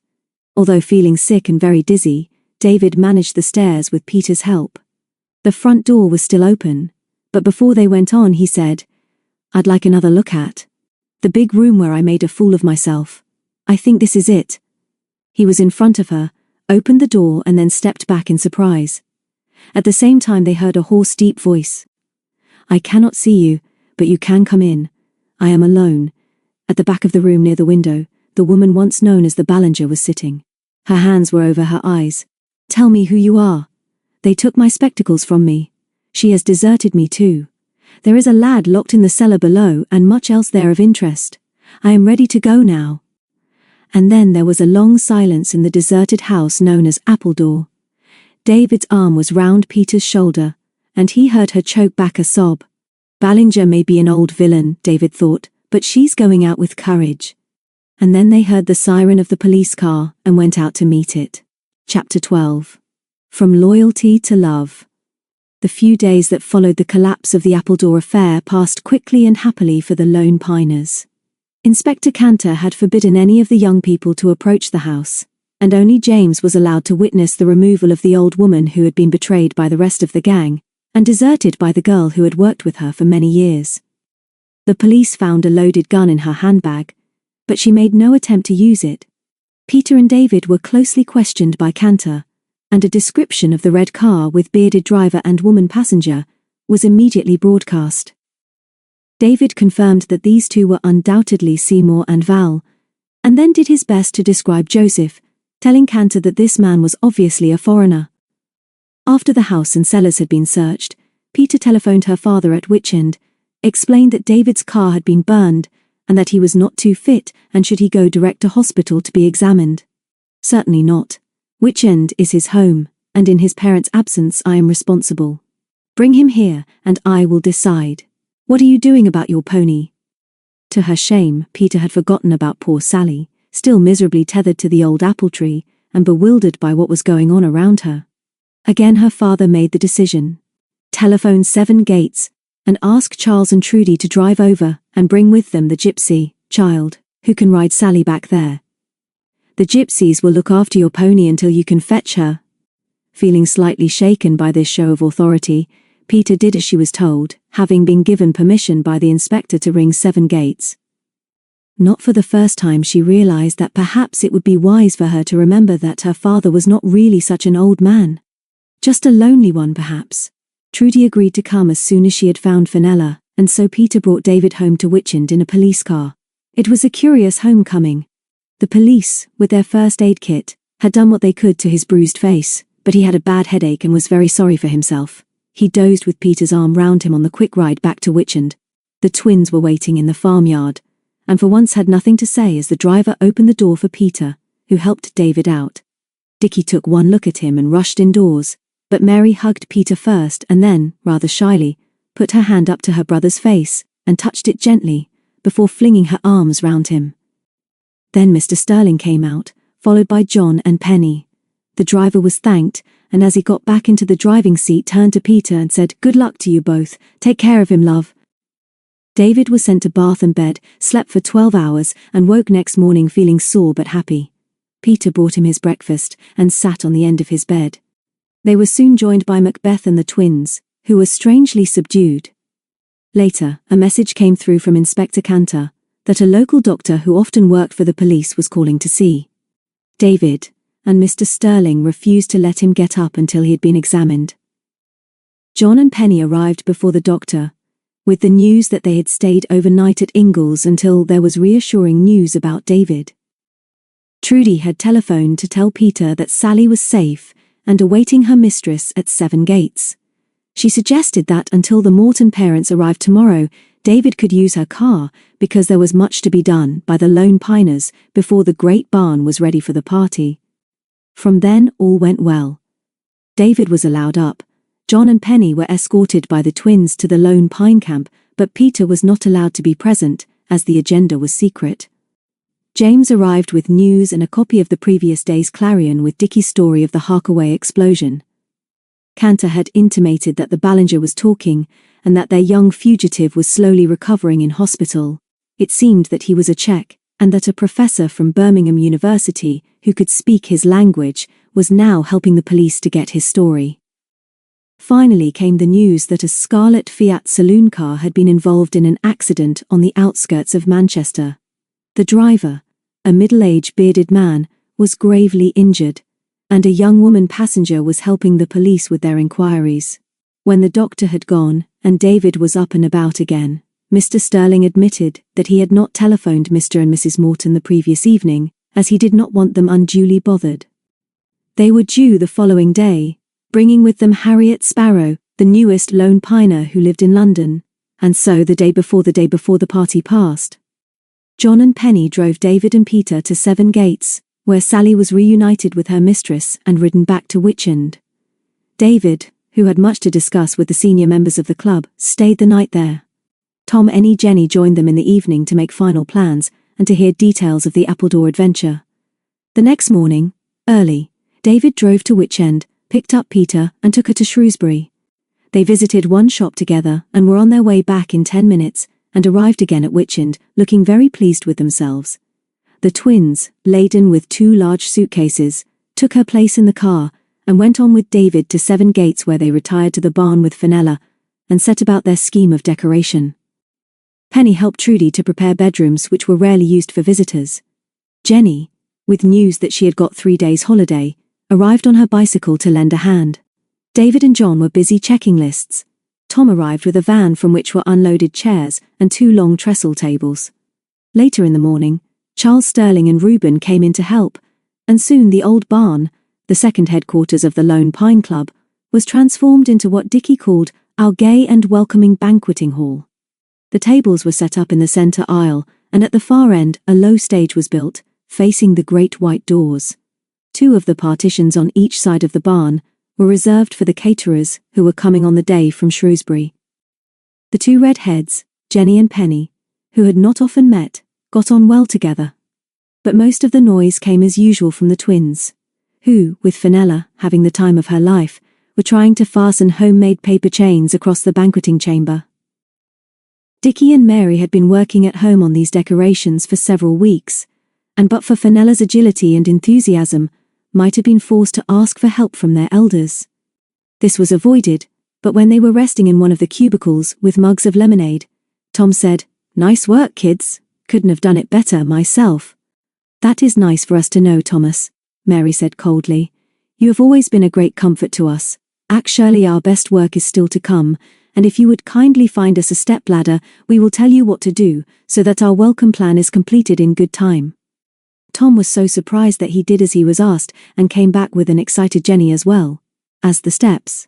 Meanwhile, Dickie had opened the second of their suitcases and produced their homemade offerings, a big poster-like banner, lettered with loving care with the words "Many Happies and Love to our Peter," and a long strip wide enough to span the barn with the message in the center in black bold letters, "Up the Lone Pinners," and a green pine tree at each end.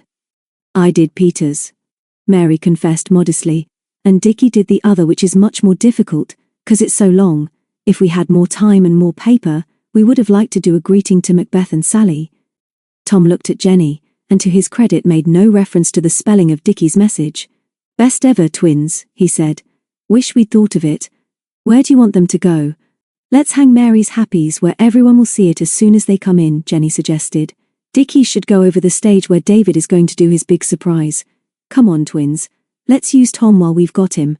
And so the happy hours passed. In the house, David and John were still busy with their lists and the telephone. After a picnic lunch provided by Trudy, which everyone, including the gypsies, enjoyed in the barn, another van arrived with a tent which was quickly put up in the farmyard close to the white doors of HQ2. Then David announced that Peter had just telephoned. "My parents have arrived with Harriet Sparrow and her grandfather, and an extra unnamed guest who I suspect is not a surprise to the twins. All Lone Piners meet at Witchend for final instructions at noon tomorrow, and we then break up to look after our different guests before the party here at 7 o'clock. Come on, twins. Charles is driving us home." Mr. and Mrs. Morton were waiting to welcome them, and David realized at once that Peter had told them enough of what had happened to reassure them. Before they could ask too many questions, they were joined by Mr. Sterling and Mr. Albert Sparrow, whom the Mortons had first known in London, where he had an exciting shop selling second-hand books, china, glass, furniture, and pictures. Later they had met him in Yorkshire, where he had moved. He always wore rather old-fashioned clothes, and the twins privately agreed that with his thin, spindly legs and a tuft of thinning white hair on the top of his head, he looked rather like his name. He shook hands gravely with them all, and then addressed the twins. "It is a pleasure to see you again, Richard and Mary. I am honoured to be invited here on this most auspicious occasion." He then shook hands with David and turned towards the house as Peter, looking flushed and pretty, came out with Harriet Sparrow and a slim boy with straight hair straggling across his forehead and steel spectacles with thick lenses, which reminded them of the Ballinger. "Harry," Mary shouted. "You've brought Kevin after all. We knew Grandpa Sparrow would help you." Kevin Smith had met them before and knew Witchend, but he looked shy and bewildered as he muttered, "Hello there, David and twins. You all okay? I brought Brock." He remembered Peter and her dad. "Here he is, Superdog. Go find Mackie, Brock." Brock was an attractive, young, tan dachshund with floppy ears. He was full of the joys of life and pranced forward to greet Macbeth, who was a good but very senior friend. Harriet was a little older than the twins, an only, rather lonely girl who lived in London. On her first visit to Witchend, she had befriended Kevin when he had run away from home and become lost in the hills, and he had never forgotten what her friendship had meant to him at that time. Next, amid growing excitement, the red mail van drove into the yard, and Onnybrooke's postman, who had known them all for years, delivered parcels and greeting cards to Peter. "Not to be opened now," Mary insisted. "All surprises tomorrow. We'll look after the parcels." But she laughed when Mr. Sterling took them all indoors. Peter then suggested that the Lone Piners should tidy up the camp, put up 2 tents with the hope that the juniors, Dickie and Kevin, Mary and Harriet, might sleep out tonight so that there was more room in the house. Although not yet a real Lone Piner, Kevin was accepted as a welcome guest, and several hours passed happily as the campsite under the solitary pine tree was cleared, and the tents, each big enough for 2 sleeping bags, were erected. The campfire was relaid, and provisions and fresh water in containers brought up in readiness for tomorrow's meeting at noon. Late in the afternoon, the twins took Harry and Kevin off to Ingalls, and David and Peter wandered off on their own. When they came back, they invited Mr. and Mrs. Morton and Mr. Sterling to inspect the camp. Peter's father, of course, was familiar with it, but although Witchend and the land around it belonged to the Mortons, they had always respected the Lone Piners' privacy and tried not to show surprise at Peter's sudden invitation. When the adults had recovered their breath and admired the view, Peter took her father's hand and stood with him against the trunk of the old pine tree. "I feel shy and nervous," she whispered, "but we both want you to see David's birthday present. Everybody will see it tomorrow, but you come first. I can't explain how happy I am and how wonderful you are to me." Then she drew from inside her blouse a thin gold chain on which was threaded her engagement ring. "David gave me the chain this morning because he says I mustn't wear the ring until the party tomorrow, but I couldn't bear to be without it. Do you like it and do you understand?" "Clever David," his mother said as she kissed her. "An amethyst to match your eyes. We think we're very lucky too, Peter darling." Then Mr. Sterling shook hands with David and with Mr. and Mrs. Morton, but seemed too overcome to say anything beyond, "Very nice, my boy. Most satisfactory." Mr. Morton took Peter's hand and drew her to the edge of the camp, where they could look down on the house, which meant so much to them all. For a few moments nobody spoke, and only the music of the brook broke the silence. Then he said, "You love this place as much as we do, don't you, Peter?" And as she nodded because she could not find the words, he added so quietly that only she could hear, "Yes. Home is Witchend, isn't it?" Not surprisingly, Peter woke early on her birthday morning, so early that there was still a thin veil of mist over the farmyard, and she was wondering whether she should wake David and walk up the valley with him, when there was a gentle knock on her door, and her father came in with a tea tray and a pile of letters. He didn't say much as she sat up in bed and opened her greetings, the most appreciated of which was a coloured sketch of Witchend, a scene from HQ1 from Mary, and a miniature booklet from Dickie with a handwritten description of what his sister had drawn. "Your parcels are for breakfast time, Petronella, but my birthday gift for you must be open now." He did not often show any emotion, and she had learned not to expect any, but as she took from him a small square package sealed with red wax, she realized that he was very moved. Her fingers shook as she broke the wax and stripped the paper wrapping round a leather-covered case. As she opened the lid, he said, "I gave that signet ring to your mother on the day you were born and have kept it for you until this day." This was a wonderful prelude to the happiest day of her life, but so much happened that she was never able to remember every event in correct order. More than anything, however, on this golden day she learned the truth and strength of human relationships, of love and loyalty, and of gratitude for these qualities. In a way, David was at the center of everything, but only in a way. He was always about, but he always had been, and anyway she knew now that he was forever. When she came down, he was in the farmyard arguing with the twins, with Harriet and Kevin in the background. He ran over to her and was the first to give her a birthday kiss, but Mary was close behind. "Listen, Peter, David stopped us coming up to your room to sing happy birthday. You'd better know now that sometimes he tries to bully us. We've got a solemn invite for you. You've got to say yes. You've got to come with us and have a birthday breakfast at the camp. We've got bangers. We want you first today, and we don't want David. We've had him all our lives. We just want you." Peter never hesitated. "Thank you very much, twins. Harry, Kevin, Macbeth and Brock. I should like that. Will you excuse me if I say good morning first to David's parents?" And that was another good start to the most perfect of all days. There were presents to look at, and cards to pin on the walls of the Mortons' sitting room after breakfast. Then the telephone began to ring, and, after a time, Dickie answered it impressively by announcing, "Good morning. This is the Witchend residence," while Mary went to find Peter. James Wilson was an early caller. "Happy returns, and congratulations, Peter. You're my favorite girl but one. Judith is here and sends her love, and we shall both see you tonight." Trudy and Charles rang, and so did 3 girls from the riding stables who chatted in turn for over 10 minutes. Then Tom, with Jenny up behind him, roared into the yard on his motorbike. Jenny was wildly excited, and although Tom didn't say much, he gave Peter a hug that took her breath away and said, "Witchend, Ingalls and 7 Gates don't mean much without you, Pete. Have a good day, and don't wear yourself out before the party. There'll be plenty of surprises."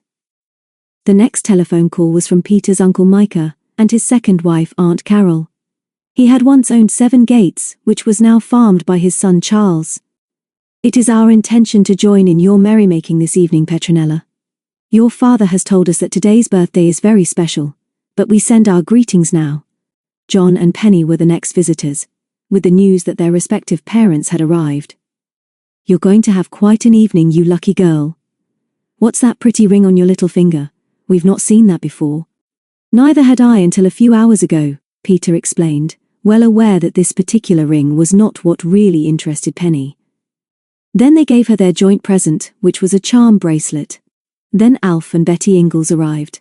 As usual, he greeted Peter at the top of his voice, and Peter was not surprised when Aunt Betty confessed that she had made her birthday cake, which she would see tonight. Peter was not allowed at the noon meeting of the club, and neither was Kevin, so she took the shy boy up the valley and got to know him better. Nothing much happened in the afternoon. John and Penny up at 7 Gates were with Trudy, supervising final arrangements. The plan, known to them all except Peter, was that after the birthday banquet, when Mr. Morton was going to propose her health, David was going to welcome and introduce old friends and acquaintances of the Lone Piners to the birthday girl. It was this plan that had given him so much work during the past few weeks, in which he had been helped by John and Penny. The first guests arrived just before 7 o'clock, and none of them recognized the old barn in its party dress. Only this morning, Charles had decided that it must be lit by electricity and not by the usual oil hurricane lamps, and had called in experts from Shrewsbury. Now there were lamps down the long table, fairy lights suspended from the roof, and spotlights focused on the big doors, and on David's stage at the opposite end. At one time it had been suggested that Peter and her father should welcome the guests at the doors, but both firmly declined. Although the final result was crowded, chaotic, informal and noisy, it was very happy. The Mortons, Peter and her father, arrived first, closely followed by the Ingalls, who had collected Mr. Sparrow, Harriet and Kevin. Peter, Jenny and Penny had already agreed to wear long dresses, but when Mary discovered that Harriet had not brought one, not even her mother could persuade her to wear hers.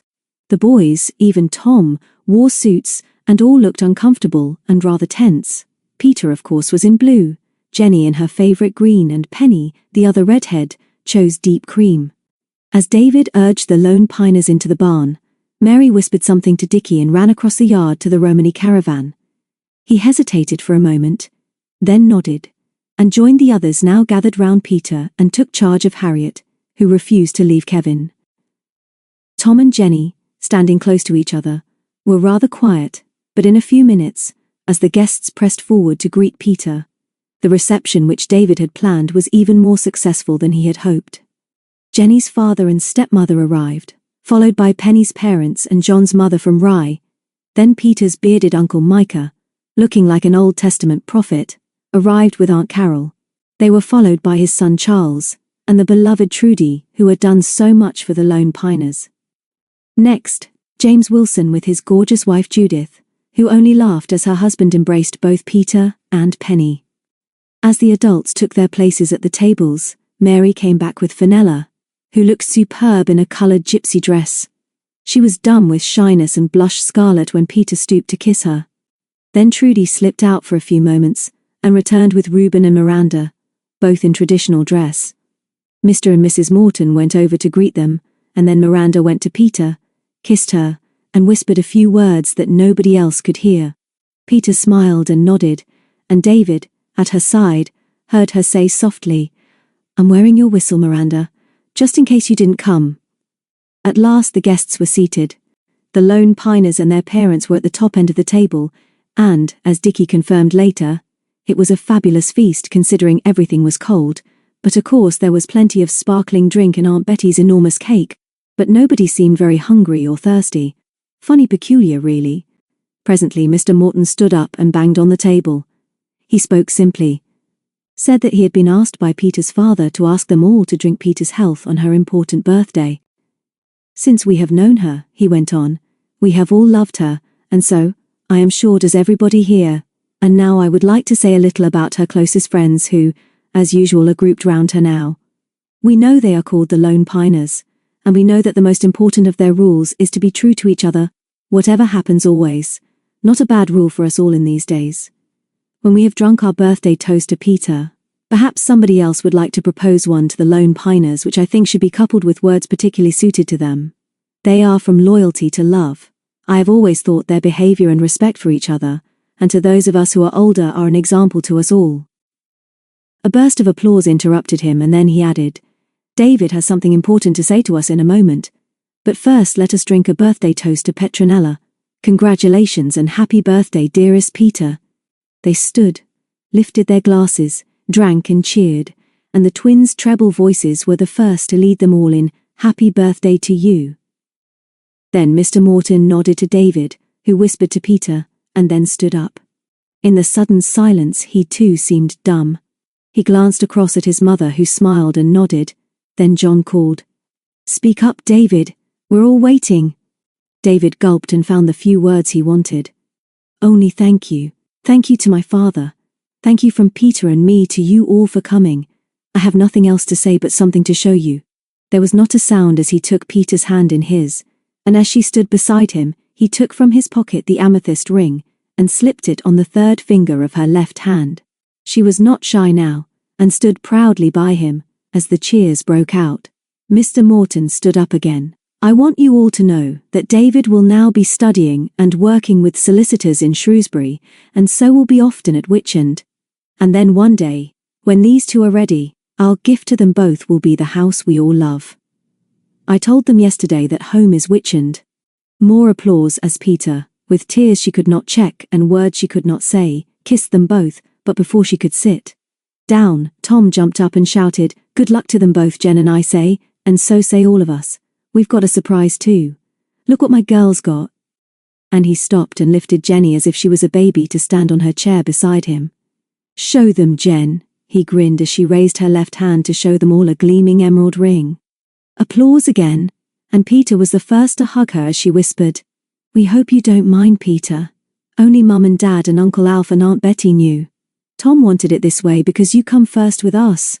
Then the toast to the Lone Piners and from loyalty to love was drunk, and Peter, with an eager twin on each side of her, cut the first slices from her gigantic cake, and Dickie shouted, "First slice for Aunt Betty who made this monument. Cheers for the best cook in all Shropshire." "And our love to her," added Mary. Then the boys moved the table back against the wall, and David stood on his little stage and called for silence. "We've arranged a special surprise for Peter. We hope she hasn't guessed, but most of you have helped to make it work. Outside, in that tent, are a few friends that the club has made since Peter founded it. Not all those we asked have been able to come, but we are grateful to those who are waiting now to greet Peter and her friends again. When we have welcomed them all, our old friend Reuben is going to play his accordion for us so that we can sing and dance. John will announce them. Who is first?" "Detective Inspector Charles Cantor," John announced. Known to all his friends and some of his enemies as Mr., those guests who had never seen him before were amazed to see his rosy, benign face and innocent smile as he walked, with a twin on each side, to greet Peter. Nobody heard what he said to her, but she laughed and dropped him a curtsy. Then, after shaking hands with Tom and Jenny, he turned to David and said quietly, "Good luck to you both, lad. No need to tell the others now, but thanks to your description of the man Joseph we have him." The booking clerk at Shrewsbury Station was suspicious of the £20 note he offered for a ticket to London. The next surprise guest was a frail, white-haired old lady, who walked in with the help of a stick. John announced her as Mrs. Agnes Braid, once of Witchend and now retired to Clun. Mr. and Mrs. Morton and the twins rushed to meet their old friend and housekeeper who had once looked after the house for them while they were in London. Then came a confident, cheerful young man, not much older than David, who they had first met in Devon. "Dan Sturt, journalist," John announced. "He won't let me call him Mr." Dan laughed and almost ran to greet Peter, took her hands and kissed her before she could protest. David remembered. Some of them heard him say, "I told you to ask me to your engagement party. Good luck to you both, and come to Devon for your honeymoon. Where's that red-headed friend of yours?" Next was Nicholas Whiteflower, a fair-haired boy a year or two older than the twins, who ran to meet him. "Nicholas is our idea," Dickie shouted. "We lost him for a long time but David helped to find him." Jenny detached herself from Tom and joined them, because she had been the first Lone Piner to befriend Nicholas, and when he had shyly spoken to Peter, she kept him at her side with Tom. Then came the bachelor Alan Denton, sheep farmer from Clun, who had met John and Penny in a train when they were on their way to Shropshire, where they first met Peter on the adventure that followed. Next was Peter's greatest surprise, and she never knew how David had found him. Herr Johann Schmidt, better known as John Smith. Although his home is in Germany, he too knows the Shropshire Hills, John announced. This extremely handsome young man seemed completely at ease. He bowed courteously to the guests, most of whom were rather taken aback by this stranger. He went straight to Peter, took her hand and kissed it, then shook hands with David. He said in perfect English, "I am honored to be here. I have never forgotten what you did for me, and never have I doubted that you were for each other. We've never forgotten you either, John. Thank you for coming. I remember that when you went you said, 'Auf Wiedersehen,' and David told me that means, 'till we meet again.'" John was the last of the special guests, and as Peter and David stepped down to introduce them to each other, Dickie, who had been whispering to his father, jumped up in their place with Mary beside him. Mr. Morton called for silence again, and Dickie made his first public speech. Everybody is getting too old and busy for this famous club of ours. There's grown-ups here who know what we can do. Mary and me and Harry here want everybody to know that this club, which isn't as secret as it was, is going on just the same and better. Kevin is our next member, and when all this fuss is over, he is going to sign our oath in blood on the old document which we dug up from under our lone pine tree this very day, and it says to be true to each other whatever happens always. Here, almost overcome by emotion and loss of breath, he gulped and wiped his forehead, and Mary took this opportunity to add, "And don't you older ones forget that. Although you will always be welcome, Nicholas over there is going to have an invite, although he doesn't know it, and so is Fenella. And as Mackie is getting rather mature, we'd better have Kevin's Brock." Then amidst cheers, Tom stood up beside them and shouted, "The club would be nothing without 'em. Good luck to the young uns." Cheers again, and glasses raised as Mr. Morton pointed to Dickie's banner, and they all drank to the toast of Up the Lone Piners. And that is nearly the end of the story. But before the party broke up, David managed to get Peter away from the others and out into the moonlit farmyard. She came willingly, and as he drew her into the shadows and held her close, she whispered, "Thank you, David, for the most wonderful evening of my life. Something special I wanted to ask you, Peter. What did Miranda whisper to you? She asked me whether a promise she made to me more than once had now come true. And what was that? That I should find my heart's desire. And I have, David." She smiled at him. "Could we go home now?" "Yes. Let's do that. Home to Witchend."